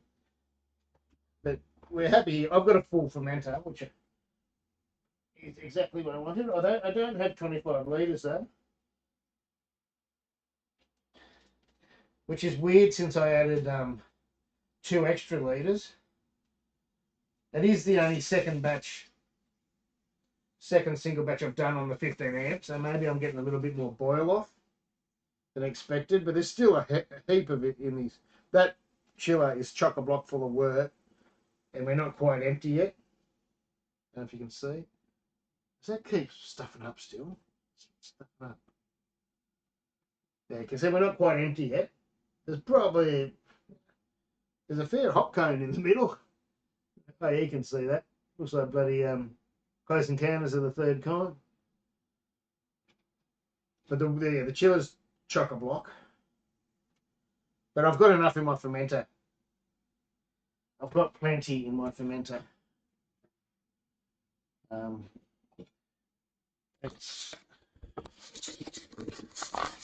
I don't want much more because once it starts fermenting, it's going to, that's enough in the fermenter. Because once you get a krausen on there,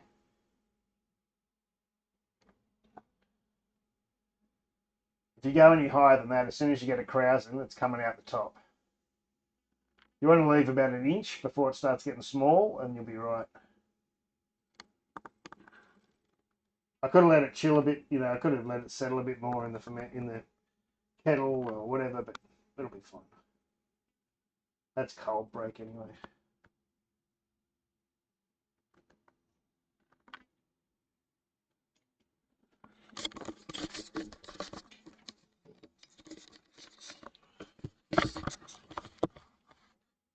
But did I get my yeast out earlier? I thought I did.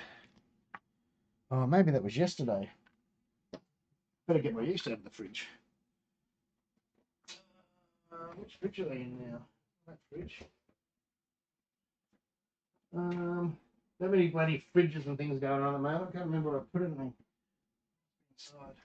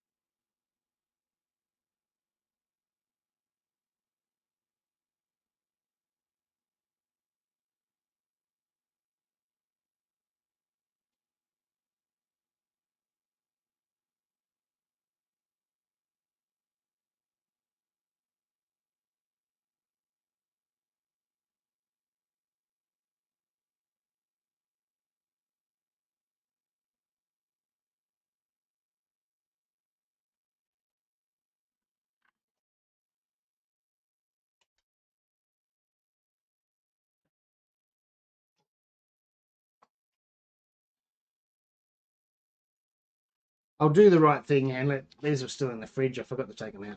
I'm going to put in 2 Brine 97s. They do say half a gram to 1 gram per litre. I always go on the upper. And these are used by 12 December 2021. So these are the end of... Hang on, I bought some... I'm just going to go and check. Because I bought some and was given some. Because they give away... Kegland have been giving away yeast if you buy a certain amount of money. And just let me go and check if they're all that bloody old.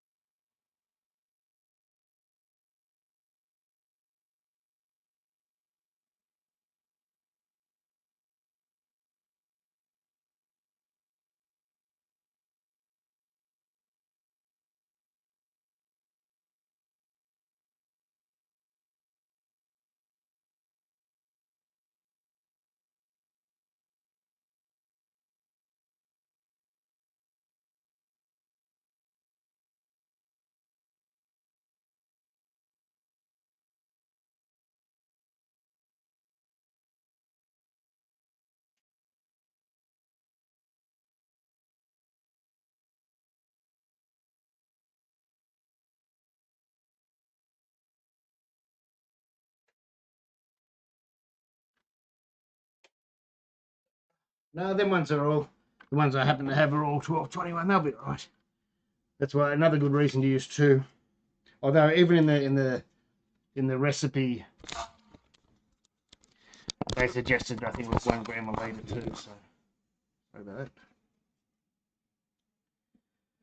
But that'll be fine. 2 of that will smash through. Hang on. Yeah, it's a new system. Hang on. Is that a Kegland? That's a grain and grape hydro. Oh, what? This one's a grain and grape. I've had this hydro. I shouldn't say for how long, but it's longer than I've known you, Pete. Put it that way. So over 10 years.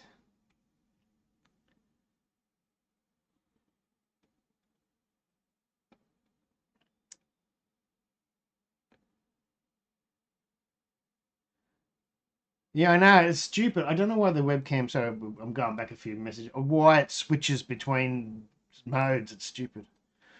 How do you calibrate your system's temperature? I brew with a 365 average. No, well, what I do is I put in about 10 litres. I've done a bloody video for this for one of my Patreons, and I just haven't edited and put it together. You put about 10 or 15 litres in. I'll probably in a Brewzilla, you might 65, you might put like 20 litres in, right? If it's a 35, you only need about 10 litres.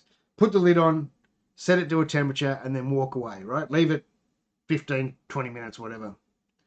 Come back and make sure, hang around and make sure it's not just about to go into a heating cycle and not just coming out of a heating cycle. So you sort of be there, when the elements aren't on and it's all saying 65 degrees, whatever you've got it set up. Stick a instant read thermometer in and take a reading. And then you can adjust from there. I'm doing a video about that too. You just got to press the adjust button. Anyway, it's not an adjust button, but press whatever button it is. You hold it in and you can push it up or push it down. But that's how you do it. You don't do it in the middle of a mash or whatever. That just makes sure your thermostat's right. And then when you're mashing, and if you know your thermostat's right, forget about it. Put the lid on, let it go. It's going to overshoot. It's going to undershoot. It's going to be hot here in the mash. It's going to be cold here in the mash. That's every system. It doesn't matter whose system, how fancy they are. There's hot, cold spots. But trust the equipment because the equipment works. As long as you know your thermostat's reading the right temperature, right? So you test it with about, as I said, 15, 20 litres of water. When it's not in the heating cycle and when it just hasn't finished a heating cycle, when it's sort of just sitting there nicely, whack it in, test it. If that's right, then otherwise just set and forget. Set and forget.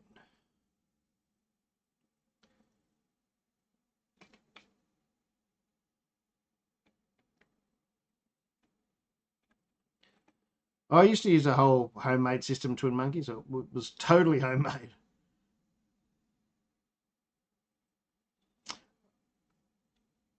What I use like a thermopen. It's not a thermopen, but I'm gonna do it. I'm gonna do like a Christmas list video. I should actually do it pretty soon for what people should buy, and that's one of the things. Mine was there's these really expensive ones from America, but mine's like not the most expensive. But I tell you what, I don't even know if I've ever changed the battery in it, and we use it everywhere. The wife uses it now. It's just been awesome. It has just been awesome. And if you give me a sec, I can show you.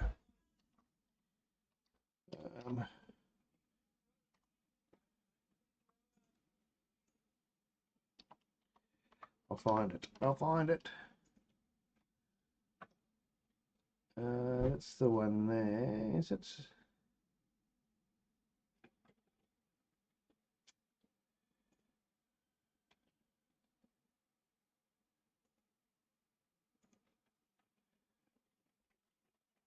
This is the one here I use. There is newer models, but they're nearly instant read. They're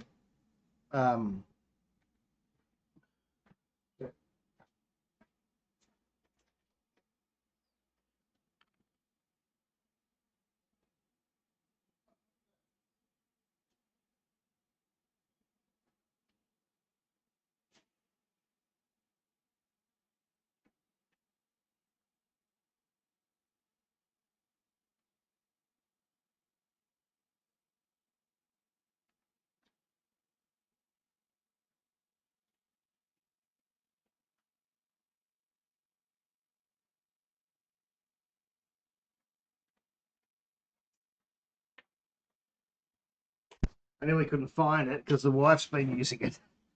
Of course. Yeah, it's one of those. But I've had this for, I don't know how many years now. And they're just so handy. They're just handy. And just, they work really well. Stick it in the beer. He's a bit warm. There you go. It was pretty fast reading there. It's 15 degrees. Although that was the bottom of the glass. So I've lifted it up into liquid now. Liquid's a little bit colder. Not much. See, that was at temperature in seconds. And it's stainless end, so you can sanitize it in seconds. You can just get a bit of that and go a bit of that, and it's sanitized. Stick it anywhere.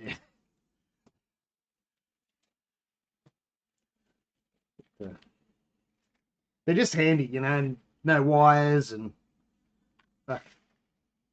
magnets, so they just stick anywhere, stick on the end of my desk.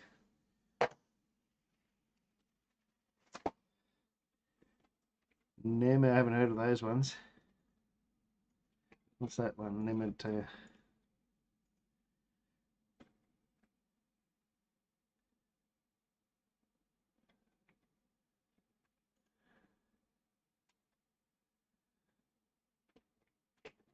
Something else there.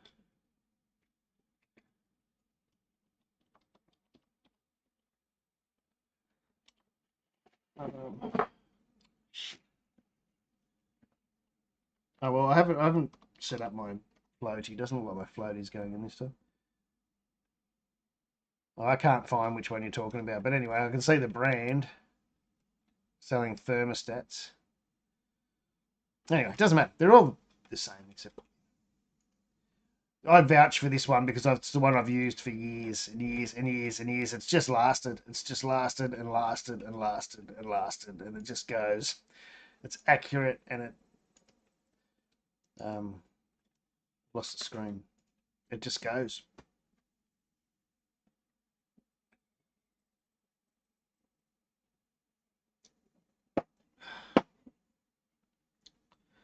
Have you got a family visiting as well? When are you having them, Stuart? Are you having them when you're cleaning or when you're brewing?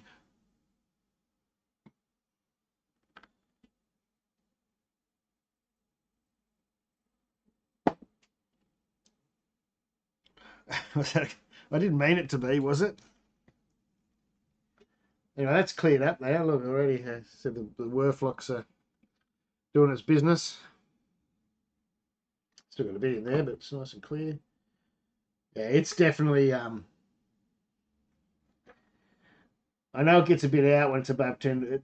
It's sort of. If I was to read that without looking at my digital, I'd be saying 10:59. Cleaning's easy. Cleaning, and it happens a lot with cleaning because you don't usually have as much water in it. But Staz got it from some other fella. And because I used to use my finger down there to break up the vortex. But if you got a mash paddle, you just stick your mash paddle in there at the bottom and it stops the vortex. Like you just put it down in the, that little bit where the hole is at the bottom. Actually, I should clean it. I should clean my thing now to show, although I should be pitching my yeast to put it in the fridge.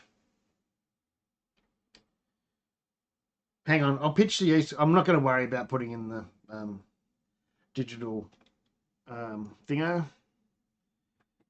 Oops, that's not the right one. Oh, we've moved the camera, haven't we?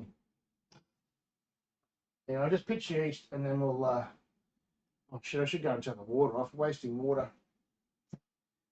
Idiot.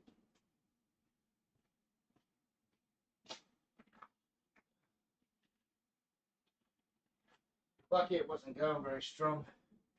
That's why the temp came out warm. That was hardly even running that water. Should have had it. You shouldn't have it full bore. You shouldn't need to, but I should have had it run a little bit faster than it was.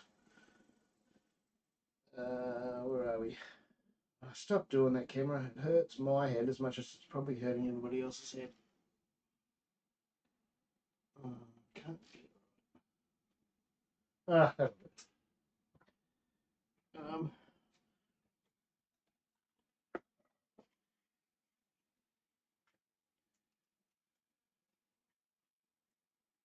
can I get that without glare on it? It's that freaking light up there.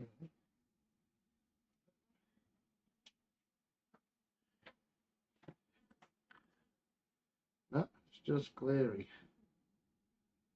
Ah, it doesn't matter. That'll do.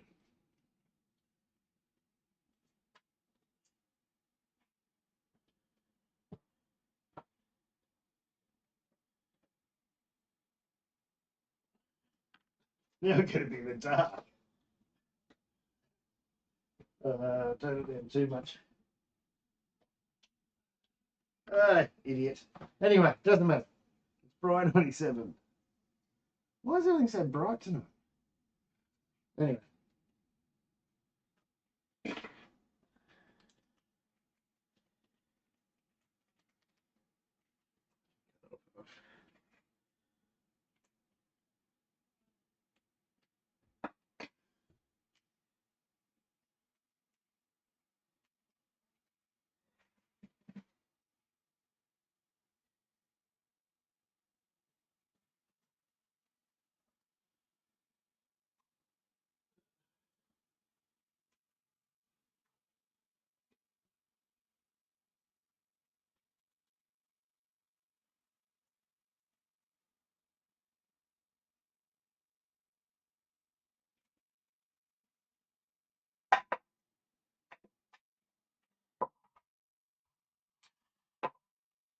Good.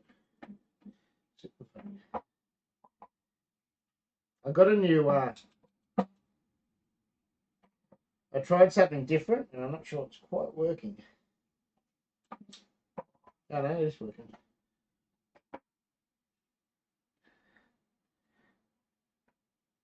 I put a new cage on it, you know, those filter cage things. And I usually put this tiny little bolt nut, this stainless nut. But I got a new cage and I couldn't find the stainless nut, so instead of putting a stainless nut to weigh it down, I put in a stir bar, which I thought was a smart thing to do. I thought, what am I going to put in there? I thought a stir bar. They're heavy, and you know, they're sanitary and stuff.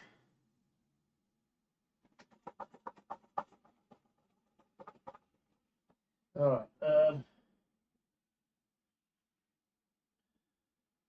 I was going to say we'll forget about that and put it to the side. But you know what'll happen, don't you? I'll forget to put the bloody top on.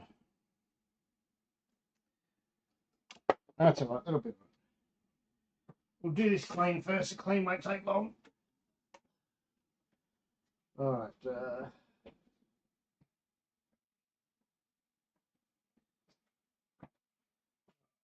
Bucket. Skip. Watch your eyes. I'm changing the camera again. Oh, that's all right. Didn't do it that time. It's got to be a bit gentler. First thing I'm going to do is just try and empty out this chiller because it's going to be. Oh, where is the end of the chiller? Oh, it's here. It's going to be full of. Try and just get that little last bit out, litre or so, whatever it is. Come on, gravity. Hold out.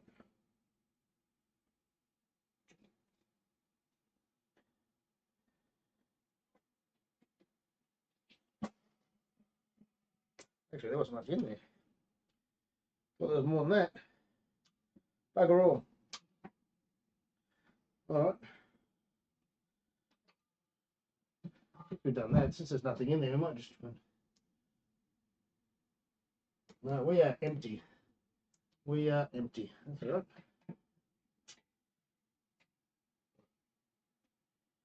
We'll just get that out of the way for a second.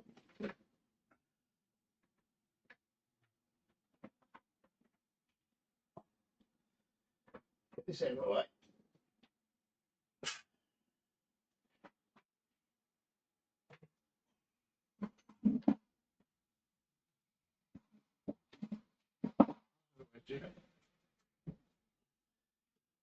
Can you see that? You can see that, can't you? I can stop all this. That all done? It's all done.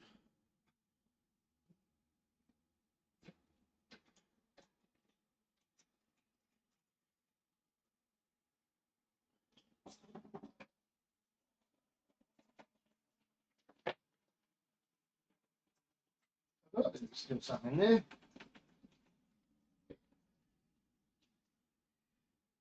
And the air bubbles while you, sorry, I probably didn't get to finish your question before. Air bubbles when you're brewing, I wouldn't be pumping while it's boiling. I know a lot of people will tell you to do it and they don't have any troubles. But you shouldn't pump while you're boiling. That's why I don't understand everyone sanitizes their chillers that way. But you're looking, it's the main way you're either going to get, if hops do get underneath or you're using a different system, you're going to get a blockage from hops or you're going to get air bubbles in it. Cleaning wise, I'll show you in a minute. I'll just take this out. It's quite obvious. It's quite a trying to show it without it falling off. I can just go out the front and get hosed.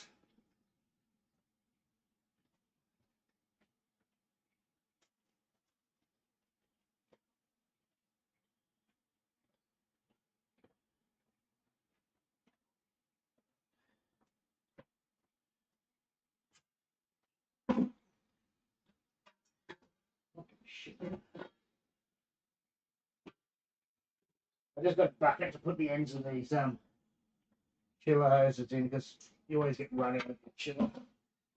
Not that I usually worry about it too much in the garage.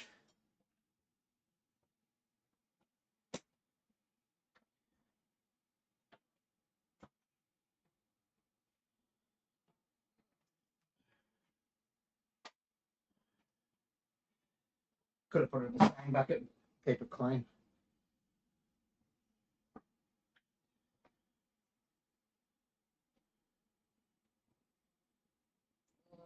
Where's my hose nozzle?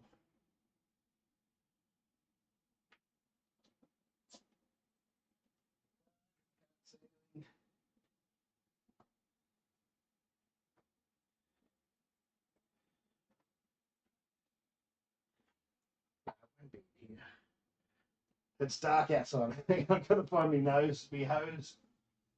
Trigger nozzle thing.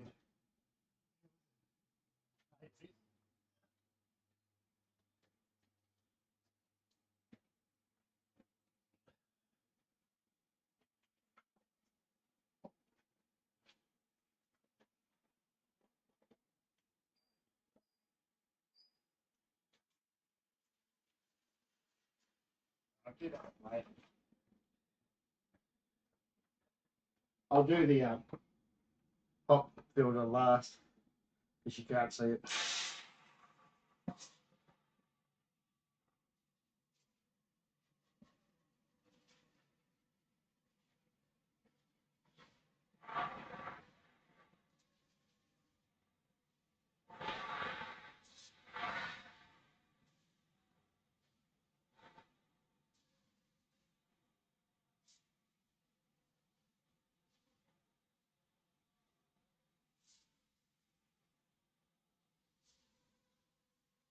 If you put your mat paddle in the middle there, right? There's one of Stash's mate showed. It'll go like that. Can't do it all.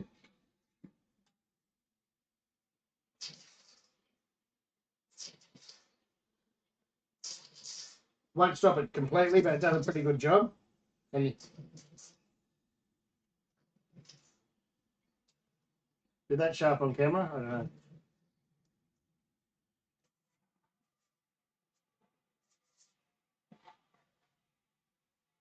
I'll make sure you turn it off up here, just in case it comes spurting out. A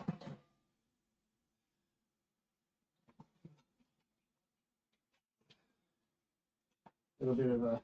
This is 2 brews in a row, so it's a bit grubby. I didn't use any cleaner last night because I didn't want to do a full clean. You know what I mean? Because I was going to brew in it again. Can't find my magic scrubber brush thing. I just had it before, as usual.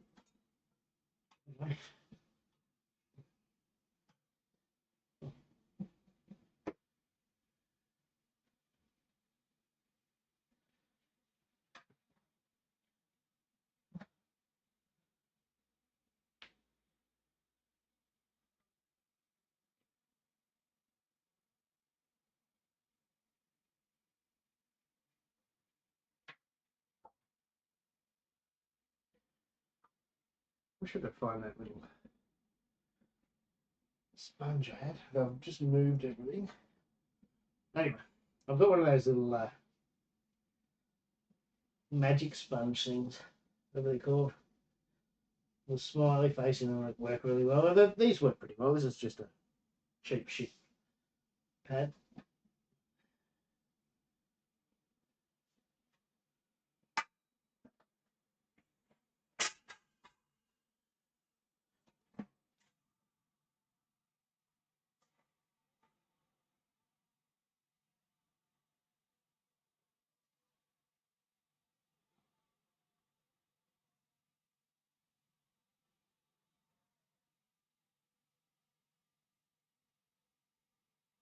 But normally I don't close that off and get a bit of water in there.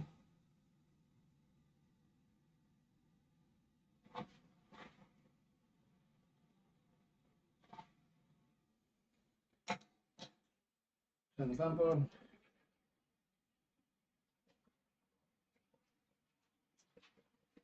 You can use that thing again, or you just, you know.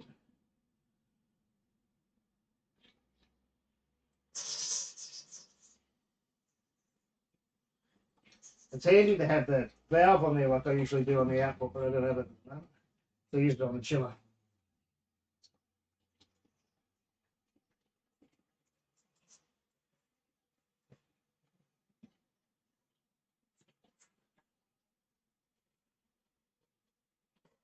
Stick your finger in it.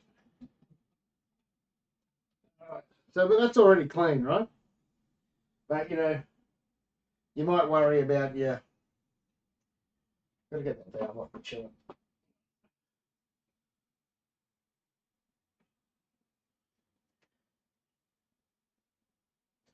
Now we've only used what, that's a third of a bucket or something. Water.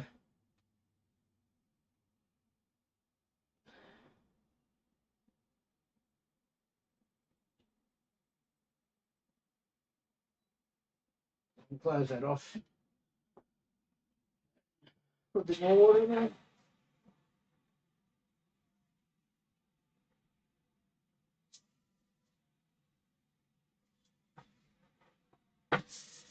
And actually, that's way too slow. This is now. Use the language.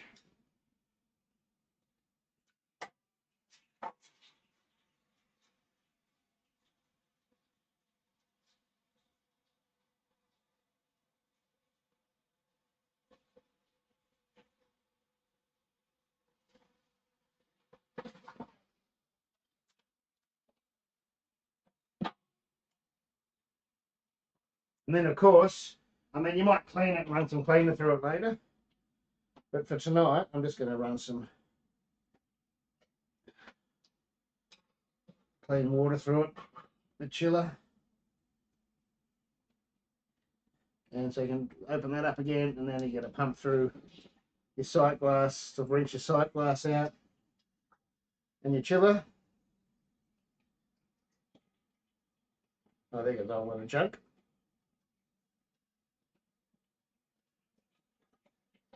And I haven't got enough hands. I'm juggling things. Usually I still have, you know, the crates here and that. I'll just put it in there for now. Put it in there for now. Oops.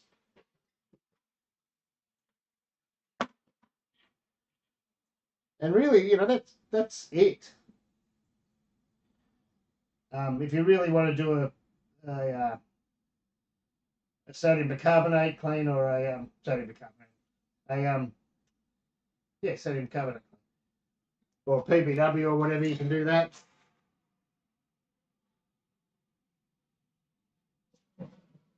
But as a brew kettle, the brew kettle's clean. There's not much need to do it any cleaner than that. Your chiller, you might take you might put 5 or 10 litres in here with a bit of sodium bicarbonate before next brew day to run through your chiller. At least every couple of brews anyway.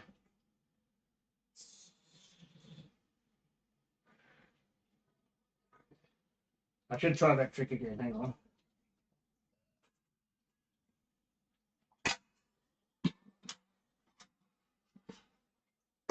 Let's see, can you see?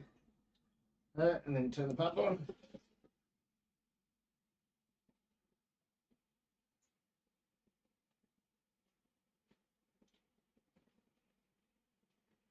I went a bit overboard with the water then. I didn't need that much water in there, obviously.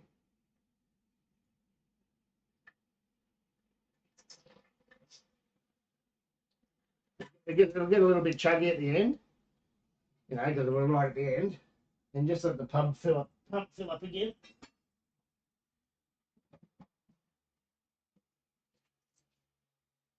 Wipe it out if you want. And now the pump's full. If you put it back in there and turn the pump on, you'll get that last bit out. Pump's empty. And take this off.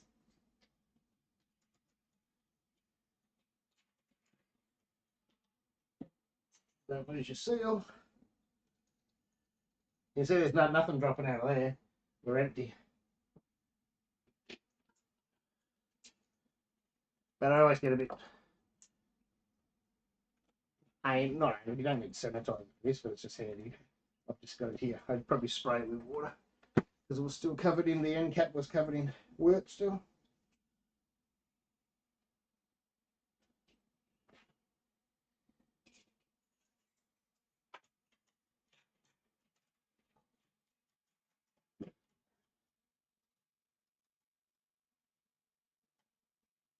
There we go.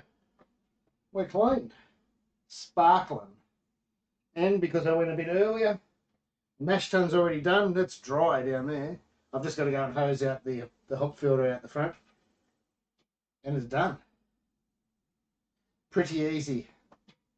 Like I used to do the Brewzillas and that pretty easy, but I'd always take them outside, you know, and because you know, it's heaps easy to turn upside down and empty out and all that sort of stuff. And the bottom drain, which apparently the Gen 4 might be getting, I think, does make it a hell of a lot easier.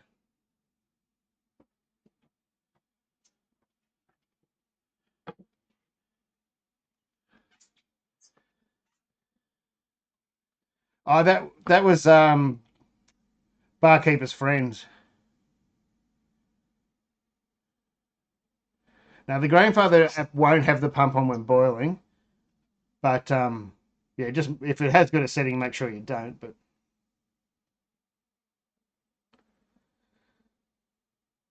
I go through that many hose nozzles. I've stopped buying expensive ones and just buy the cheap ones. But you know you're gonna have to replace it in a, you know, week or so. That was Barkeeper's Friend. Sorry, did I answer that? I don't think I did. You can get it at Woolies. You could use sodium bicarbonate or PBW, or you know the Pigland versions. I wouldn't be paying full price for PBW. It's a rip-off. But if it's stainless, just here. For stainless steel, you just can't beat Barkeeper's Friend. I buy it at Woolies, but you've got to look really hard. It's on the bottom shelf, buried in the kitchen, you know, in the cleaner aisle. And I don't know how long they're going to have it for still, but because they keep trying to, it gets lower and lower. It's like right back. It's a tiny little box. But you need the tiniest little sprinkle. And on your kitchen sinks, on everything, you know, it just brings up stainless unbelievable. But yeah, you could have used sodium bicarbonate or PBW or whatever. But for some reason, I just have this. And this tin's lasted me, I don't know how long. You only need that little sprinkle. I probably even overdid it in that, because I was doing the video, but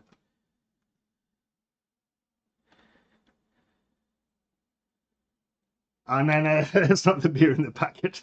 That's the cleaning water. The beer is here, but I haven't put it in the fermenting fridge yet. The beer, sorry about that. I got to put, before I go to bed, I got to remember to put a spunding valve on there, or this would become a bomb. But no, it's going to go in the brew fridge over there. It's got to go over there into that brew fridge.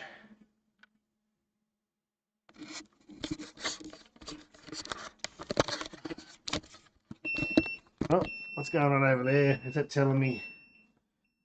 No, what's the grandfather telling me? Shut up. Ah, I got the code wrong. Noise. Stop. Hop stage is finished. Proceed to chilling. I've already chilled it. Finish session. Yeah, I didn't tell it to go into the hop stand timer. That's all right, we're done. Although I tell you what, Brian, that bucket, maybe tomorrow night, if I let that ferment overnight, I might be able to drink that tomorrow night. I'm going to get a straw. Still got a whirlpool going.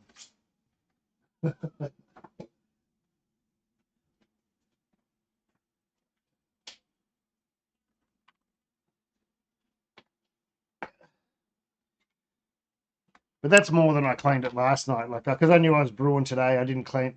I didn't bother with the, as I said, cleaner before. I did give it a quick scrub and a quick hose out, but that was about it. I don't know where my little magic sponge has gone. That's all right. I don't need a magic sponge. I've now got sanitized alfoil. Oh, I keep going to drink that, and I can't drink that because it's half fucking Stasi. No, excuse my language. I think that's the first time I've dropped the F-bomb. It's actually, yes, yeah, it's getting clearer, clearer. It's going to be nice. Maybe by the time that gets in a width of a glass, it's going to be red, that's for sure. A porter I brewed yesterday. This is a red IPA. The lights just turn the light off. It was bright on my head. And then instead of turning the light off, I should probably go into... still the wrong one. Properties. Hang on.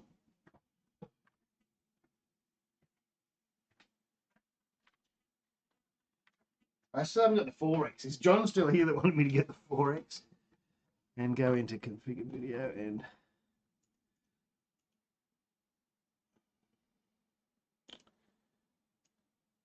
turn the bloody exposure down to right. Fucking... oh, I'm dropping it again. Getting tired. Swear when I'm tired. Oh, that's not working. Is that working? That didn't do anything. Ah, I don't care. I'm over it. No, that's a red. As you can probably see now, that's a red. Actually, I haven't tasted it yet.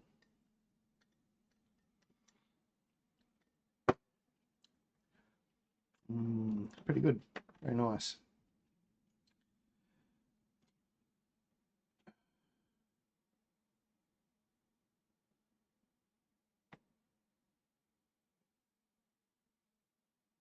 Get the 4X. Oh, look, I don't know, Eric. I've never even tried. I guess, hang on, let me have a look. So if I go, I know you can't see this, brew that, and it goes into planning. Batch recipe, blah, blah, blah. That's planning. No, I don't need a brewing. I go to the brewing tab. And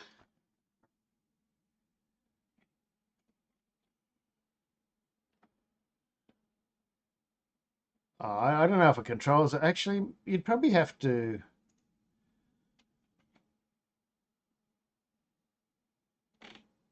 connect it. I've never even tried to connecting it. I don't know, mate. I'm going to have to... that's another day.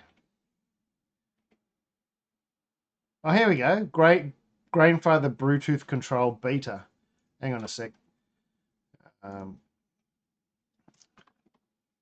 Beta is here. So if we turn that on, this feature is in beta. So yeah, use at your own risk. This feature will only work in Chrome or Chromium-based browsers. Does not work on iPhone or iOS. You can now connect your Grainfather Bluetooth controller.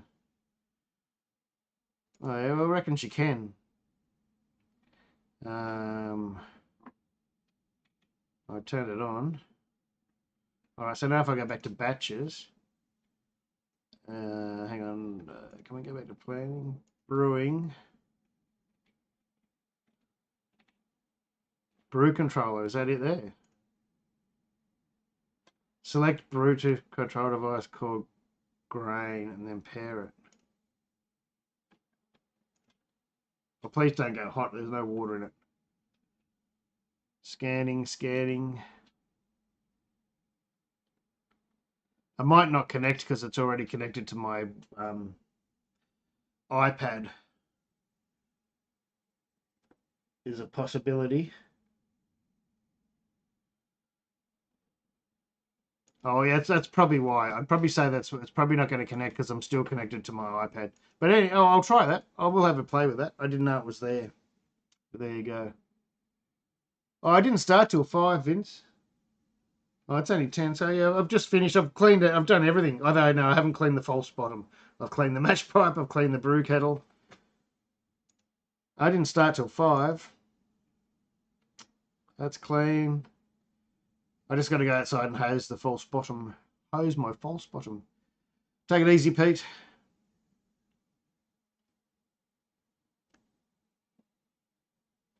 Take it easy. But yeah, I'm gonna go. I've got to go and get a 4x gold to show. Got to go get one. Hang on.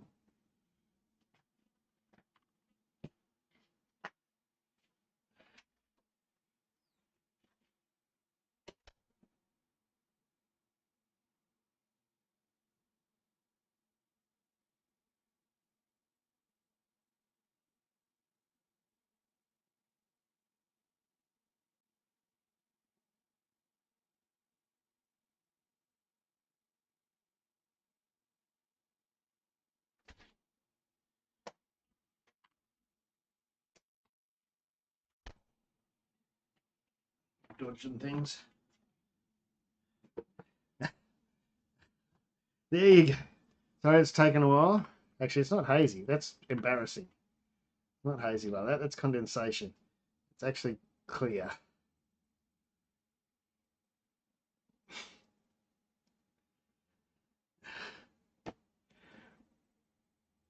It's sorry, Brian. It's a thing at the bottom. When am I down at Blackman's next? I'm not sure. Which one you're talking about? The Grovedale, or are you talking the Torquay one? I'm not sure. We haven't been for a few weeks, so it's about time. No, there's no biofine in this one. No, this one was it's not totally clear, but it's pretty bloody clear. But no, there's no biofine in this one, but there's time in this one. But there's also no dry hops, man. There's no dry hops. That's why it's clear. And there's no late hops really. Torquay. I reckon it'll be. I don't think it'll be this weekend. In the next 2 or 3 weeks, it will be. I can't exactly tell you. Why do you want to catch up, or do you want to do something or something? I don't know.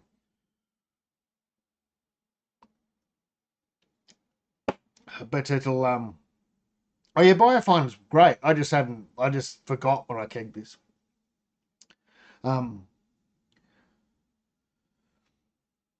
We try and go down there, like it's at least once a month. If the weather's good and it's beach weather on a Sunday, we usually go there Sundays though. I know that's a problem for some people, but it's usually a Sunday. Botox in it. Yeah, if the weather's nice and the kids want to go to the beach, that's when we get to go to Torquay or Ocean Grove.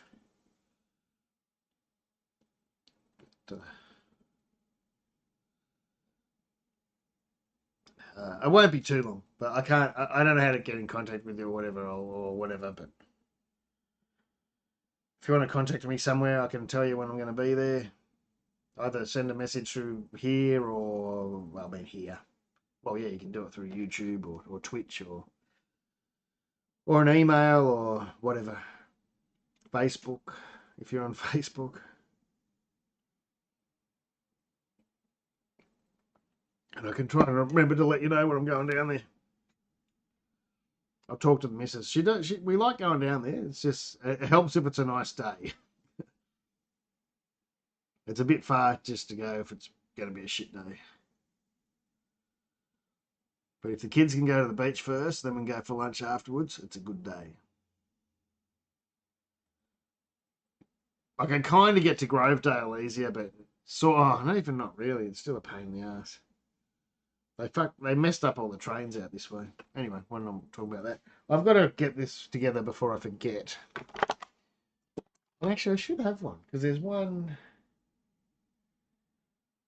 There's only one in use at the moment. Although maybe I washed it because I washed them.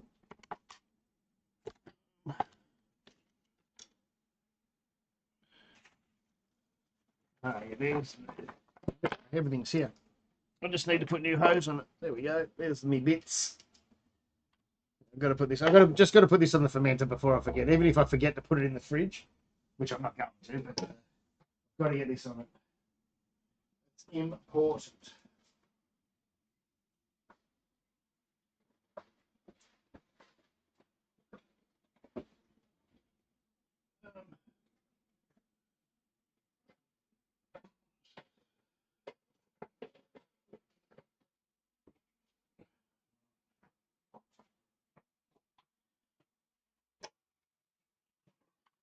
I can't even play a song on here. I am due a hazy brew. Can you do a solid 2-key? I'm not sure what you mean. What do you mean solid 2-key? I'm trying to think spell check.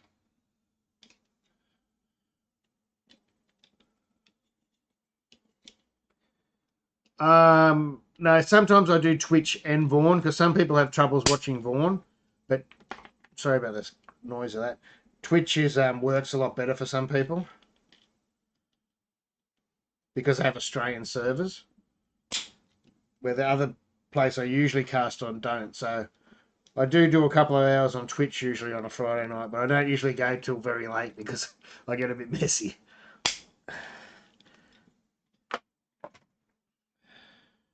That's not very straight.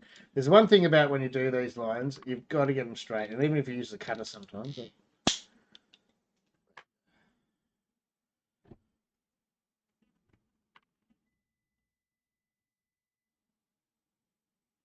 Someone else is using a grandfather beeping at me. Is that the one I just put down? Guessing it is, because it wouldn't be here.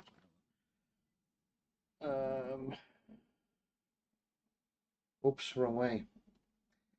Be bloody right. I just go, oh yeah, anyone will do. Did the wrong end. That's what the missus said. That's not it.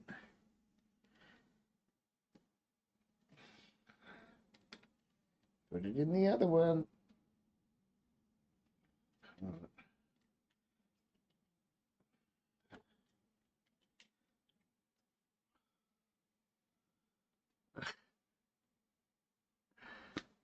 Oh, what did I do that?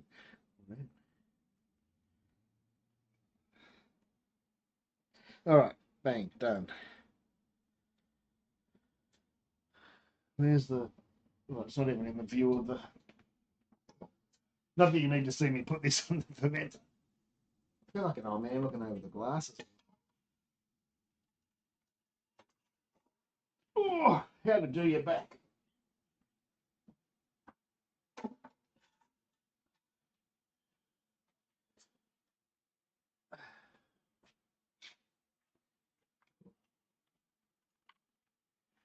Yeah.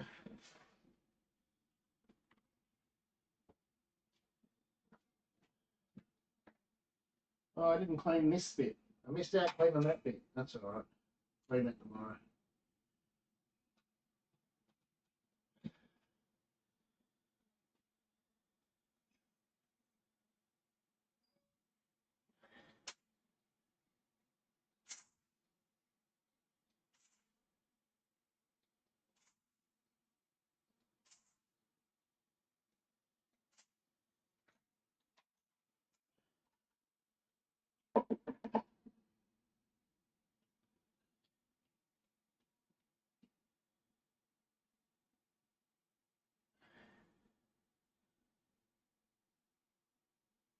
I just put about, I don't know what that is. Not very much at all. Tried to make it about 8. Just over 10.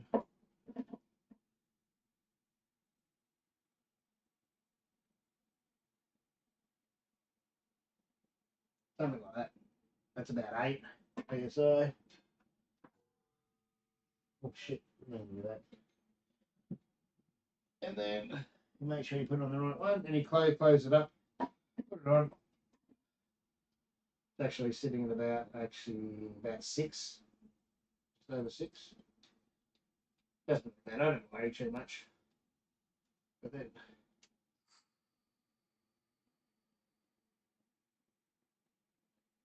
up there, and we're set to about 6. I can turn it up in the morning if I want it stronger or lower, but we're not going to explode. That's the main. I'm just going to whack that in the fridge and put the temperature controller on.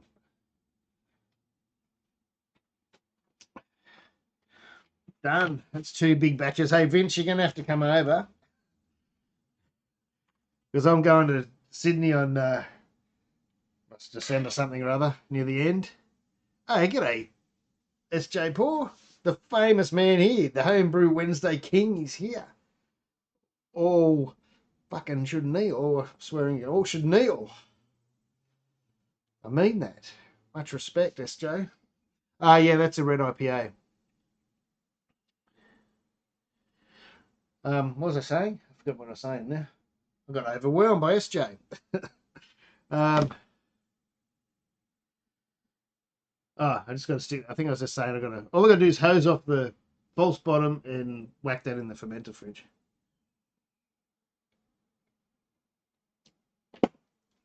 18.5 they ferment theirs at.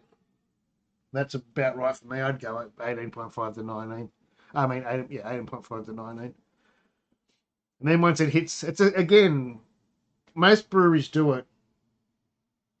Not all, but most yeast. Once you get to 1025, 1020, you just either free. A lot of the big breweries and the big fermenters can do free rise, which is where they just let it go. They take off the cooling and it heats up by itself to like 21 to finish off. And then others, or a little brewery, like I can't do that. I usually have to help it along by, your heat belt or whatever. So once it's past, your 1025, 1020, bump it up. S24 here behind me, S04 here behind me, especially 1025. By the time it gets to 1025, you want to up it. Otherwise, it might stall on you. And you'll always hear people go, oh, mine never stalls. And well, they're lucky because I've had it stall on me many times. And every brewery that I've done a brewery series video that uses that yeast say to do it. So it's just a little bit of a tip. I don't give many tips, but there's one for you. What are you doing, SJ? It's really early there, is it? Or really late? Are you up late or are you up early?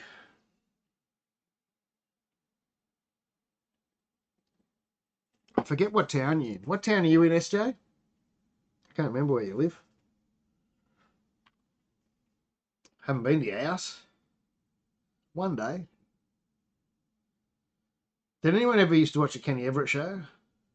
My skull at the moment reminds me of a sketch he did. But I think it was the guy out of Hot Chocolate. And he had his moon, and they had people dancing on the moon or something like that. That's probably confused everybody that hasn't seen Kenny Everett.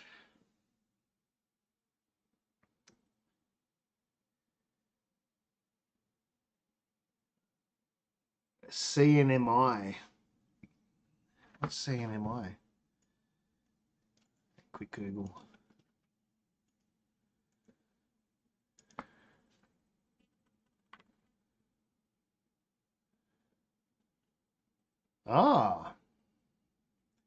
The Northern Marina Islands are a US Commonwealth in the Pacific Ocean, so the largest island.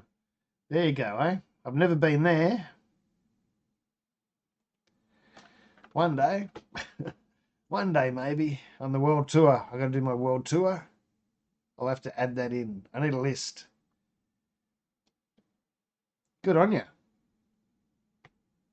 Get into it. Yell out if you need a hand. I don't know what I can do, but I'll give you some tips, as I said before. Had a few beers tonight. My local have new beers from Gage Road. Pretty tipsy, but we'll be going hard tomorrow night on the homebrew. Yeah, tomorrow night's my home. I've got to go to bed soon. I've got to have something to eat and go to bed. I haven't had dinner, but tomorrow night's my go hard night. Friday night, because whoever it's for those that don't know, it's 10 p.m. here on Thursday night. 10 p.m. Thursday.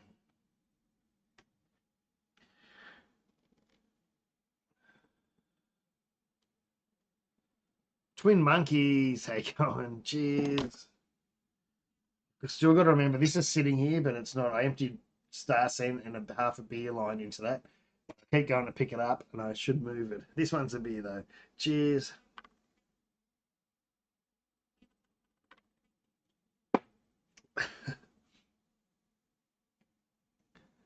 Brazil.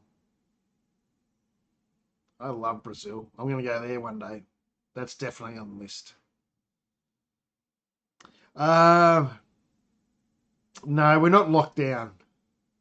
If you're vaxxed, you're not locked down. We're not locked down. There's still masks and stuff in places. And yeah, we're not out of it, but we're not locked down. We're in a much better place than we were a little while ago, anyway, a couple of weeks ago. All right, well, I'll remember that. People shouldn't say this because I've got my Spain one. I'll remember. In about 20 years, I'll be knocking on your door going, hey, and I'll be older. Let me in. I need a fucking bed. Sorry. Someone in Brisbane selling plants. Typical Brisbane. Sell a lot of plants up there. G'day, Brisbane plants. Vince has got a new West Coast IPA. That's awesome. Well, Vince, I'm going to have to empty a keg of porter and a keg of red IPA before Christmas.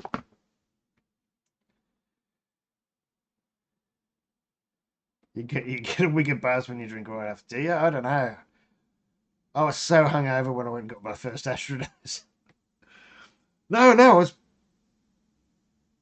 I wasn't hungover. I was pissed. I was pissed and hungover. No shit. That's right, because I'd booked an appointment and then my sister came down to visit from Sydney. And speaking of Blackman's Brewery, we took her to Torquay that day and I had an appointment at 4 o'clock. So we went to the beach in the morning and then we went to Blackman's for lunch. And my wife wasn't there, she was working, so pints. And then my sister, because we only got back just in time, my sister dropped me off at the doctor's to get the first AstraZeneca.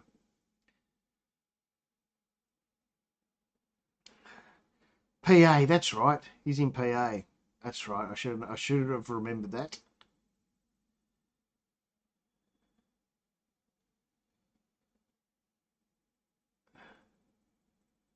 Hey, Jake. It went pretty well. It did. Went really well.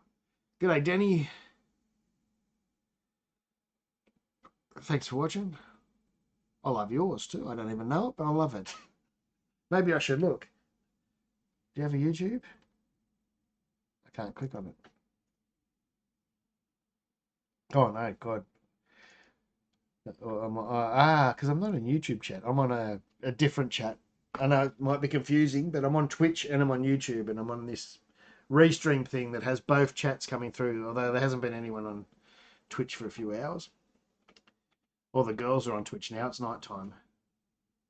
Go and watch a girl in a spa play Pokemon. But they're much better looking than me. I'd be watching them too. Horsham. Oh, I missed the Horsham bit. Why did I miss the Horsham bit? Thanks, Danny. I used to know a Danny Whiteman in New South Wales who used to be a postman. He was a good bloke. Had a nice Harley from memory. Time to get a spa. I know, I should get a spa. I reckon I might get more views that way. And one of those new have you seen those new VB swimwears? And a spa and the new VB swim with dick stickers. I reckon that's the go. Anyway, so brew day's over. I'm gonna have to go soon. I can't sit around and talk for hours tonight. I haven't had dinner. I've got out at 10 o'clock and starting to whinge. They're pretty cool though. Did you see them? Someone stuck them on my Facebook wall. Hang on, I'll show you. Just for those that haven't seen it. I'll show you. Do you want to see something else cool? Now I'm just name dropping. You want to see something? I went to go to the screen. Oh, hang on. And look at that. Oh, go away, whatever that is. There's me, Angry Anderson, and Mark Evans out of the bass player of AC/DC, the original bass player of AC/DC. Angry Anderson, me, and that guy. What's his name? Oh, God, I was embarrassed. I can't remember his name.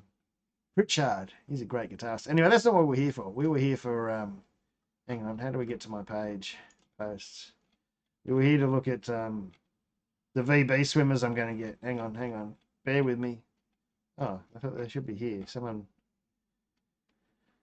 well, where's the posts? I'm not allowed to... I can't find it. Someone tags you, and then you have to approve the tag. Profile and tagging setting. Oh, I don't know. Now I can't find it.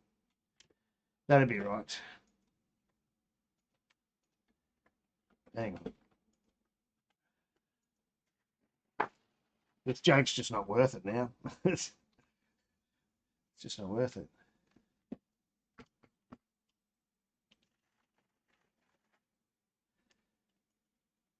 It's not funny anymore. There it is there.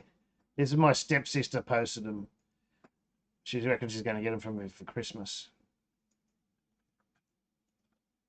Those. Can you see me in those? But they got them in just oh, I can't see it. They got them in just stick stickers or budgie smugglers. You don't have to have the full bodysuit. That'll do, won't it? Oh, hang on, maybe it's here. Oh, yeah, there's a front view. I'd do all right in there. I reckon I'd get heaps of views. Don't you reckon? Yeah, they got the budgie smuggler ones. Look.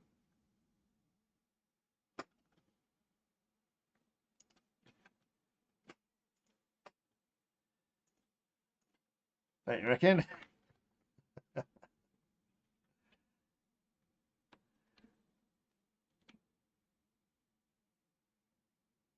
Yeah, it's all cleaned up. Oh, hang on, 1 second. I finished, SJ. Sorry, I missed it. I was looking at everything. Everything's over. It's time for me to go to bed. It's in the fermenter. All I got to do is put the fermenter in the fermenting fridge. The yeast is in. Everything's done.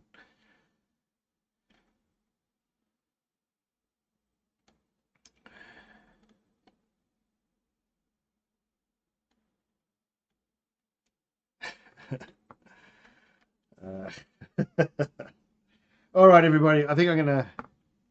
Yeah, it's time for me to go. Take it easy. Thanks, everyone, for watching and being with me and keeping me company during the day. There it is. It's there in the thingo over there. I just got to put it in the fridge. Might get sponsored here, right? Thanks, everybody. Thank you. Awesome. It's good to have company. And I didn't forget anything today, I don't think. I think I was all right. It's always hard when you're brewing. Thanks for watching. Like, subscribe, share. Click the bell. All right, take it easy. I'll see you tomorrow night. Oh, if you're there tomorrow night. Otherwise, I'll see you in the videos. Take it easy. Thanks, everyone. I'm clapping you guys. Because you're the people that make it. Without you guys, this means nothing. Take it easy. Once I stop this, I can't see the chat, so I'm sorry if I don't reply. Oh, I might be able to reply later.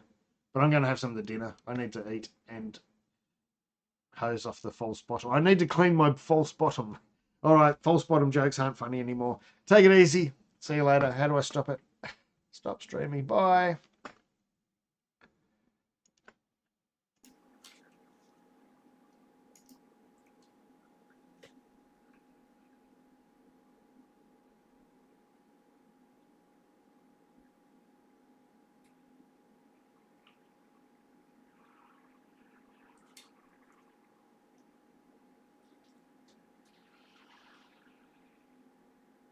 I like peas.